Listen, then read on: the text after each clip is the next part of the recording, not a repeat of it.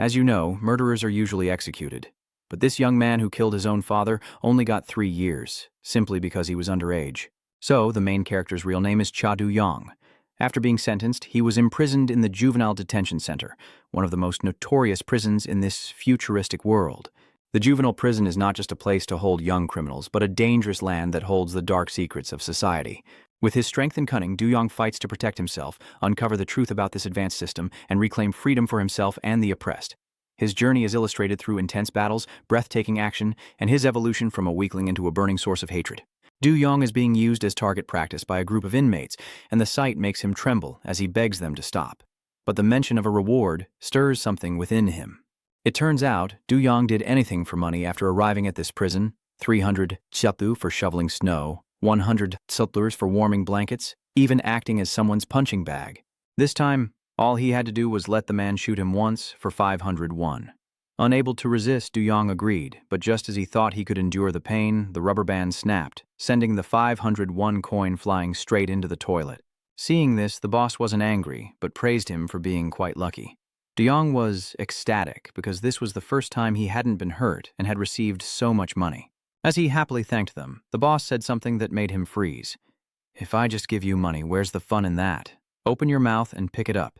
As they say, the only things free in this world are a bird's poop and your best friend's butt. The people in the room were expecting this and stood there laughing triumphantly.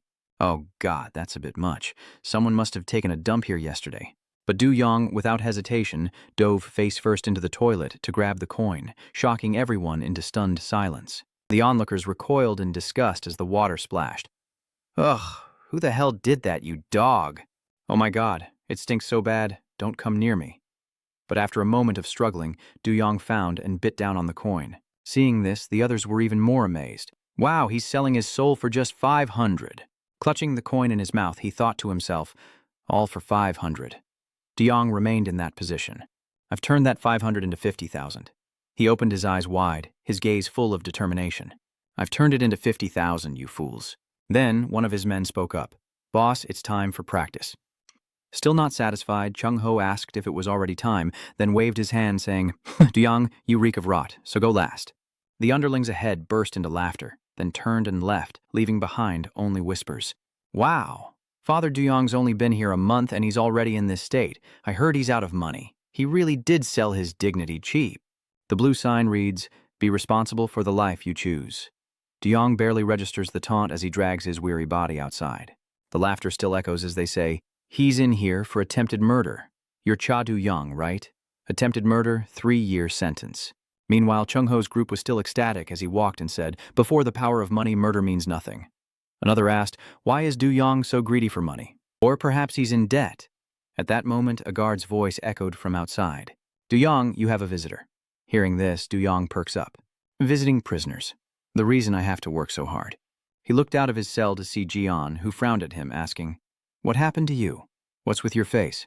Ji-yeon continued to worry, launching into a tirade. "Are they not feeding you here? Or did you get beat up again?" Overwhelmed by the questions, Do-young stammered, "That's not it. Ji-yeon, my childhood friend, scolded me. 'Idiot, I told you to stand up for yourself.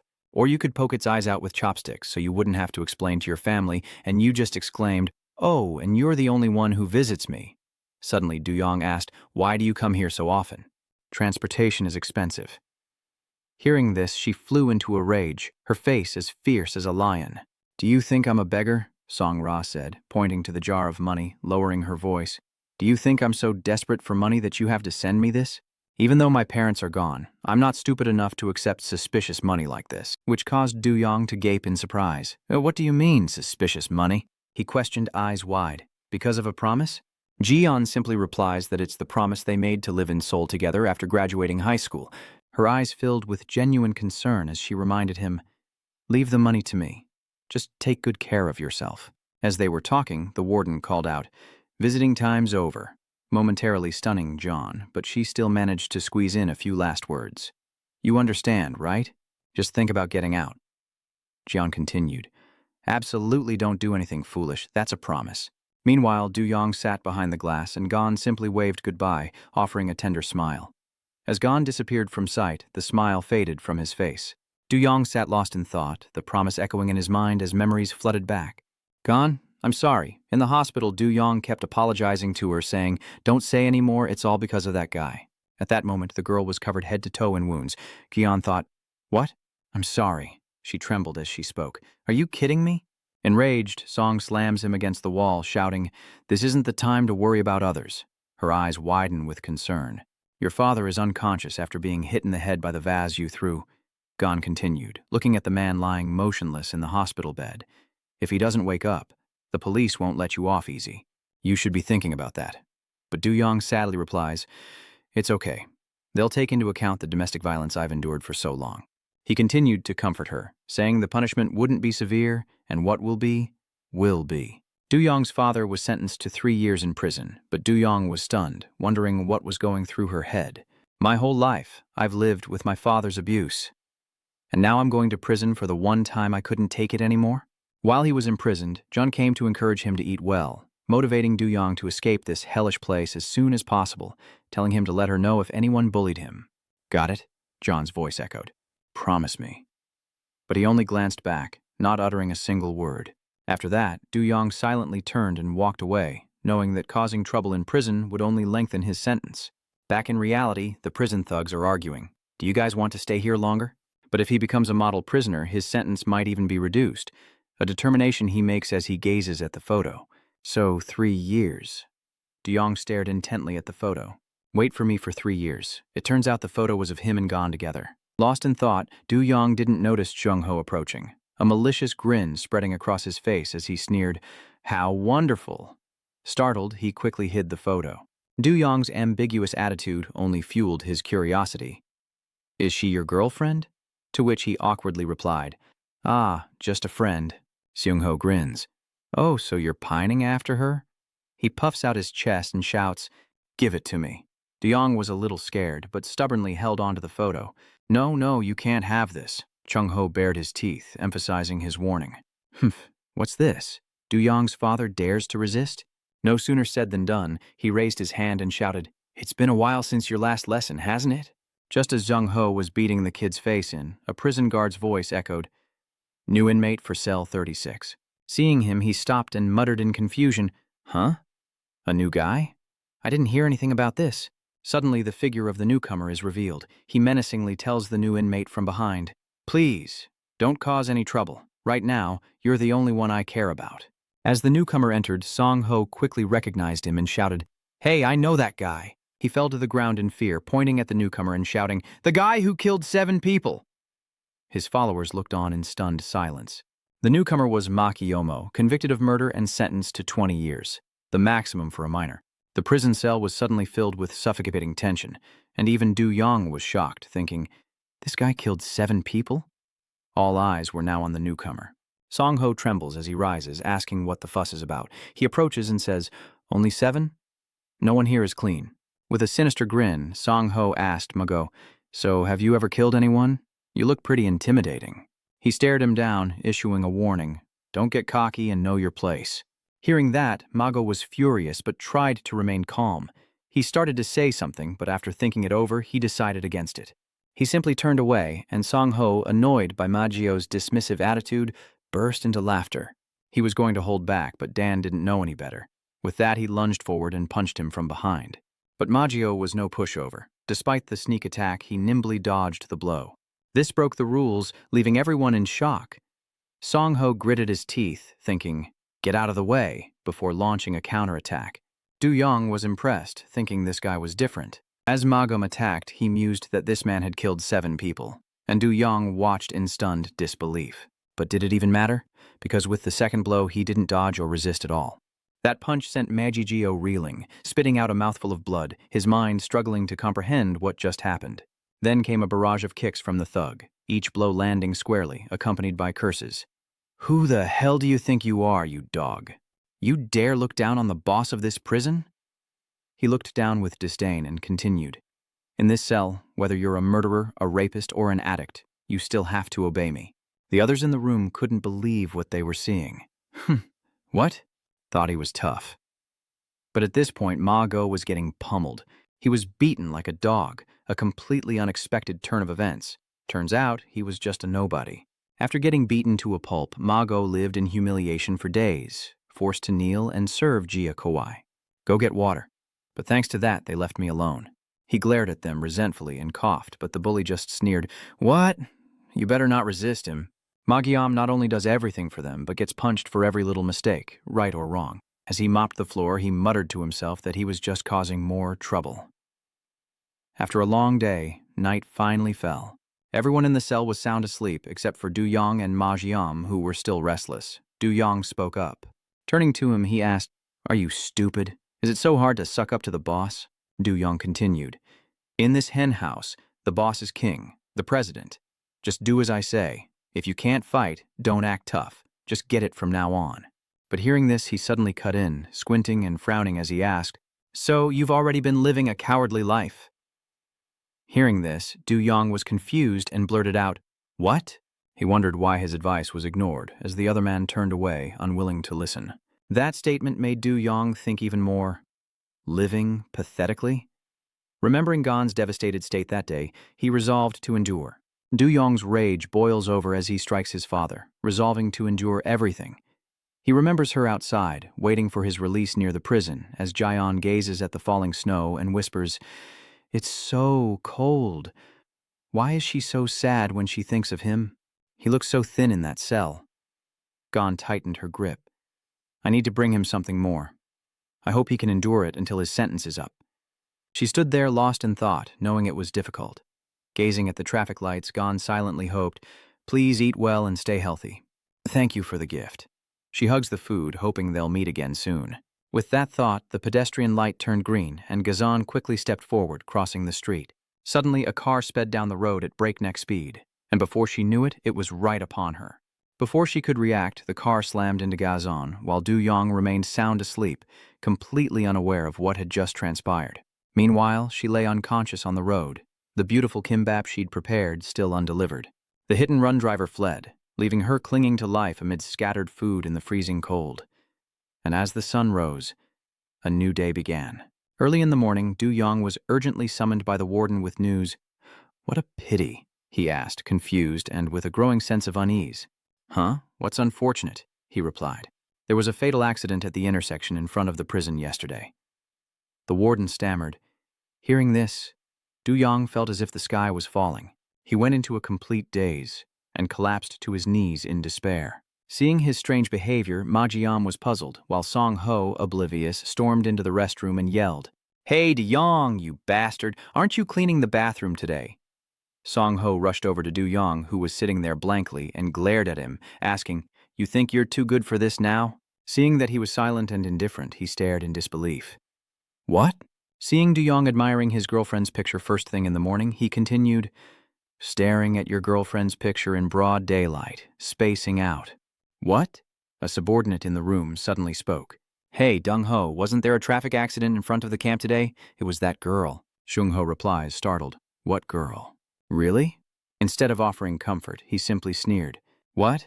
Visiting him in person, and you're just friends? Why did you lie earlier?" Song Ho snatched the photo and laughed mockingly. "How unfortunate. His girlfriend is dead. What will he do now?" He looked at the two people in the photo and began to pour salt on Du Yong's wounds. "What a cute couple. What a shame, it should have been mine." Suddenly Song Ho held up the photo and shouted, "Who wants this picture?" "Starting bid is 500. Dirt cheap," the lackeys clamored. "I bid 601, 701, 1,000. "Oh, it's already at 1,000, a chubby lackey spoke up. "I wonder if I could ever go on a date with her?" The guy next to him laughed loudly. "How's a dead girl gonna go on a date?" He laughed gleefully. "Well, if she were alive, it wouldn't just be dating." Song Ho licked his lips, regretting what could have been. At this, another one said, "You crazy? You want to go back to jail?" The fat one retorted, "What's wrong with my taste? Leave me alone, will you?" As they mocked, they inadvertently forgot about Yu Yong's feelings. At this moment, he was the only one silent, intently observing everything around him. Perhaps Magyam sensed his discomfort. Suddenly, Yu Yong recalled a conversation from the night before. Have you always lived such a pathetic life?" Then he snapped back to reality. What was that? He stood there, watching the others' mocking laughter that wouldn't cease, the sound echoing in his ears. Now that it's a limited edition, he's upset, his eyes suddenly turning menacing. Still oblivious to the danger, Song Ho laughs. Why don't I take care of it? But before he could finish, he was met with a powerful blow. Duyong had struck him, pouring all his pent-up emotions into that one punch. He silently looked down, witnessing the resistance, shocking them into silence as Duyong relentlessly pummeled his face. His eyes turned incredibly sharp and terrifying as Ma Guillaume stood still, watching Duyong. He recalled the reason he came here, what Duyong had said before. He recounted, "Do you know what? People call my father the right-hand man of a notorious crime boss," Duyong continued, his head lowered. "From a young age, domestic violence was a daily occurrence for me, and there was nothing I could do about it. But he was still my father, so I had to endure it." But then he continued, saying there was only one time he couldn't hold back anymore. Hearing Duyong recount his past, Mayom was momentarily stunned. He radiated a fierce aura. It was when they laid a hand on my friend. At the same time, Duyong was beating the Songho thug to a pulp, but he spitefully ordered his men to kill him. As soon as they heard that, they all charged forward. On the other side, he watched the fight, remembering what he once said. However, after growing up in life-or-death fights, I learned one thing. Duyong is attacking them one by one. That's his fighting style, blood splattering everywhere. Only Magom stood by, observing everything without making a move as the room became engulfed in a sea of blood. One by one, they fell to the ground. "Please, Duyong, I was wrong." In the end, Songho gave up and begged for his life. I'll give you money. You need money, right? How much will satisfy you?" But Duyong simply laughed and replied, "Money? Money's great, but what comes next is a flurry of furious punches. I don't need it anymore. The photo of him and Gazan is now stained with blood. The reason I got out of prison, Duyong continues to beat him." From the outside, he could hear the reason Duyong endured. But all that seemed to vanish as he continued to pummel Songho's face. Duyong remembers his father's words, to follow in his footsteps and become a gangster, repeating the cycle of violence day after day. "Do it again. That's what my father told me." He was beaten and then told to do it again and again. It never stopped. Battles repeated every day of my childhood, as my father relentlessly urged me to strike back, unable to look me in the eye. He used to praise how much stronger you'd become. "Until the day you get the tattoo, you'll have everything you've ever wanted." That was the only place he could vent his anger. At that time, the tattoo and his father were the two things he hated most. While he simply smiled and said, "That's the spirit?" Duyong attacked relentlessly, his eyes burning with rage. The eyes of that damn dragon suddenly snapped back to reality, cutting off his thoughts. The prison guards rushed over, yelling, "What are you doing?" Their eyes widened in disbelief at the scene before them. The prisoners' bodies writhing in agony, with Duyong likely the mastermind behind this madness. "What in the world is going on?" he muttered in disbelief. Duyong's father couldn't believe he did it, but he admitted it without hesitation. Duyong, his face smeared with blood, simply glanced at the guards and confessed, "I did it." And soon after, in another prison cell, he was punished for his recklessness. But the pain in Duyong's heart still lingered as he stared at the photo, his eyes reflecting on the past, now just memories. Time passed, but Duyong sat motionless, staring at the photo, still in disbelief. Then suddenly, beautiful memories flooded back. "Are you crazy?" Jian exclaimed angrily. But Duyong quietly replied as she continued indignantly, "What kind of parents beat their child before the first day of school?" Seeing his bruised face, Gon exclaimed, "This is too much." As they stood in front of the bustling schoolyard on opening day, she continued to scold, "He didn't even bother to congratulate you." But Duyong, seemingly used to it, just forced a smile and said, "It's okay, it'll heal in a day or two," which only made Jaeon angrier. She ranted on, "I have to talk to your dad." Hearing this, Duyong frantically stopped her. "Didn't you promise you'd never come to my house?" He patted Jaeon's shoulder, saying, "If you break your promise, you'll have to call me that for the rest of your life." But she just looked away and cursed. Then, she sadly continued, "Can a homeless person even live this miserably?" Hearing this, Duyong stammered, "That's not what I meant." Then Jaeon suddenly mentioned Seun, leaving him confused. Seeing his bewilderment, she continued, "When I graduate high school, I'm going to live in Seun." Gon remembers her days here, how she hated living in the orphanage and this stifling neighborhood. She excitedly continues about her future plans to go to Seoul, graduate from a good university, and work for a big company. "I'll drive fancy cars, carry designer bags, and live in an apartment overlooking the Han River." Hearing this, Duyong asked in surprise, "Are you that materialistic?" John asked with a laugh. "Don't you know? Back then, you thought I understood, and you mumbled to yourself, 'If I leave, I'll be all alone.'" Thinking of being all alone, she asks if he'll go with her. But before Duyong can answer, "What?" So John had already sealed the deal. Pinky promise. It's settled then. They sealed their promise with a pinky swear, and she added, if you break your word, you'll have to call me older sister for the rest of your life. He chuckled helplessly. Why such a punishment? But onlookers, mistaking them for a couple, offered a suggestion. You two look great together. Let me take a picture. Du-yong is still trying to make it work. We're not a couple. So John happily agreed. Yes, go ahead and take the picture. 1, 2, smile. Congratulations on entering high school. And with that photo in mind, we return to reality, where the quiet hallway is suddenly filled with sounds so loud it feels like the door might explode. Turns out he was punching the wall, tormenting himself, wishing he hadn't gone there. Du-yong hung his head thinking, so John didn't come either. He was like a madman, relentlessly punching the wall, each blow a testament to his torment. Each punch landed with heavy, desperate force, until Du-yong's knuckles bled, splattering the floor. All his fault. But he didn't seem ready to stop. The blood-stained photo lay on the floor. Du-yong sobbed, regretting that things had to end this way. At that moment, the warden's voice echoed, 7199 Du-yong, I'm sorry you're in this situation. The guard continued with concern. But you haven't touched a single bite since yesterday. He stood outside the door, calling in, I can't let this continue. Calm down and eat something first. The warden continued to comfort him. People have to live on. But Du-yong ignored him, collapsing to the floor in despair, tears streaming down his face. I'm sorry. Du-yong remained locked in his room, muttering, I'm sorry. Cut to the Juvenile Detention Center's cafeteria, where everyone is rushing to eat. Mao is also there, having his meal. He inadvertently overheard the chatter of some gossips nearby. Have you heard the news? What happened? The other person happily recounted. His name is Chaduai Aong. Oh, I heard he beat up a fellow inmate and got sent to solitary. Why? Someone asked.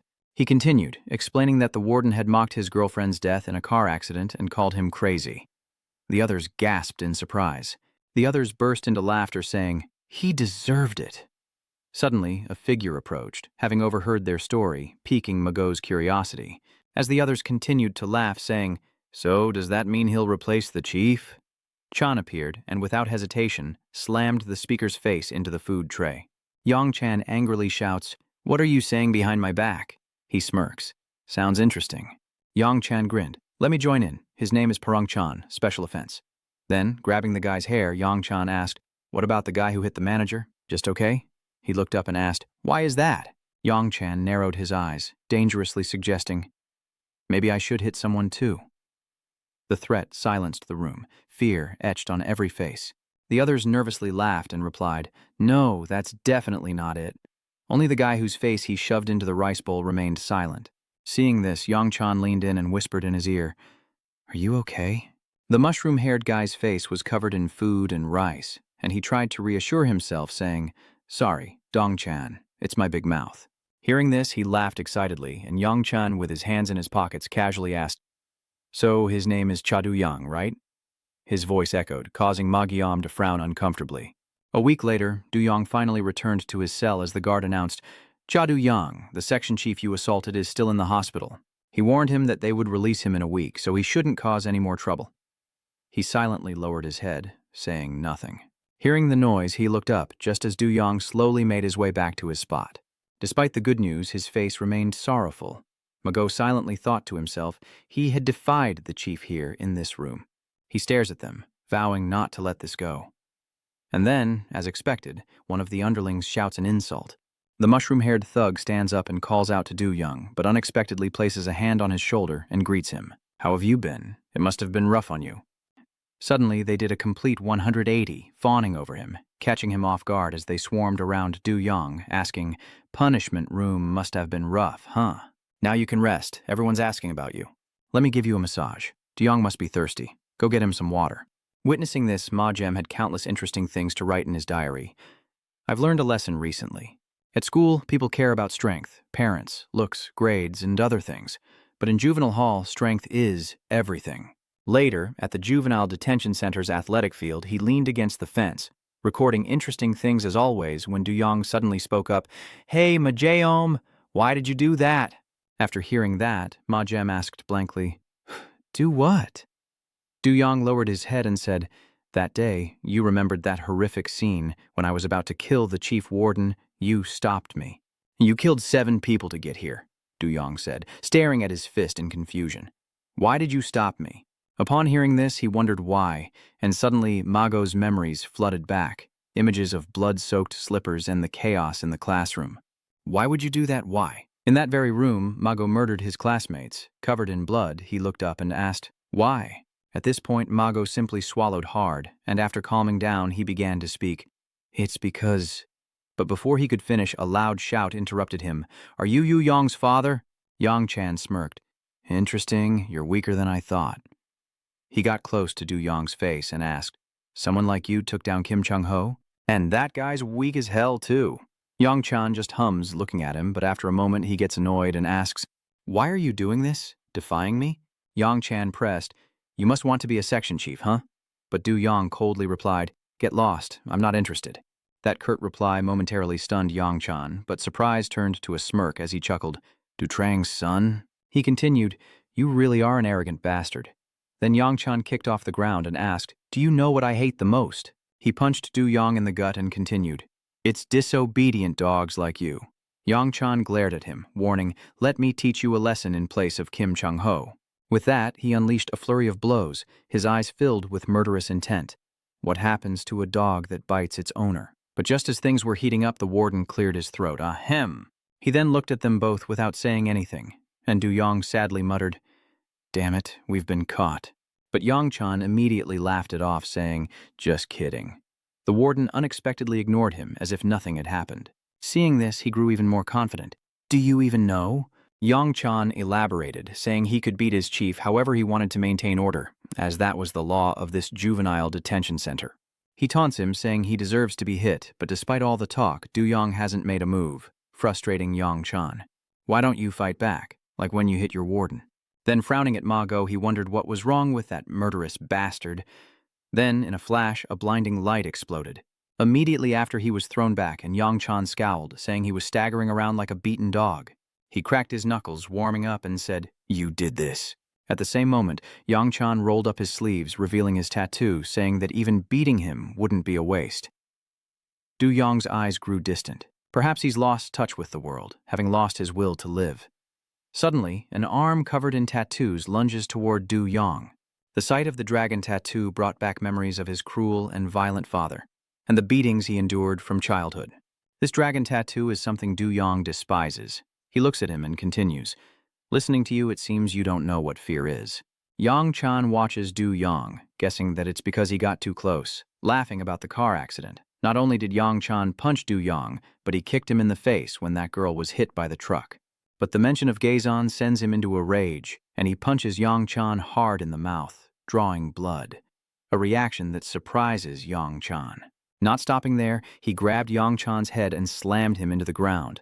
The tables had turned, and as his head was pinned against the fence, Yang-chan stubbornly said, "You bastard." Do-Yong coldly interrupted, "Say it again." Yang-chan retorts in a panic, "What did you say, dog?" Enraged, he kicks Yang-chan's head with full force, demanding an answer. "Say it again." By now, Yang-chan was starting to panic. He gritted his teeth and roared, "Let me go, you son of a bitch. You're dead if you don't let go." But Do-Yong didn't care, and continued to kick Yang-chan's head, demanding he repeat what he said. With both hands, he tightened his grip, causing Yang-chan to groan in agony. The tattooed arm was being twisted tighter and tighter, and in fear he cried out, "Wait! What are you doing?" In moments, Do-Yong twisted Yang-chan's arm, blood spraying like rain. Ma-jiam watched from outside as Yang-chan screamed in agony.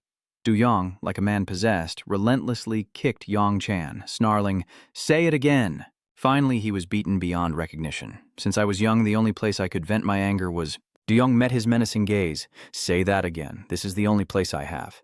Two women whispered, "They say that group's the mafia. Doesn't he look like a bully? He'll bring trouble to the neighborhood." Do-Yong's eyes darkened as he suppressed his emotions, keeping calm, something he excelled at. He stood before a house, about to open the door, when he suddenly heard a scream from within. He frantically opens the door, his face stunned. Could something have happened? Inside, Gangron is destroying everything. A chaotic scene. Perfect timing, son. On the floor lies a girl with her eyes closed. He frowns, asking if she's his son's friend, but the boy cries out in alarm. "Jaeon." Empty bottles are everywhere, and he dares to barge into someone's home and point fingers. He retorted that if I ever laid a hand on his child again, it would be better if I didn't exist. words that echoed in John's mind. "I need to talk to your father." His eyes were cold, so I scolded him. His eyes filled with resentment, his hands clenched. He had to stay calm. It was what he did best. The man glanced over, telling him that if he heard it again, the flower would be torn apart and the water would spill out. But on that day, Du-yong could still hear his voice ringing in his ears. "I'll send him back to his parents." As he turned to leave, Du-yong grabbed a ceramic vase and smashed it over his head. Near dawn, John lay unconscious on the floor, sunlight streaming into the room. Du-yong's shoulders slumped, his eyes filled with rage, his clothes stained with blood, unable to calm down. Gangrong was taken to the hospital, surrounded by machines, in a vegetative state. The doctor looks at the hospital bed, saying there's still a chance he could wake up, unless a miracle occurs. Du-yong stares at the bed, his fists clenched, as if reliving all the pain he's endured. He approached Gangrong, muttering that this was the end. Meanwhile, back at the prison, the inmates gathered outside, gossiping. "What's going on? Isn't that crazy Yu-yong?" He lowered his face, the whispers of the other prisoners echoing in his ears, committing another crime right after leaving his cell. At Yu-yong's feet lay a young man, his face covered in blood, his tattooed arm twisted behind him. Du-yong's eyes were filled with utter coldness as all the prisoners stared at him, when suddenly a voice rang out. "Exercise time is over. All inmates return to your cells." And with that, the crowd dispersed. Inside the building, someone observes the yard, noting the commotion below. The man lifts his teacup, assuming it's just the excess energy of youth. He chuckled. "Glad to see you're well. I heard you were just discharged from the hospital, right?" He was surrounded by his subordinates.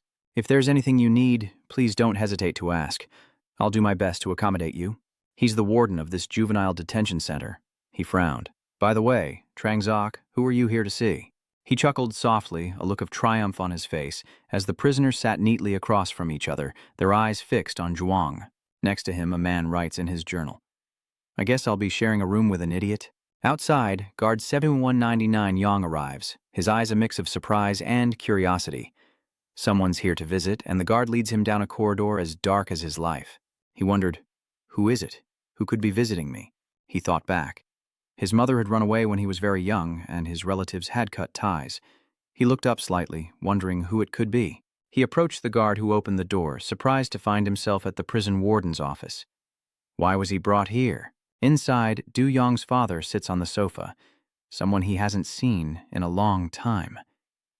He frowns at the sight of him, recalling the man in the alcohol-soaked house, as Gangrong smirks sinisterly. "It's good to see you're doing so well." He recalls the moment the man lay in bed, eyes wide with fear. Impossible. He revealed a strange tattoo. His son held him back, stammering, "How could you?" The prison director chuckled, patting his shoulder heartily. Trang XC leaned in close and whispered, "You seem surprised." He miraculously woke up not long ago. Gangrong stared intently at him. "Lucky, isn't it, that your father is still healthy?" He recalled the doctor's words. Unfortunately, there was still a chance he could wake up. Yu-yong's face betrayed his disbelief. He said the chances of his father waking up were slim, but how could this be? He smirks. "Still don't believe it?" He frowned, "The one who made me cut off Rong's right arm from the powerful organization." He looked up at the ceiling, now like this. Not a cop. He looked directly into Du-yong's eyes. "My son, when I opened my eyes I realized I was in the hospital." Tears streamed down his face, and I felt incredibly sad. His words filled Du-yong with confusion. "Gangrong, it's all right. I feel so bad for you." The officer next to him handed him a tissue to wipe away his tears. "As a father, I really want to see you. I love my son." Hearing these words, Du-yong felt his mind reel. He continued to lament, "This father can do nothing for you, so I have no choice but to kill her." Du-yong's eyes trembled at his merciless words. He thought back to that kid crossing the street that night, clutching a box of food. Suddenly, a truck sped towards her, its headlights blinding as it scattered everything, rice rolls flying everywhere. Jion lay motionless on the road amidst the food. She struggled to get up, her face contorted in pain, as Gang Ryan watched her from across the street. Jion's voice was weak. "Please save me, please!" Du-yong's eyes rolled back in terror as Gang Ryan struggled to his feet and approached him, looking like a demon. "Didn't you say it was better to not have a father like me?" He recalls Jion lying in the street. "Is this what parents are supposed to do for their children?" He muttered, walking away. "You wouldn't understand, since you don't have parents to begin with. I thought you were just a pitiful child who could only endure and persevere." He recalls the chaos of the day he tried to kill his father, but that day was the first time he fought back. He laughs, saying that girl was the spark that ignited it all, as the boy's face pales at his words. Gang wrong. That's why I tried to erase it. I tried. He killed her for his son, his eyes burning with rage. Light flooded the room. Jang X gasps in shock, ordering them to stop him. But Du Yong whirls around to retaliate, never expecting the electrical attack from behind. Du Yong convulsed, collapsing to his knees as the officer's taser sent twin arcs of electricity into him, slamming him face first onto the cold floor. Trang X watched him fall, visibly relieved. Du Yong gritted his teeth, his eyes burning with resentment as Gang Rong approached him, revealing a strange tattoo on his chest. You want revenge by killing your father. He boomed, I'll tell you the only way to kill me. Their eyes turned to Gang Rong. Some of our members are in this juvenile detention center. These prisoners bear strange tattoos. Gang Rong, most of them are marked, but some may become pillars of our organization in the future. He smirks. Prove to me you're the best by controlling this entire juvenile detention center. The setting sun casts its rays upon the prison. Gang Rong, if you rise high enough and gain recognition, you might just defeat me one day. De Yong's eyes are filled with hatred. Gang Rong, and surpassing me would make you second in command. The dragon coils beside the heavenly script, the symbol of Gang Rong, ready to face the heavenly dragon. His eyes sharpen. A smile plays on his lips. He will achieve what his father could not in his lifetime. He stared at Ju Yong lying on the ground. If you can do that, my life will be complete because of you. He turned to Gang X, asking him to look after his son, to which Gang X replied that he would. The officer pulls out his taser and continues to shock Ju Yong as Kong X shouts, What's going on? Behind Gang Rong, Ju Yong retaliates, Don't talk nonsense. He turns and Du Yong throws a punch, his eyes filled with rage this day. With a swift palm strike, he vows to kill Gang Rong and dismantle his control over the heavenly dragon. My whole life will be complete because of you. De Yong tries to grab his leg, stop with the pointless words. His eyes burned with resentment. Today would be the day he died. Behind him, Du Yong raised his fist, but before he could strike, the man slammed his head down. Please forgive my impudence, he whispered into Du Yong's ear. Young master? He raised his arm and grabbed Du Yong's hair. He slams Du Yong's head into the ground as the two officers watch in terrified silence. He pinned Du Yong, a smug grin on his face. It's my duty to be under the commander. But Du Yong refused to yield, rising to his feet, causing his opponent to frown. What? He uses his strength to hold him down, preventing any resistance. You think my power is only on par with the Heavenly Dragon's commander? Gang Rong sneers, saying that even with 2 legs, he's holding his own against his foolish son, and tells him to open his eyes and look around. Du Yong's eyes burned with resentment as Gang Rong and his men closed in. Don't you understand? You'll never reach me. He cast a cold gaze upon his son. Your reckless actions have only made things worse. He glared. The only way to kill him was to control the entire prison. De Yong's eyes burned with hatred. Gang Ryan smirked. I eagerly await the moment we meet again. Gang Rong's son and his subordinates then departed, sunlight streaming into the corridor. Du Yong, body bruised and trembling, struggles to his feet, his hands clenched in hatred as prisoners work diligently around him in the wood shop. While Jom is welding a chair, the warden approaches, telling him he's met his quota of 3397 for the day and can rest. I see, he muttered with a scowl. Is that bastard Guillaume done with his hammer skills? Did he completely fry his brain? That man frowned. But no matter what you do, it won't matter. He doesn't look like a killer at all. The man next to him looked more like a loser. From afar, a prisoner carried a box over, saying he brought the toolbox. Guy, good job. Put it on the shelf. Understood. He looked on with curiosity, wondering what they were staring at. The man had strange tattoos all over his neck. Guillaume frowned as the toolkit crashed to the ground, scattering screws across the floor. Jian is furious. How dare you spill my neatly organized toolbox? Gunman, I'm sorry. My hands are a little clumsy. And on the floor lies a long, sharp screw. Jian's eyes lit up at the sight. Wonderful. He laughs, asking if it belongs to him. Gunman recalls a time long past. It's been a while, hasn't it? Ever since we graduated from the same middle school, right? He frowned. I saw you in the news, so I guess we've already met. Do you remember who I am? Jian's voice deepens. Ah, of course. Gunman stares into Gom's eyes. Yes, and I have something I want to talk to you about, he chuckled. About that thing in the news. The one where you killed 7 people. Jian's eyes narrowed. Gunman, did you do it? I still can't believe it. To think Tech High's model student Jiam could do something like that. With a growl, Jiam asks, What do you want? Gunman replies that it's nothing. After all, you were a model student at school since you were a kid. The warden approached and shouted, "Hey, no more talking, get back to work." He turns away, waving cheerfully. "Well, I'll see you next time, Gom." He looked at the tools on the table, picked up the nail-studded wood, and hurt himself, his hand stained with blood. That evening in the prison, the silence was deafening as Du Yong huddled in his cell, recalling Garion's words. The only way to kill him was to control the entire prison. His eyes burned with resentment, his only chance to kill the man he called father. He surveys those around him, wondering where to begin. Inmate 7-2 is clutching his stomach. "I'm starving," he hissed. "Damn it, why is everything on the menu green?" He frowned. "Should I report this place for violating my rights? Is he dreaming? I haven't even had a pizza yet. Then death would be a blessing? Has he forgotten he's in prison? Now that's a wish." Foolish Du Yong slightly raises his head. "A wish?" a man near the door whispered. "The warden's coming." Du Yong gets up and heads to the door. "Boss, what's with the warden?" He frowned. "Du Yong, why is the warden looking for you? It must be important." The warden stares at Du Yong. "Did you order pizza?" Everyone stared at him in surprise. The warden frowned. "Have you forgotten this is a prison?" "Get out of here." His eyes lit up at the sight of the pizza. It was absolutely wonderful. They sat together, eating pizza. How long had it been since he'd had outside food? "This is freaking amazing. I could cry." "Thank you, Du Yong." Du Yong's eyes are full of thought. "I can't believe it. But it's true. The prison manager and warden both operate under his father's influence. Kangshou, it must be a relief knowing your father is safe, right? Gangrong, you don't have to worry about your son, Kang-sok. They're treating him very specially, as your son, and I need to test the limits of what I can do inside this prison." He turns his gaze towards him. "Du Yong, no, who are you really, Mr. Du Yong?" He frowned, hearing the man's flattery. Could his father be a congressman? Is he possibly a third-generation chaebol? He clenched his fist, staring out the prison window, willing to do anything for revenge, despite being his son. Du Yong frowned. But why is Jiam acting like that? Everyone's eating pizza, but he's just sitting silently in the corner. "Hey, Gom, why aren't you coming to eat pizza?" "They'll just leave him be. He's been acting strange today. He just seems so gloomy. I wonder what's going on." Jom kept his head down, hands gripping his knees. The next day, they were back at work as usual in the woodshop. Du Yong heard a noise, and gunmen approached, saying his hand had slipped again.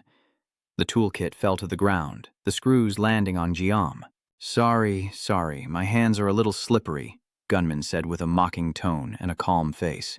Jiam's face contorted with rage as he gritted his teeth, wondering what gunman was trying to do. Gunman glanced back at him. Jiam turns to face him. "What is it, gunman?" "That's different from what you said. They're wide-eyed. They're wary of you." He frowns. "A top assassin is my subordinate. How delightful. So, is this guy being a notorious bully in the area also a lie?" Gunman silently chuckled. "More like a lie. Our Guillaume from back then? He really misses those good old memories, his eyes downcast. Gunman, you haven't forgotten how much fun you had playing with us, have you?" He stiffens as he feels something strike the back of his head. He strikes him hard in the back of the head with a pipe. "Does this jog your memory?" His eyes widen, his body trembling. "Gunman, why are you shaking so much?" He gasped for breath, begging gunmen to stop. Tears streamed from his eyes, filled with regret. "Please." They dragged him to a dark room where a man with gleaming eyes smirked. "What was that? I can't quite hear you out here." Beyond the door, hammered with nails, a soul gasps in terror, begging to be released. He grins wickedly. Oh no, he's clutching a nail in his hand. No, the fun is just beginning. He holds a hammer in his hand and the countdown begins. Gunman counts down. Inside that room, he can barely stand from fear. He shoves Gio's face down towards the sharp nail. "Remember anything yet?" Smirking, they noticed his trembling, his fear. Gunman holds a nail gun. Can you believe it? Is this scum really going to kill someone? He shoves his face into the nails, but Jeom grabs his wrist, sending the nails flying. They were surprised to see Gio push him away. "Do you want to see?" Du Yong watches intently as Jeom grabs the man's collar, his eyes as cold as ice, and says how he kills people. The twin lights on the ceiling flickered on, and Gun Bim was shocked by his sudden act of defiance. "So, do you want me to teach you?" Magam grabs his wrist. "I'll teach you how to kill." The two struggled, their arms trembling as they fought for control. The warden suddenly spoke up. "Hey, break time's over. Everyone back to your positions. Listen up." Gunman seizes an opening and yanks his hand free. "Don't touch me." His accomplice turned away, laughing gleefully, clearly amused. Gunman clicked his tongue and left with the others, but kept glancing back at Mago. Seeing him still working, he cursed under his breath, calling him an idiot. They returned to their room to play games, and Gun Meme spoke up. Jesus and Buddha. He asked, "Who do you think would win?" The guy next to him answered first. Jesus, of course. But the blockhead argued back. "Hey, what do you know? Buddha's gonna win." He retorted, "Is Jesus going to give you a chocopi?" Buzzcut retorts, as if Buddha's gonna give him a burger. Just one issue has them arguing fiercely. This is religious warfare. The fat man, number 2738, waved his hand. "Let's go do some religious activities." To cell 65. The room was empty, and Du Yong and the other guy each went to a corner. He silently stared at Mong Lung, lost in thought. Then, after a long pause, Du Yong broke the silence. Mago doesn't understand why he's remembering the people he hurt, and if he hadn't been stopped, he could have been stuck here for another decade. It was then that he tilted his head, finally voicing his question. "Why did you ask why I stopped you?" Du Yong honestly reveals, "I have my reasons for leaving this place." He hesitates. "You killed my friend, so I have to go see him. My father." Mago is suspicious, but Du Yong says his father is in a vegetative state and that it's a long story, though he needs to express his thoughts and thanks Mago for allowing him to leave quickly. He frowned at Du Yong for a moment, then Mago spoke. "Are you being sarcastic? How could you say that to someone sentenced to 20 years in prison?" Realizing his blunder, Du Yong quickly corrected himself. "I didn't mean it like that. You also want to show your sincerity, but I will repay you." Light streams through the high windows as he pauses, then says, "I understand." Cut to the prison workshop where the iron gates are sealed shut. The warden drops something in front of Majiam. "All right, here's the key," he ordered, leaning on his cane. "Sorry, Gom. Something suddenly came up at home." The warden rushed out asking him to clean the room. "Good luck." Magam obediently followed orders. "Yes, I understand." And so he was left alone. Looking over the table full of tools, Magam frowned when he saw a strange creature. A moth lying still on the table. It could only remind him of Gun Mim, and Magum's expression turned sour. Once he showed him a butterfly and asked, "What do you think?" Gun Mim was surprised. "You made all this?" "That's amazing." Back then, he was 11-year-old Yungun Mim's friend. Majiam remembered stating that he didn't like bugs because they looked kind of gross. Be it moths or butterflies, Yungun Mim once. Yet, he just grinned, eager to show off even more specimen boxes, asking, "Jiam, wanna see more?" What made him so wary? Majiam used to be Yungun Mim's first friend. Then, one day at school, the boys gathered to gossip about him. Yungun Mim. Doesn't he seem a little strange? He even heard them mocking him. He collects bugs? How disgusting. An overly excited brown-haired boy even approaches him, provoking, "Hey, are you planning to collect those bugs to eat later?" Gunmim was flustered and tried to explain. "What?" "No, that's not it." He ignored them as if he hadn't heard. "Right? You're going to use them for vitamins or something?" Then the gray-haired student chimed in. "You're going to eat that, aren't you?" Say, "Ha." That's when he appeared to defend me. "Stop. I know it's free time, but get back to your posts." The brown-haired student whispered. "Hey, the class president's coming." He eyed me warily, wondering if he'd get more demerits. And so, they excused themselves. "Sorry, class president, we've had enough." Once they were gone, he asked, "Gunmim, are you okay?" He awkwardly waved his hand. "Yeah, thanks." Suddenly, Gunmim's face brightened again. "Oh, right. Do you remember you said you'd come over to my house?" Suddenly, his friends came back. They had a new game to play. "Hey, class president, since when did things change?" Another day, the brown-haired student asks, "Shouldn't we play a soccer match with class 4 after school?" But he skillfully declined, saying he already had plans. The buzzcut student chimed in, "Hey, class president, we can't leave you out."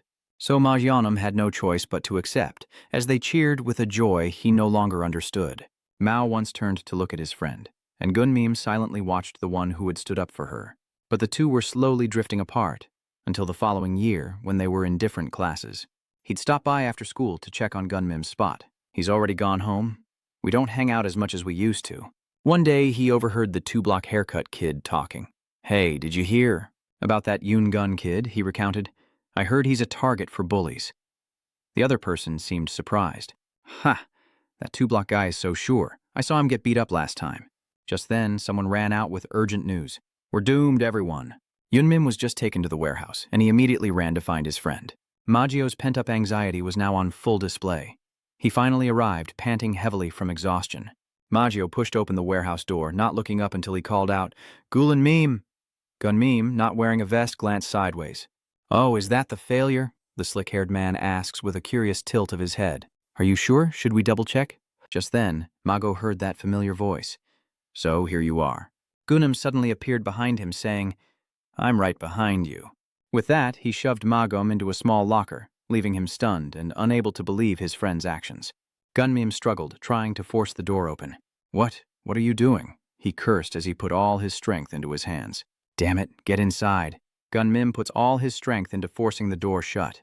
Get in now. After closing the door, he quickly locked it. Well, look at that. The bug collector actually pulled it off. The other guy chimed in. I told you he was an idiot.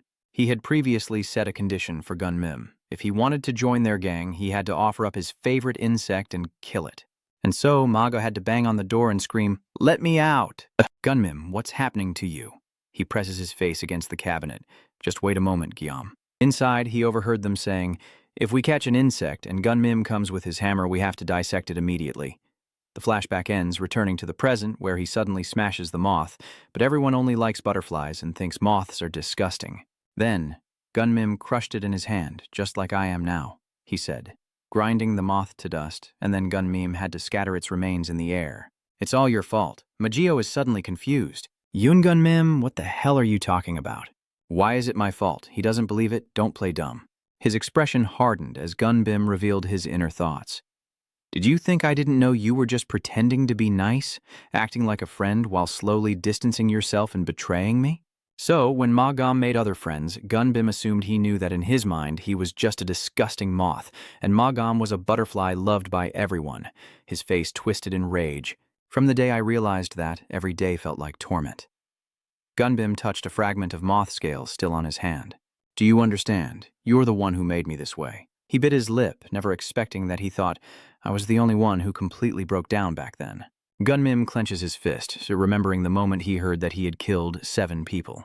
He smirked menacingly as I was driven nearly mad, but then Gunmim scoffed at the karmic retribution. Something like that.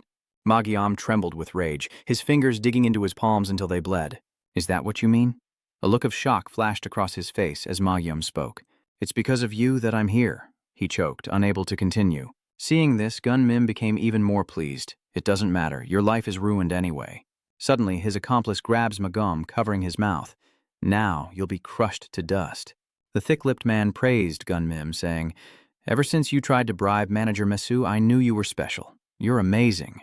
Yun Gunmim. His eyes lit up with excitement. It's not over yet. Hearing this, he frowned, sensing the unease. After collecting the insects, a cabinet is brought before Mago, and we must peel them off. His pupils shrink in horror. Mago struggled to break free, but Gunmim didn't care. Because of you, he was forced into the cabinet, even as he gripped the door. He locked it all up and tied it with rope. All because of you. Mao, he pressed his hands against the cabinet wall in frustration. Why would you do this to me? With that, Magio suddenly noticed a strange object in the closet. A gift just for him. Disgusting insects crawl all over him as Mago grits his teeth, hearing the irritating buzzing outside. They're your insect friends. Inside the closet, it was eerily silent. His face twisted into a warped smile. How do you like it? So, you like bugs, huh? But there was no response. Gun presses his ear to the cabinet. What's that? Why aren't you answering me? Are you afraid of him? He grits his teeth, enduring the pain. Are you holding back your screams? The long-haired one marvels, while the white-haired one is intrigued by his endurance. He's tougher than he looks, the leader remarks, arms crossed. Yun Gunman, are you going to apologize to him? He's a murderer, you know. He muttered, a murderer. Even so, Gunman continued to sneer. So what if he is? He looked down. Wow, you look awful, you bastard. From now on, I'll make him scream until his vocal cords tear. Suddenly, Du Yong appeared, interrupting the fight. Stuffing his hands in his pockets, he asks, What do you think you're doing? The leader charges forward. You're scaring me. Bullshit. The ponytail guy wondered, why is this guy here? Yuyuno speaks, asking how he's going to make him scream. Then, he swiftly broke the white-haired man's arm. Like this? Enraged, he raised his fist. Oh, what the hell are you doing, you bastard? Instantly, the white-haired thug's face met Du Yong's boot, sending him flying into a locker. Suppressing his displeasure, he glared at Du Yong, hearing the call through the crack in the cabinet door. Mao peers through the crack, assessing the situation. I'll settle my debts. He cracked his knuckles, staring intently at Gun Mim. Meanwhile, the others in the room buzzed with conversation. Where is he? The group sat neatly in the room, chatting amongst themselves. One person spoke up. Now that you mention it, I haven't seen Ma Gam either. Another replied, The warden called him to the woodshop. Du-yong sat alone in the corner, listening to the discussion, when he was suddenly called away to clean. This late? Sensing something was wrong, he quickly jumped up, shocking the others. Du-yong then approached the door, just as a prison guard walked by. He quickly called out, "Warden?" and the man turned to answer. The guard pushed up his hat and asked, "What is it? You again?" He remembers ordering pizza before, as the others ask, "Huh? He's ordering pizza again? Let's have chicken this time." Du-yong simply said, "Open the gate," leaving everyone behind him in utter shock. "What?" Even the warden is visibly surprised. He sneered, asking, "What? What did you just say?" Coming back to reality, he peeked through the gap and muttered, "This is how I'll pay you back, Mago." Yong cracked his knuckles and said, looking at Mago, "Let's call it even this time." The tension in the room grew thicker and more dramatic as he stood tall amidst the fallen bodies. Suddenly, one of them spoke up. "Are you Du-yong's father?" He sneered. "The one who's been running wild lately." Nearby, Gunmim seemed frightened, but after a moment he composed himself and said, "I wasn't sure when I was with Mago, but now I understand." He asked curiously, "Are you two very close?" Gunmim reached out, glanced at him, and exclaimed, "Impressive. Magyam has a reliable friend."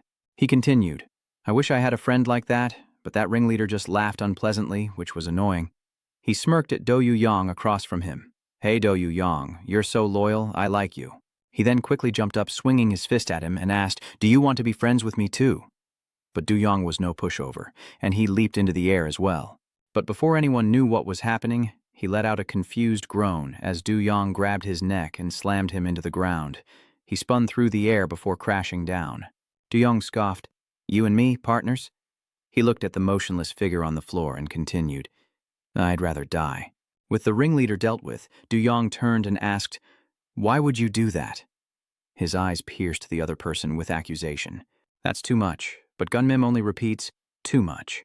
He immediately scoffed, "Are you kidding me?" Gunmim's voice echoed through the room. "Do you know the pain I've suffered because of that traitor?" He recounts everything with a resentful tone. "Pretending to be my only childhood friend, feigning concern while secretly plotting behind my back."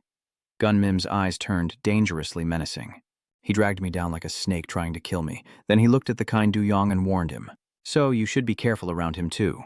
Meanwhile, as he listened intently to Gunmim's story, the ringleader woke up and approached Du-yong from behind. He immediately grabbed the boy's head and shouted, "You think I'd let you off that easy?" His grip tightened around Du-yong's neck as he growled, "This was all to set the stage for this moment."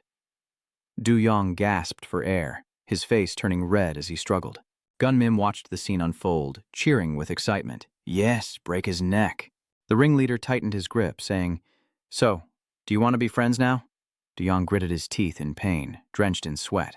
He thought to himself that the grip was too strong, and he didn't want to escape this way. But Du-yong used his strength to break the man's fingers, causing him to groan in pain, thinking, "You won't be using these fingers again." But unexpectedly, Gunmim stabbed him in the gut with a knife, his eyes bloodshot with murderous intent. Laughing maniacally, Gunmim says, "I had to do something."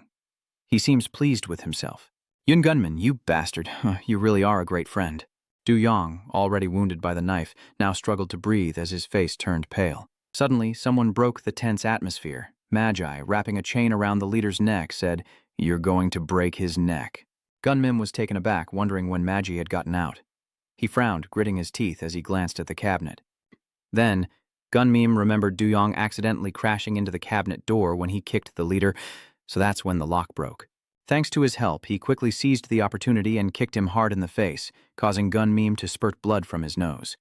Du-yong looked at him lying on the floor and said with satisfaction. Having dealt with one, he glanced around, exclaiming how close that was. Du-yong turned to Magam and the leader, only to see him wrapped in chains, screaming, "It hurts!" He trembled in agony, driven mad by the pain, and with his remaining strength, he pulled himself forward. Damn it! He had no choice but to stagger after him. Seeing this, Gunbim was overjoyed, full of hope and encouragement. "Yes, that's it, keep pulling." But Mao gritted his teeth, saying, "I told you."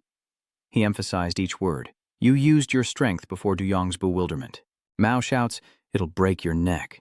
And with that, he kicks the man's head and pulls the chain back with all his might. After a moment of struggle, his eyes rolled back and he spat out a mouthful of blood.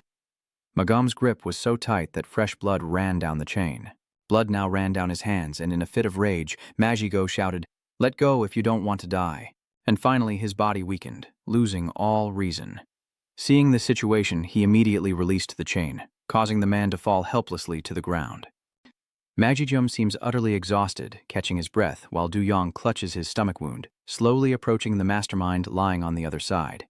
Magium cast a cold glare at Gunbim, then slowly approached, causing Gunbim to panic and stammer, "Wait!" He frantically screamed in desperation, "I'm the victim here, this is all your fault." Gunbim stubbornly shouted, "I was just defending myself, I did nothing wrong, damn it." But Mago didn't care, and fixed a steely gaze upon him, causing Gunmim to fall back in terror. Finally knowing fear, Gunbim immediately knelt down, begging relentlessly, I'm so sorry, please forgive me." Gim grabbed Magyum's leg, pleading, "It was just a moment of foolishness. You know I'm a failed idiot. Consider this a mistake of a fool and forgive me just this once." But his expectations were met with a single, concise word. No. The demon coldly looked down at him, replying with indifference, "I never thought you were like this." Hearing this, a glimmer of hope sparked within Gunman, and he exclaimed, "Huh?" But then, Mago spoke again. "Yun Gunman, your selfish delusions ruined my life. That's an unchangeable truth." Mago, looking down at him kneeling, explained, "I've killed 7 people, so I've also considered how to deal with you." These words hit Gunman like a bucket of ice water, leaving him stunned and speechless before he turned away and spoke again. But thinking back, "I don't hate you that much anymore because we were once friends." Gunman was stunned by these words, unsure how to respond. Suddenly, old memories flooded back, unpleasant memories of the past. Suddenly, Gunmim's expression changed, becoming filled with murderous intent. He burst out laughing, thinking to himself how absurd it all was. That gullible fool, I'll get him for sure.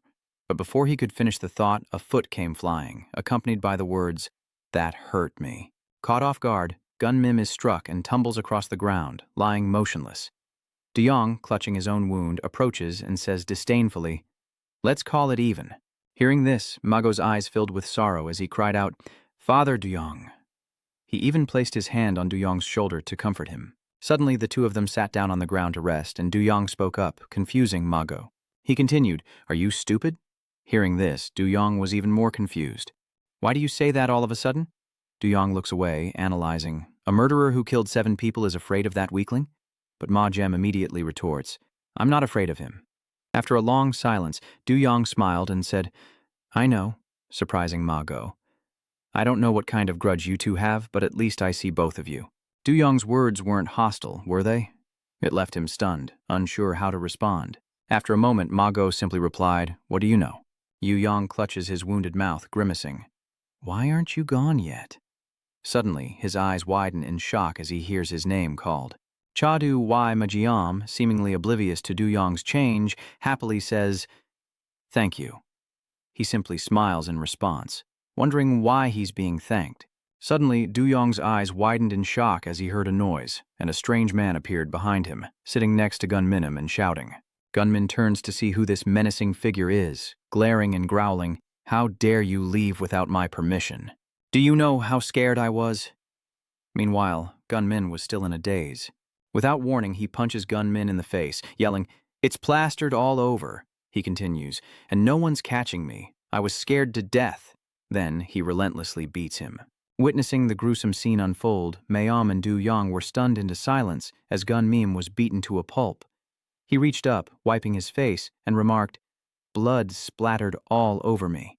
His eyes turned a terrifying red as he frantically wiped the blood from his face, screaming about filth and bacteria. But then, he suddenly grabbed Du-yong's collar, shocking him.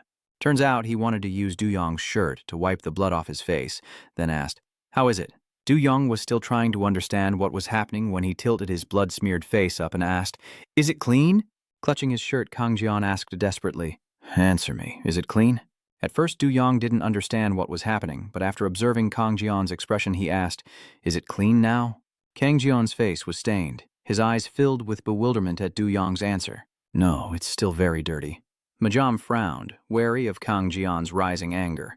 "What did you just say?" Kang Jian seemed distressed, his voice trembling. "I did," and then he suddenly raised his hand to slap Du-yong. "Filthy." Just then, a guard appeared, shouting, "If you're done with your work, get back to your cells." He kept his head down as the man shouted, "What are you all doing here?"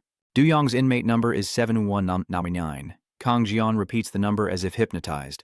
7199, 7199, 7199, 7199. He stares intently at the number on Du Yong's chest. 7199. Cut to the next morning, and Bao Min is allowed outside for exercise, looking a little awkward. What's going on, everyone? It's because everyone in the ward is now gathered with Du Yong. Why is everyone crowding around me? Nothing's happening. Naman, standing next to him, chuckled, asking why everyone was so interested. He reveals that Du Yong is Gunamin, inmate number 36, causing a stir among the others on the field. Isn't that the guy? The one who showed off at practice the other day? I heard he got beat up, but they say he's really strong. Naman, with his hands in his pockets, teased, Du Yong, if you're by my side, no one would dare hit me, right? Mao wondered the same, but Du Yong sighed, as if you'd want to go. His eyes remain fixed forward. As long as I'm not disturbed, I have things to do. He's looking for someone with a tattoo, a blue dragon surrounded by vibrant red petals, commonly known as the crimson flower dragon. He immediately takes off. I need to find the guy with that tattoo. Mago runs down the steps, only to find 3 people chatting and laughing. Small fry. Mago ran across the training grounds, wondering where that damned organization could be. Naman curiously followed Du Yong's gaze. But what have you been staring at this whole time? You're still sitting there. I have something I need to find. Naman offered to help, telling him to just tell her what it was and she would find it for him. It doesn't seem like it, but I'm known for knowing a lot of information. Du Yong listed offhandedly. A tattoo. Naman paused, wanting to ask again. The person you're looking for has an ugly tattoo. As evening falls, the news reports a significant increase in youth gang crime. The inmates sat and watched, forming sophisticated groups to extort money and property. One man doubted the news was real, but another confirmed it was based on actual events. The news continued, reporting that violent acts and serious crimes among students never disappear. Then Du Yong spoke up. Pathetic bastards, constantly criticizing those wretched criminals. They deserve to rot in prison. They wondered why he was being so harsh. Tran Nam Min explained, not everyone here is a bad person, you know. Naman leaned against the wall with a smile. Let me tell you. He recounted his own story with a calm demeanor. Why I have to be here. The story begins with chewy rice cakes. Once upon a time, there was a legendary tteokbokki shop in my neighborhood. You see, as time passed, I became a regular there. The chewiness of the tteokbokki and the harmony of the seasoning were always on another level. But then one day, a gang led by the crazed son of a local congressman appeared, a thug relying on his father's influence. Auntie, another serving of tteokbokki, please. As the food arrived, he began to devour it. What? Suddenly, the congressman's son started cursing. Damn it, are you kidding me? He turned pale and skewered a rice cake. This is made with rice flour. Speaking of which, Naman had to scold that crazy bastard again. They were yelling, don't you know what kind of rice tteokbokki is made from? He began to destroy the entire shop, even knocking over the family photo. But in that moment, he unexpectedly blocked a strike. It was I who had arrived. Naman introduces himself. The leader of the hair-raising association for tteokbokki has arrived. After dealing with them all, he dusted off his jacket and left, the battle ending with my legendary victory. I became homeless, the hero who protected the tteokbokki shop. Back in the present, Naman clutches his head in frustration. However, here I am because that bastard used his congressman father's influence. Still, he thinks I have no regrets. Number 7152, you're lying again? He then reveals, Du Yong, do you know what Gunamin's nickname is? The black-haired man beside him interjects, it's because he lies too much. He's called Guramin, a play on his name combined with Guza, meaning lies. 7152. Also told me he was caught lying in the prison before. He still hasn't learned his lesson, has he? Naman forces a smile, trying to diffuse the situation. What are you all talking about? All my stories are based on true events. Du Yong quietly listened to their argument. Yeah, all fiction. I wouldn't believe it even if I died right now. Suddenly he spoke up, but it didn't sound like a lie. Naman stared at Du Yong in shock. What? Science has studied how aphids create sugar for ants, and ants protect the aphids. They support each other, just like my relationship with those thugs. Nami closed her eyes and took a deep breath. Like ticks and thugs, I can tell them I've lived like this my whole life. Du Yong spoke with certainty, and there were no lies in that room. Naman was a little touched. He wanted to plant a flower he liked, a flower that could represent everything. Imagining this, he chuckled to himself, thinking that if he could become Du Yong's right-hand man, things would be easy.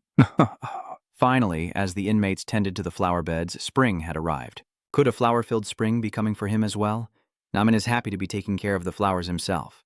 Unfortunately, he accidentally flung dirt onto Kang Jion's face, who panicked as he wiped it off. Kang Jion scowls, questioning, "What do you think you're doing?" Nam Wai, realizing the gravity of the situation, turned pale and expressed his displeasure. "It smells awful." The trauma resurfaces, making his limbs tremble. "It's because of your lies, because you're filthy." Naman was once forced to drink bleach until he foamed at the mouth, his filthy mouth. He was the one who did it. "Let me clean it for you. Now Kang Jion has appeared here and he's furious." We met, and this is my old team leader, clawing at his face and screaming, "Germs! Bacteria are all over my face." I feel like my face is rotting. Kang Jion is a psycho with mental issues. He was confused. Why was this man here? "I am sorry, I can't see very well." His eyes burned with rage. "Can you clean it or not?" Namin cursed inwardly, but outwardly he had to beg. Yes, I'll clean it for you. This bastard is a clean freak." Kang Jion brings out a large bottle of pesticide. "Really?" And he sprays it directly into Namin's face, saying he'll clean him up first. Namin screamed in agony, tears streaming down his face as he pounded the ground and cried out. "My eyes," Kang Jion suddenly spoke.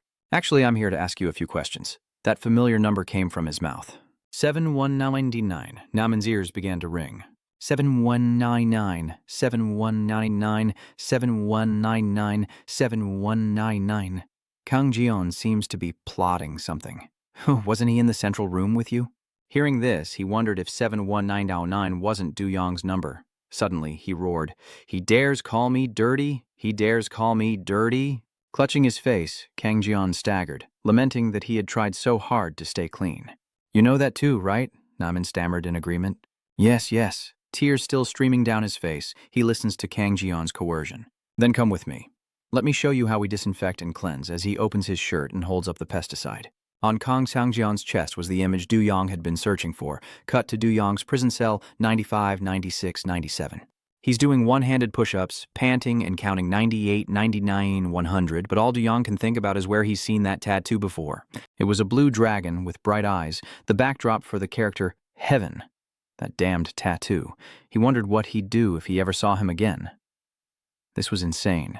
A moment later, Namin arrives, wondering how he got such a perfect physique. "Were you training outside?" Namin asks, holding a glass of juice. "All right, now let's make some grape juice." Du Yong was extremely wary. "Why all of a sudden?" Namin makes up an excuse, saying isn't a glass of grape juice great after a hard workout? He finally gets up, saying he'll drink it. But when Du Yong sees the shimmering purple liquid, he's shocked beyond belief. "Hey, that's pesticide juice. Who gave it to you?"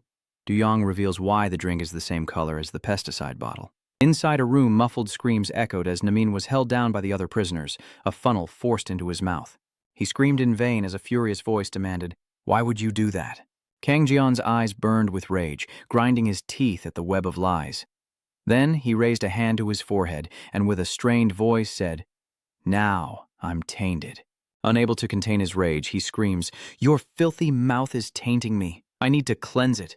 Namin's face was filled with fear, but he couldn't utter a word as Kang Jion, in all his rage, held a bottle of insecticide, ready to cleanse. This terrified him, and soon the insecticide bottle lay discarded on the floor, its contents spilled everywhere. Nam recalls all those terrible moments, the first room he entered. Kang Jion descends further into madness, clutching his head in his hands. "What should I do? I'm ruined." On the floor lies Namin, motionless, eyes rolled back, foaming at the mouth, likely tortured with insecticide. That memory was forever etched in Namin's mind, a living hell. Kang Jion, with his mysophobia, muttered, "The floor is dirty," and meticulously wiped the stain, ignoring Namin's condition. He felt immense pain and suffering because a demon lived there. Then a cry rang out. "Hey!" It pulled Namin back to the present. Du Yong looks toward the pesticide on a nearby shelf. "The thing in your hand, the glass Namin gave you, your face is terrifying. Who gave that to you?" Though Namin was hit hard, she stubbornly shook her head in denial. "Give it to me." "What do you mean?" "I bought it with my own money." "Of course." Deep down, he was terrified. "This is bad. The others in the room will only make things worse if they see this. This is suspicious. Is there something in it?" "You drink first." Du Yong pressed, his eyes sharp. "Why are they suddenly giving me this?" Namin worried, breaking out in a cold sweat. Has Du Yong begun to suspect me too? It makes sense, he thought. Thinking of his usual image, Namin recalls being ridiculed for lying. Called by the unflattering name of Janeman, he recalls when others brought up his past of being caught in a lie and getting beaten. Naman was understandably upset as he recalled the past, but he was even more surprised when Du Yong brought the glass to his lips, ready to drink. He downed the entire glass of water as Naman looked on in bewilderment, then wiped his mouth and nodded in approval. "It's quite good, thank you." With that, he turned away. Tomorrow is the day of the big cleanup. Everyone be prepared. He leaves behind a bewildered Naman and the praise of the other guys in the room. Truly powerful. Witnessing what just happened, Naman was taken aback. What a waste. If he knew he was going to drink it, he would have put it in the juice instead of just testing the water. Naman recalls Du Yong's previous words, realizing it's more like a fantasy film. I wouldn't believe it even if I died, but I don't think he's lying. His pupils contracted. Damn, it was almost bedtime. The others in the room were preparing their bedding. Someone is engrossed in the painting, seemingly writing a character on it. A dragon drawn in blue ink, surrounded by red ink petals with a circle in the center containing the character for heaven. Naman sat next to Du Yong as he painted and struck up a conversation. "What's this lovely painting?" He secretly thought he should seize this opportunity, and after a moment of contemplation, Du Yong replied, "Red flower dragon. It's a blue dragon amidst red flowers." Naman was lost in thought. Should he tell them he was the one who drugged him, then analyze Du Yong's behavior to figure out how to respond? By listening to Du Yong, he could find all the tattooed bastards. Naman was suddenly terrified, realizing he needed to find a way to drug Du Yong safely and discreetly. Sensing this, Du Yong asked, "Is there something you want to tell me?" "Well, actually," Naman said, scratching his chin. "I've been curious for a while," he continued. "Du Yong, why do you trust me?" Even Naman can't believe what he just said. "What the heck?" He continued. "You should be wary of deceivers like me. Trusting others so easily will get you into trouble." Naman was confused by his own words. "What am I even saying?" After a moment, Du Yong replied, "Being good at deceiving others must make you think you're pretty smart." Du Yong, eyes still fixed on the painting, calmly added, "You don't think such pathetic lies would make me your enemy, do you?" Hearing this, Naman's eyes widened and his mouth gaped open as Du Yong stood and turned to leave. "All right, everyone, lights out. And Namin, don't forget to get some sleep." Namin remained seated, still in disbelief. Naman turned to the drawing on the floor, a slight smirk on his face. "An intelligent person, huh?" The next morning arrives quickly, and the warden reminds the prisoners. "They announced that the Department of Justice is coming to conduct an investigation today, right? Clean up as best you can." The prisoners replied, "Yes." Then everyone split up to clean, and a shout echoed from the bathroom. "You said you'd do it?" Naminen, pale-faced, is being berated. "You promised me." "You said you'd disinfect him. You said you'd do it," Kangjian angrily questioned. "So, you're backing out now?" Naman regretted his words. Perhaps he shouldn't have said that. Trembling, he explained, "I asked Du Yong, and he truly regrets calling you a dirty bastard. I mean, he said that word was a bit much." Summoning his courage, Naman looked up and said, "He's a little shy, so he asked me to apologize for him." But Kang Jian's face turned ashen. His eyes widened. "You're lying again." He landed a fierce punch in Naman's gut, yelling, "Liar!" The blow sent him flying into the wall. Kang Jian repeats, "I can't forgive 71999. I can't forgive you. I won't forgive you." Then he kicked Nam, who was in terrible pain but unable to resist. Kang Jian stomps on his head, then opens the bottle of disinfectant. "I'm going to have to," Kang Jian threatened in a terrifying tone. "I should just disinfect you both," he says, pouring the solution into the toilet and stomping Naman's head. He was submerged in the liquid, unable to breathe, and desperately feared death. Kang Jian continued his torture, making it hard for Namin to breathe, and thoughts began to surface. "Damn it, I'm really going to die," but suddenly Du Yong appears and questions him. "What are you doing in the bathroom?" He struck a nerve with Kang Jian. "So filthy?" That made him furious. He stares down Kang Jian. "You're so filthy." Namin, seeing him, cried out in distress as Du Yong questioned him with a pained expression. "Why are you late?" Back in the past, as Du Yong swept, Namin approached, saying, "I have to tell you something." "What did you say?" Suddenly, Namin held up a bottle of pesticide and explained. "Someone threatened me. They told me to give you pesticide." Du Yong is taken aback. "What?" "But I am Gu Namin," he continued, his voice ringing with conviction. "I was born into this world, as a man." Namin opens the pesticide bottle and pours it out in front of Du. "I cannot betray a close friend. I will not succumb to such threats." After pouring out the pesticide, he nonchalantly tossed the bottle away. "No matter the dire consequences, I'll go and refuse now." Then Namin continued, "I almost forgot to tell you." He turns back with a smirk, revealing a tattoo he drew, a harmonious red and blue. Namin says, I think it might be on the guy who threatened me. This greatly surprises Du Yong, who then turns away proudly. As Du Yong said, he's a smart guy. Back in the present, Du Yong waves his hand, already stained. Kang Jian glared back with bloodshot eyes as Du Yong wiped his hands on Kang Jian's clothes, musing that being too smart was also a problem. Enraged, Kang Jian roared, "Germ-infested bastard! I'll kill you. From your esophagus to your stomach, I'll cleanse everything, I'll melt everything inside you." But Kang Jian was grabbed by the collar and thrown down, making a racket. The moment he hit the ground, a brilliant golden light flashed. Kang Jian was bruised all over. "Is that you?" Du Yong thought to himself triumphantly, "I've found you." He was furious, thinking that this guy threatened to kill him. Du Yong couldn't contain his anger, even in his thoughts. That crappy tattoo? Naman remarks on his good fortune. Du Yong cracked his knuckles, ready to beat him to a pulp, his face a mask of ruthless intent. Flashes of the past reveal a martial arts match, a promising star. The black-haired wrestler roars with delight, his favorite move. But suddenly, a pair of feet clamped down on him, encircling his opponent's abdomen until it nearly burst. The next scene shows a man desperately gripping the black-haired wrestler's arm. But in reality, his favorite move was playing dirty and blocking his opponent's arms, the one and only Kang Jian. He used his legs and arms to restrain his opponent, giving them no chance to resist or surrender. A manic grin spread across Kang Jian's face, his eyes glowing with a haunting red light.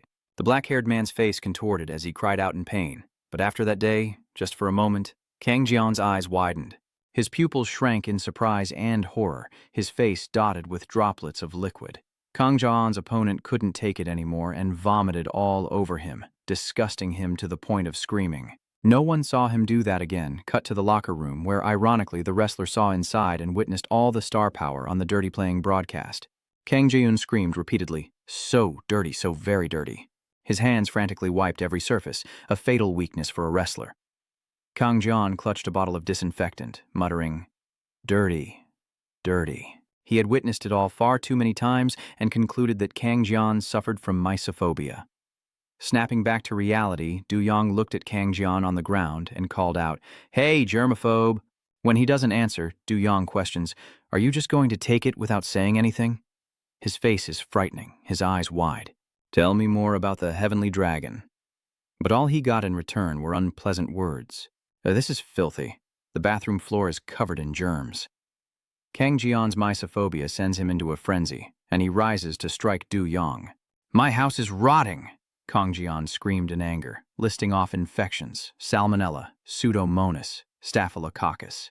But Du Yong reacted quickly, landing blow after blow. Enraged, Du Yong unleashed a flurry of attacks on Kang Jian.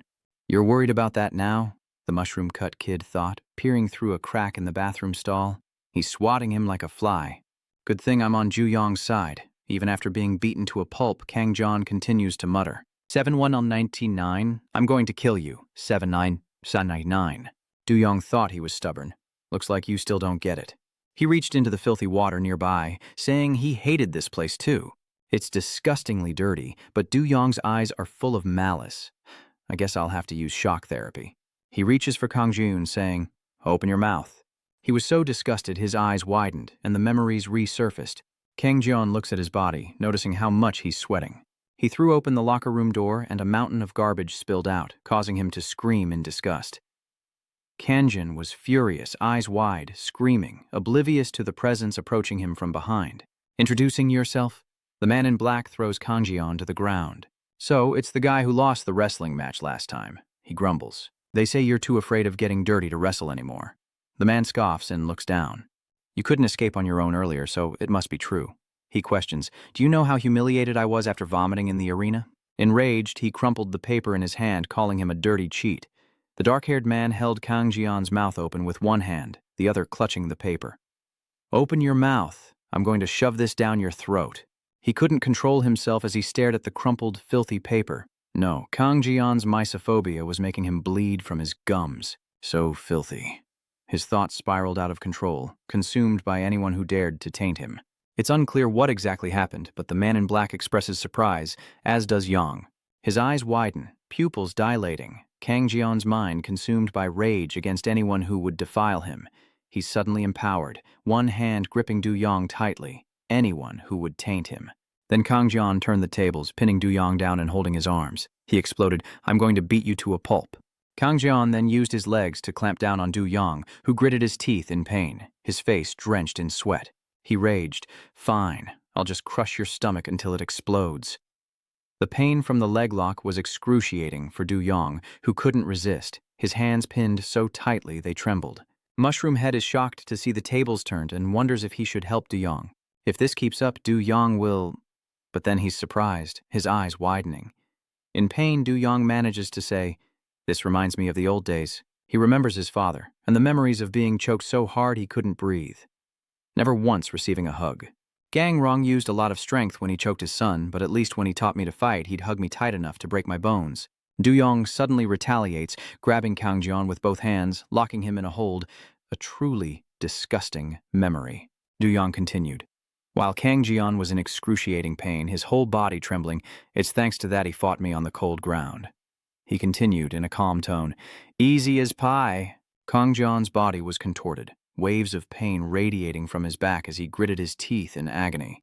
Du Yong taunted, "Will I explode first, or will your life break before my hands do?" Then he bent Kang Jian backward, snapping his spine. In that instant, Kang Jian was overwhelmed by pain, screaming in agony, tears streaming down his face. Du Yong simply gave Kang Jian a puzzled look as he raised his trembling hands to retaliate, and replied, "Are you giving up so I can spare you?" Then Du Yong smirked, "Nobody ever taught me that." Hearing that, Kang Jian's face contorted in fear, his eyes wide with terror as his pained screams echoed from the bathroom. Outside, the warden urged the prisoners to clean every corner thoroughly, to which they replied, "Yes, sir." Back in the men's room, with a bruised face, Kang Jian is forced to bite down on a funnel, completely restrained. Namin adjusts the funnel's position. "Stay still." He watched Kang Jian scream and struggle. "This guy is putting up quite a fight, Du Yong. Why doesn't this guy understand a word I'm saying?" Namin turned to Du Yong and continued, "Maybe the shock treatment wasn't enough? Maybe we really should." Hearing that, he smoothed his hair back and sighed. He reached for his belt, not wanting to do this, but Du Yong ignored Kang Jian's fear and continued, "Of all the things we could do..." Then, staring into his face, he said, "This will probably be the most shocking." Namin held Kang Jian firmly as he continued to scream. Namin leaned in close. "Open wide, here comes the lemonade." Du Yong calmly wondered what it tasted like. Kang Jian, consumed by fear and disgust, wept and screamed even louder as Namin removed the funnel from his mouth. Du Yong said sternly, "Answer me properly this time." With a piercing gaze and a face full of murderous intent, he said to Kang Jian, "I want to hear everything you know about the Heavenly Dragon." A voice echoes in Kang Jian's memory. "Tattoos are created by injecting ink under the skin with needles." The tattoo artist said, "Rookie, I heard you're afraid of germs? Don't worry, this is perfectly clean." Han, a sensual woman with brown hair and tattoos, continued, "I'll make this look beautiful." She then continued to tattoo the red flower dragon onto Kang Jian. Han asks, "Do you know why such a large organization would accept a weakling like you?" "Well, let me explain. The dragon symbolizes strength and power, while the flower represents vitality and life." Han continued, "But no matter how beautifully a flower blooms, it will eventually wither." She added that the Heavenly Dragon is looking for a seed that will sprout in the next generation. Many are chosen by the Heavenly Dragon. The weak, the young, all possess potential that adults do not. "Those who rise to my position are the ones we've been watching," she says. "We recruit talent early to nurture and train them in our organization's garden." Hegwin believed that seeds grown in this way would blossom as the flowers of the Heavenly Dragon. Then Kang Jian returned to the present. He yelled at Sis, "That's all I know. I'm just a low-ranking member. Please, Kang Jian, spare me." Du Yong seemed to understand something, so that was the reason. His memories flashed back to the past, to the image of his father always scolding him. Do it again. He fell only to be told to do it again. Do it again. Du Yong remembers the old man, his father, who taught him from a young age. He fell painfully after each failure, only to be told to do it again. Du Yong believed that through hellish training, he fell so many times that his whole body was bruised and his face was covered in wounds. Du Yong is furious as he recalls Namin's words, "To make me bloom faster than anyone else." Du Yong, Kang Jian suddenly spoke, but he wondered, "Why are you asking about the organization? Could it be?" Kang Jian asked, "You want to join the Heavenly Dragon too?" Yong's eyes widen. "What?" He's confident. 7199. "To challenge the Heavenly Dragon, so that's why you're stopping me. If you still want to treat me well," Kang Jian continued, "maybe I'll recommend you to the Heavenly Dragon. Hearing this, he smirked. Du Yong struck him in the neck, and a pained Kang Jian wondered why. Why? Why stop now? He couldn't help but scream, "I told you everything." Ignoring him, Yang held Kang Jian by the neck, readying his fist. "Shut up." Du Yong focuses his strength into his hand. "This punch is for your lack of mercy. A devastating blow. I'm fed up." Cut to the hallway outside, where prisoners diligently sweep under the guards' watchful eyes. "Now, clean it up," they respond. "Yes, sir." At this moment, Du Yong is wearing gloves and wiping the floor. It's never going to come clean. He turns and speaks. "Bleach." Behind him, Naman knelt, holding his bottle of bleach respectfully. "Du Yong," he wondered, "what's wrong with you?" Naman responds, "Thank you." This surprises Du Yong. Naman happily thanks him for killing that OCD bastard, saying she can finally sleep well, but he replies that he didn't kill him. Du Yong, looking at the bleach in his hand, asked, "In the previous cell, you said you were tortured with bleach. I thought people died from that. But you survived." Naman replied, "You know a lot about that, don't you? Usually people tortured like that foam at the mouth. But Naman is smart and seemed to have planned ahead, so I faked it with detergent. You're proud, but I lied to get moved to another room. I planned it all." Naman couldn't help but feel terrified. Thinking of that bastard's madness, I was terrified. But Du Yong replied, "You don't need to thank me anyway, since you helped me find the tattoo." He responded to that with a simple, "Yes." Naman wondered, "I heard before that you were looking for the tattoo of a terrifying organization called the Heavenly Dragon. Why are you looking for it?" The surroundings seem eerily silent, but Du Yong's words shattered the silence. "I intend to kill them all." Naman asked, "What's going on?" Du Yong spoke. "Now that I've caught two, I'll find the rest soon enough." Naman was a little vague. "Are you wondering if there's a connection between the many tattooed people in the Juvenile detention center?" After a moment's thought, Du Yong responds. On second thought, he comes to a realization. Both men he defeated were section chiefs. Du Yong thought for a moment, then said, "Understood, I'll keep an eye on the team leaders." Naman replied, "You don't have to do that." He announces that there will be a meeting of the section chiefs next week, surprising Du Yong. "Because that's the day of the gathering," he asks again. "The gathering?" Naman is surprised he doesn't know, adding, "The department heads of each district gather every quarter to strengthen ties, or so it seems." Naman added that they would actually be discussing upcoming prison matters and all sorts of illegal activities, suddenly making a menacing face. "It's called a crime syndicate." Du Yong replies, "Shut up." Naman continued, "All right, if you go there, all the cell leaders will be there." He placed his hand on Du Yong's shoulder, warning, "You have to be careful. You haven't forgotten, have you?" Naman's expression turned serious. "Juvenile criminals from all over the country are gathered here, and there's someone extremely dangerous, so never reveal yourself." A juvenile detention center, a meeting of section chiefs, a convention. Zaidu, number 5521, a man with slightly curled white hair, speaks up. "Bei Yongchan and that OCD bastard, they were both defeated. And I heard that the one who did that to them is a guy named Cha Du Yong."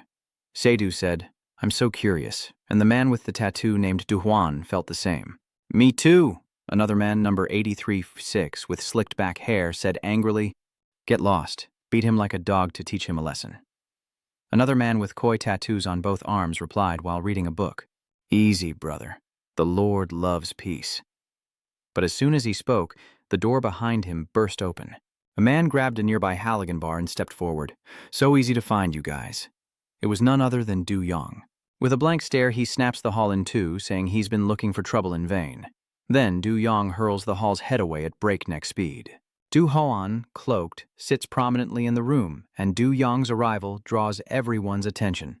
All eyes turn to him as Du Huan spoke. "What's this brat doing here?" Du Yong, holding the sharpened end of a broken branch, approached and placed his hand on the man's head. With a stern and defiant tone, Tao declares he will take them all down. The prison air is thick with dust and the sounds of labor, as no prisoner dares slack off under the watchful eyes of the guards. Shouts and hurried commands echo through the sweltering midday heat. "Move faster. Work harder." In another hidden corner, three figures huddled together, seemingly plotting something important. Magi. Listen carefully. Today is the day of our hidden Yu Yao. Attend the section chief's meeting and give a few words of encouragement. The other two listen to Mushroom Head ramble about some meeting, but they don't seem to understand. "What is it?" "I don't know either." Said Mushroom Head with a grin, "allow me to explain." Under the clear blue sky, he began to share his understanding. The section chiefs meeting is an information exchange between section chiefs, directly approved by the director, a dangerous place for sharing information and illegal deals. You've seen it in movies, right? They're not just local thugs. I heard their scale rivals that of major crime syndicates. Mao turned to look at Director Du. Well, have a good meeting. Be careful and have a good meeting. Is that all you have to say, Mushroom Head? Say something more heartfelt. That place is full of dangerous people, so don't cause any trouble, no matter what. Du Yong tightened the sparrow in his hand, his eyes firm in thought. It seems the meeting has begun. Gusu, Choi Yun-tek, and all the necessary people are here. What did you say about the seed? Everyone awaited his answer. Cha Du-yong's voice cut through the silence. I'll dry them out. In a flash, he grabbed the broken-handled tray, its jagged, deadly edge aimed at Pi Hon's neck. Every last one of those damn seeds. Before the eyes of those who would threaten him, Father Du Yong seems unafraid. What are you waiting for? Come at me. But Du Huan simply smirks, unafraid of the blade meant to end him. No, thanks. Is Father Du Yong surprised? He explains his understanding. A section chief can use violence to maintain order. It seems you acted according to that rule, but you forgot the most important thing. Back Du Huan reminds Du Yong of past brawls, pointing out that his recent fights with the three wardens required a legitimate reason to be sanctioned. The smile on Do Huan's face grew wider, as if he had grasped the crux of the matter. What's commonly known as a just cause. Get it? He looks up at him, still lost in thought, meaning there's no justification for him to retaliate in such a pointless fight. However, if he insists on throwing punches and disrupting the prison's order, the other wardens won't let him get away unscathed. This was a warning. A threat to stop him from doing something so foolish. Baek Do Hwan chuckled. Are you still planning to stab me? The situation made it clear he was surrounded by danger, and Cha Du-yong began to ponder his words. If I act rashly, I'll become a target for the other cell leaders. Is that it? He glanced at the others, realizing this situation was exactly what he wanted. Just as he expected, turning everyone in this prison against him was his chance to escape unscathed. While my control here is tenuous at best, this measure is incredibly risky.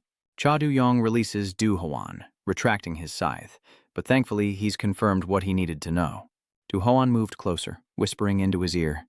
Is this little game over yet? You never intended to stab me in the first place, did you? Judging by your actions, it seems you have a grudge against the heavenly dragon? He brushed past him, leaving behind a few scornful words about his joke and private agenda. You really don't know your place, do you? How unfortunate. The chaos has subsided, leaving only silence and a somber atmosphere. The meeting's host was a young man with glasses that made him look more intellectual. Now, the warden's meeting would begin.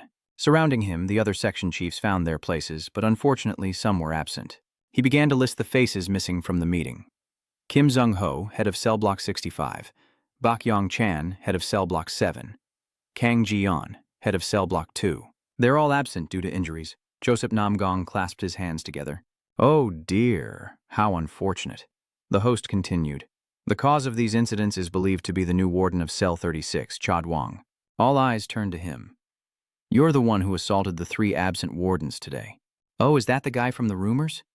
Wow, he's pretty handsome. Which gang does he belong to? His eyes land on Park Don, and then the host asks, does Chao Yong have anything to say as the new section chief? Cha Du-yong, thrilled by the question, speaks with an arrogant tone, as if provoking the other section chiefs. What's so great about being a team leader? Choi Yunch, standing nearby, was displeased to hear this. What? Cha Du-yong then said, I'm really looking forward to what's to come. Choi Yun-tek crushed the glass in his hand. That rude bastard. The warden cuts through the tension, moving on to the second matter, income generated by the prison wardens, otherwise known as the shops. A portion of the profits from these shops goes to the warden, and while the host's eyes land on one name, it's Buk Du Huan's casino that hasn't paid its tribute this quarter. He chuckled, replying flippantly, Honey, there was a slight mix-up on my end, but we guarantee to pay in full by the end of today. The host adjusted his glasses. Thank you for the confirmation. Suddenly a voice cuts through the room. By the way, there's been a strange rumor going around that all the high-stakes games in the casino built on trust and fairness are rigged. As soon as the question hangs in the air, Gus Du stands before Park Do Hwan. He calmly replied, Everyone knows what happens if you get caught doing that here. There's no way I'd do that if there really was cheating in my casino. The father, who had been silently listening to the meeting, had no comment on Park Do Hwan's attitude. He simply watched as Park Do Hwan nonchalantly concluded the matter, telling them to come and take his head. The meeting continued, the host wanting to move on to another issue. Next, the distribution of cigarettes in the slum. The night is still and silent, but inside the house, please echo, please. No more. Stop, isn't that enough? The iron barrel is filled with raging flames. No, not again. A man clutches at his hair in despair. I've been had. Before him were 2 cards that had just been played, as another man spoke.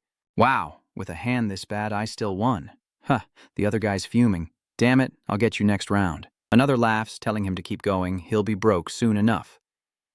Ha ha. He continued to shout, "Hey, bring out more chips!" This place is called the Casino, located in the Vocational Training Center's auto repair shop, and this is Jay Ho, the casino's dealer. Is this your first time at a casino? The games here are simpler than at other gambling houses. The casino grounds weren't large, each gambling table offering a different form of betting. Jay explained that each table had a different game, but since it was his first time, he'd recommend the simplest.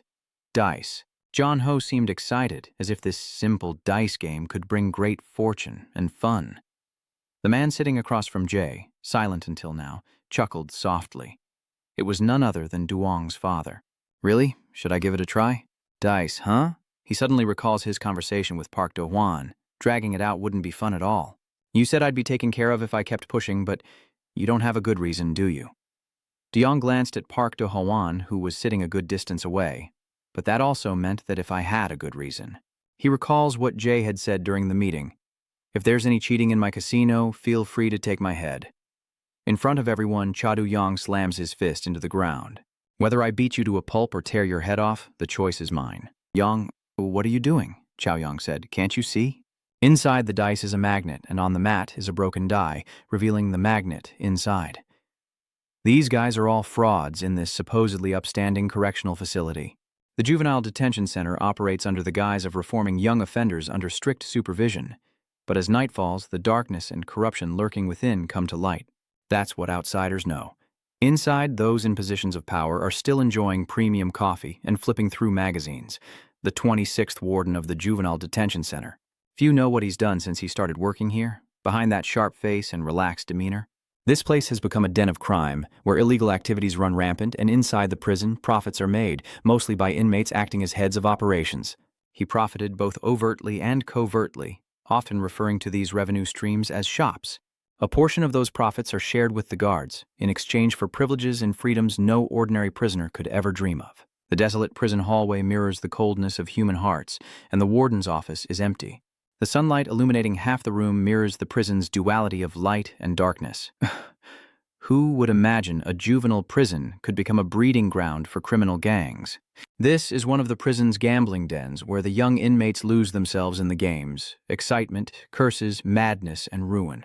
You were on a roll just a minute ago. What's wrong? Out of money already? Just one more round. I was about to win. He was spiraling into despair, having lost all his money, when suddenly, Baek Do-hwan approached him. There is a way? My crew will lend you money if you provide collateral. Along with the tempting offer, there was a pre-written collateral note, which the kid glanced at with sweaty palms. He momentarily snarls at the still smiling Park Ho-an. Get lost, don't mess with him. Why say that? Baek Do-hwan thought to himself. These kids are already addicted to gambling.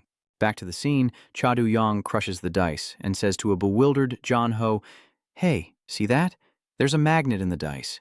With a glint of triumph in his eyes, he says, Isn't this all a scam? Everyone's been drawn to this side. Yi-ho stares. Cheating? What do you mean? Cha Do-yong crushes the dice, revealing the circular magnet inside. The dice were rigged to manipulate the outcome. The revelation sends the crowd into an uproar. What? Cheating in a casino? The gleaming magnet in Cha Do-yong's hand proves this establishment is rigged. Manipulating the results. Am I wrong? You guys use magnets to control the dice and pick the numbers you want, right? Jae-ho felt a lump in his throat. That's not it. What you're mistaking for a magnet is actually used to stabilize the center of gravity of the dice. It's the dice's mass. As he spoke, Jay produced a magnet from his pocket. All right, this is a real magnet. Cha Do-yong asked, confused. What? Jay brings the magnet closer to Cha Do-yong, asking if he wants to try it himself, and Do-yong brings his own object to Jay's magnet. As expected, the iron bar and the magnet didn't stick together. If they were magnets, they wouldn't fall like that. Jae-ho held up the magnet, which was attracting several small objects. See? It's not a magnet. The surrounding atmosphere buzzes with chatter. That's absurd. 71989, what nonsense are you spouting? Looks like he's out of money? Ha ha. Another man brings over 2 dice and Dae-ho laughs as if nothing happened. Let's play again. Meanwhile, Baek Do-hwan watched everything unfold, his face filled with calculation. A moment later, John Ho chuckled. Wow, that was fast. What? I thought the odds were even. His eyes fixed on the dice, wondering if his luck had truly run out as John Ho chuckled. You're all out of money, aren't you? Cha Do-young fumbled in his pocket. Oh, wait a minute. In a moment, he produced a piece of paper and threw it to the ground. Just a piece of paper. Jay comforted him, saying he did well for his first time. Suddenly, a commotion erupts nearby as a tall, dark-skinned man wildly brandishes a screwdriver, shouting about scams and deceit. Do those bastards think I'm stupid? People were confused, watching the man lose control. Mai desperately tried to stop him from handing over the money, but his wrist was seized and the screwdriver clattered to the ground.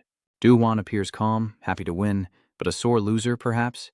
He grabs the instigator's head, slamming it into the ground. Do-hwan chuckled. What proof do you have? Proof that there was cheating? The troublemaker stammered. It's just adding odd numbers. But Baek Do-hwan retorted, that's just speculation, right? No proof.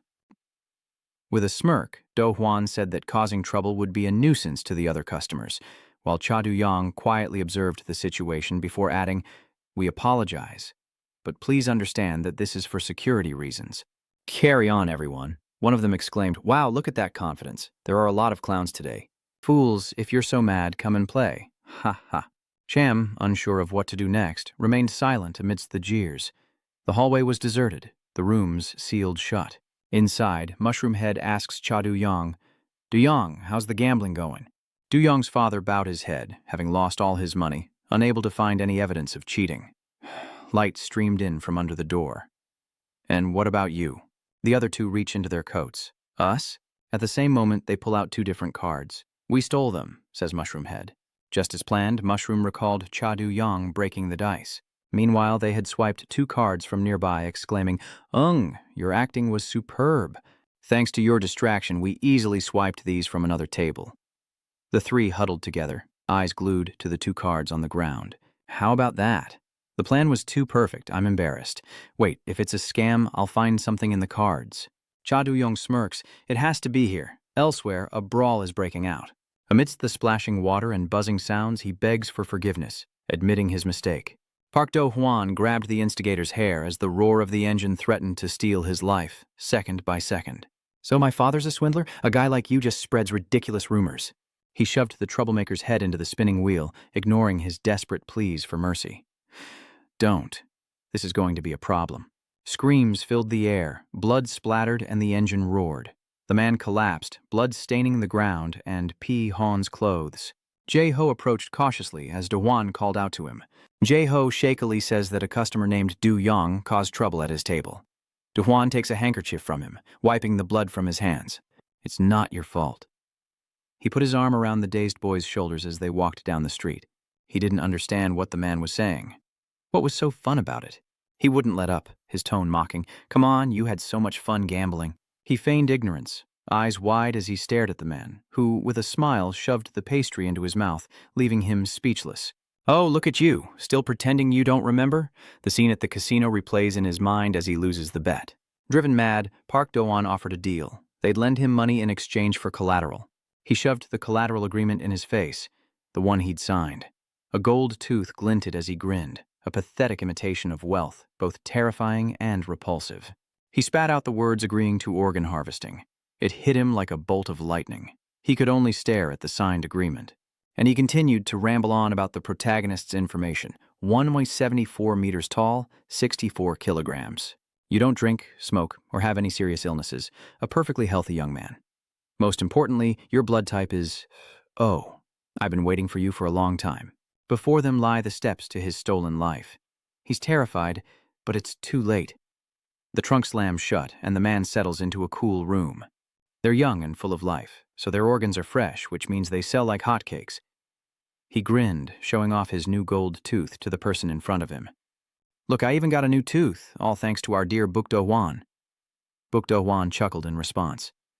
Ha ha, it's nothing much. This Baek Do-hwan is an organ trafficker, sentenced to 2.5 years and currently running a gambling den in prison. Behind those sunglasses, his eyes held a danger that belied his playful demeanor. But how long do you plan to keep going? The two sat facing each other, separated by bars, as he placed his hands on the table. If you leave traces for too long, someone will find out. The warden may be cunning enough to evade responsibility, but you could end up taking the fall alone. He feigns concern, but a smile creeps across his face as Park Hwan speaks. Even if this gets out and the worst happens, it's fine, because there's no problem in this world that money can't solve. The iron bars of their cell window still let in enough light each morning as the three men remained engrossed with the 2 cards they'd stolen from Park Jo-hwan's casino. It's been marked?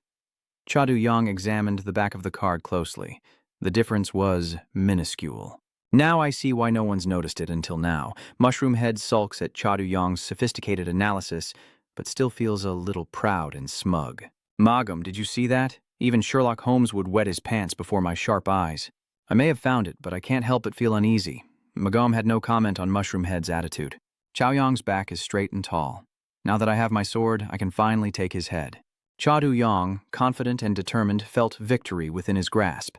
Tonight, they would raid the gambling den. The door opens to the same old noise, and Cha Do-young steps inside. He meets John Ho, who's preparing a gambling den. Cha-young, you're back. Cha Do-young approaches the table where John Ho stands, his task simple: to start a game. Cha Do-wai eyes the cards on the table, thinking, this must be their trump card. Jae-ho smiles. That's right, have a seat. Cha Do-wai sits, lost in thought, determined to expose the tricks of this place before everyone. But his thoughts were interrupted by a familiar yet strange voice. Before he knew it, Baek Do-hwan was sitting across from him. You've arrived. I've been waiting. Maintaining his composure, Do-hwan sat across from Cha Do-young, a slight smile playing on his lips as he said, regardless of Cha Do-young's inner turmoil, would you like to play a game with me? What? Was he involved from the very beginning? Cha Do-young couldn't have predicted this. What's going on? Do-hwan asked. I'm curious as to why you two are face to face, seemingly trying to see who will lose their cool first. Why are you targeting the Cheonryong assembly? Do-hwan asked softly. I won't reveal my private affairs to you, he replies. How about this instead? If I win, you'll tell me your reasons. Do-young's father said, pursing his lips. Fine. It doesn't matter anyway. This is actually better. He chuckled. If that's what you want, then great. Now I don't have to go looking for you. The surrounding crowd took notice of the pair. Would the casino's operator himself be playing a game? Is this your first time? With his arms crossed, Baek Do-hwan asks if he can choose the game. Cha Do-young pondered. I've tried dice, so I wonder if I should play cards? I've never played before. Jae-ho brings out a deck of cards. How about we try a game that's easy for beginners? How about matching cards? It's really simple. Just flip the cards and try to match the numbers. Jae-ho explains the rules. Here's a demonstration of how to score. And if you match 2 cards, you get to go again. If you mismatch, it's your opponent's turn. The key is to remember the location of the cards you've seen. Chaoyong seems intrigued by the game, saying that as long as one person knows the marked cards, they'll never lose. If I don't know about the marked cards, I'm sure to lose. Jay is arranging the cards neatly on the table. The crowd paused to watch the game unfold. Park Do-hwan, the gambling den's operator, versus team leader 36, Chaoyong. The crowd erupts upon learning the identity of the man who forced the operator to intervene. Cha Do-young. Who is that? Isn't he the one targeting the other section chiefs in the camp? Someone said, Hey, Majio, am I seeing things? Majo remained silent as always, and Cha Do-young was slightly dumbfounded. Oh, there are cards on the table, and he's trying to spot the difference in the details, but there's nothing there. The seals on the back of the cards have all disappeared. Mushroom Head is getting worried. What is going on? Are the seals so small we can't see them? Mago quietly observes. No, it can't be. There are no markings on the cards. The patterns on the cards are beautiful, aren't they? Do-hwan said, smiling at Cha Do-young. As you can see, our gambling den only uses the highest quality decks. Chang felt trapped. He knew all along. Do-hwan continued. Besides this game, we have many others for beginners. So if you find the usual bets too difficult, you can start with something light, like Catch the Thief. Cha Do-young realized that Do-hwan knew all along that they were stealing cards. Jay turns to face Do-young's father, asking if he's ready. In that case, let both sides place their bets. Do-hwan places a stack of cash on the table. Well, I'll start with this much then. Everyone around witnessed this scene. Do-hwan added, As the operator, I can't gamble too much, so I hope this game won't be too boring. Do-young's father looked at Jae-ho. But I don't have any money. Jae-ho smiled. Don't worry, you can still play even if you're short on cash, as long as you have collateral. Mushroom Head is shocked. Collateral? The collateral agreement is placed before Cha Do-young. All he has to do is sign. This organ harvesting agreement requires you to select the body parts you wish to wager, with corresponding prices and diagrams provided. Kidney, $262,000 USD, approximately W295.6 million dollars. Blood, 1 pint, approximately W380,000. That's the deal. Hurry up. Cha Do-young was still in shock as he looked at the agreement amidst the commotion. He'd only heard rumors, but it was all true. What are they harvesting? This kind of thing happens in prison? This is insane. It has to be a lie. The two on the gambling floor were like tigers eyeing each other. Du-hwan said with a smile. Oh, are you scared? Ma-ji-am wondered. They must have cheated during the game. Chow-yong doesn't stand a chance. Luckily, we realized it before the bet. He can still back out now. Suddenly, everyone couldn't believe their eyes as Cha Do-young signed the agreement. What the hell? Cha Do-young says. Don't go back on your word now. I don't need the money, but I can still play as long as I have collateral, right? Even Mushroom Vifa Ma-ji-am is speechless. What is he doing? That madman, Chow-yong, puts his pen down. How could I refuse? From the top of my head to the tips of my toes, I'll bet it all. Chow-yong and Park-don sat opposite each other, a neat array of cards laid out on the table between them. Cha Do-young slams down the agreement, wagering his entire body from head to toe, his eyes burning with intensity. From head to toe, I bet it all. They were surrounded by onlookers, eager to witness the spectacle, while Mushroom Head and Ma-ji-am could only watch in silence. They're clearly cheating, and he's betting his organs? What is he thinking? Jae-ho breaks the tense silence, explaining that they'll match pairs of cards, and Do-young goes first. Chae Do-young raised an eyebrow, eyeing the cards on the table, his hand hovering over them before selecting one. I like simplicity. Dae-ho chuckled. Oh, different numbers. As Do-hwan reached out, he chose one and flipped it over. 9. Do-young was surprised. Do-hwan flipped over the 9 he had chosen earlier. The card he just flipped must be here. The crowd murmurs, but Cha Do-young remains calm, saying, You've just been lucky from the start. Baek Do-hwan continues to flip matching pairs, inwardly scoffing at the word lucky, as luck is always paramount in any gamble. He clearly sees the card's position somehow. Luck? Now it's my turn. This can't be luck. I know exactly where they are. Du-hwa flips a 2. Oh, and I've turned over 2 different cards again. Jae-hwa made the wrong move. As expected, it's Do-young's turn, and he still chooses wrong. It's not a pair again. As Do-hwan continued to dominate, his thoughts swirled within his eyes. I know the exact location of every card. Because I predetermined the order with the dealer and memorized everything beforehand, there's no evidence, a simple but perfect cheat. He laughs, riding his streak of luck. Ha ha, I'm having quite the lucky streak today. Just sit there and watch helplessly as I take everything from you? Pathetic fool. Jae-ho announces his next winning hand is already at 4 of a kind. Next up is the chairman's turn, and Do-hwan recalls a memory of his esteemed father. He asked Do-hwan, Why do you want to be like your father, Do-hwan? As a boy, he had the air of a well-to-do young master, living under his father's protection, and he admired him greatly. Why would you ask such an obvious question?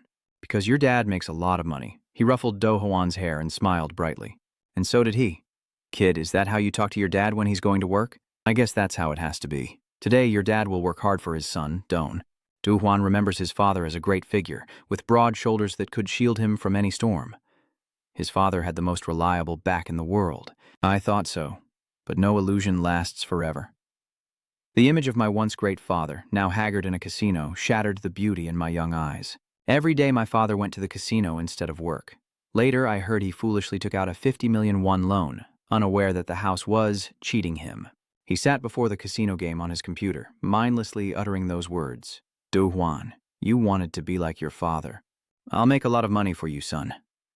Now it's Baek Do-hwan sitting before the cards. Wow, I must be blessed by luck today. I can't believe I got them all right.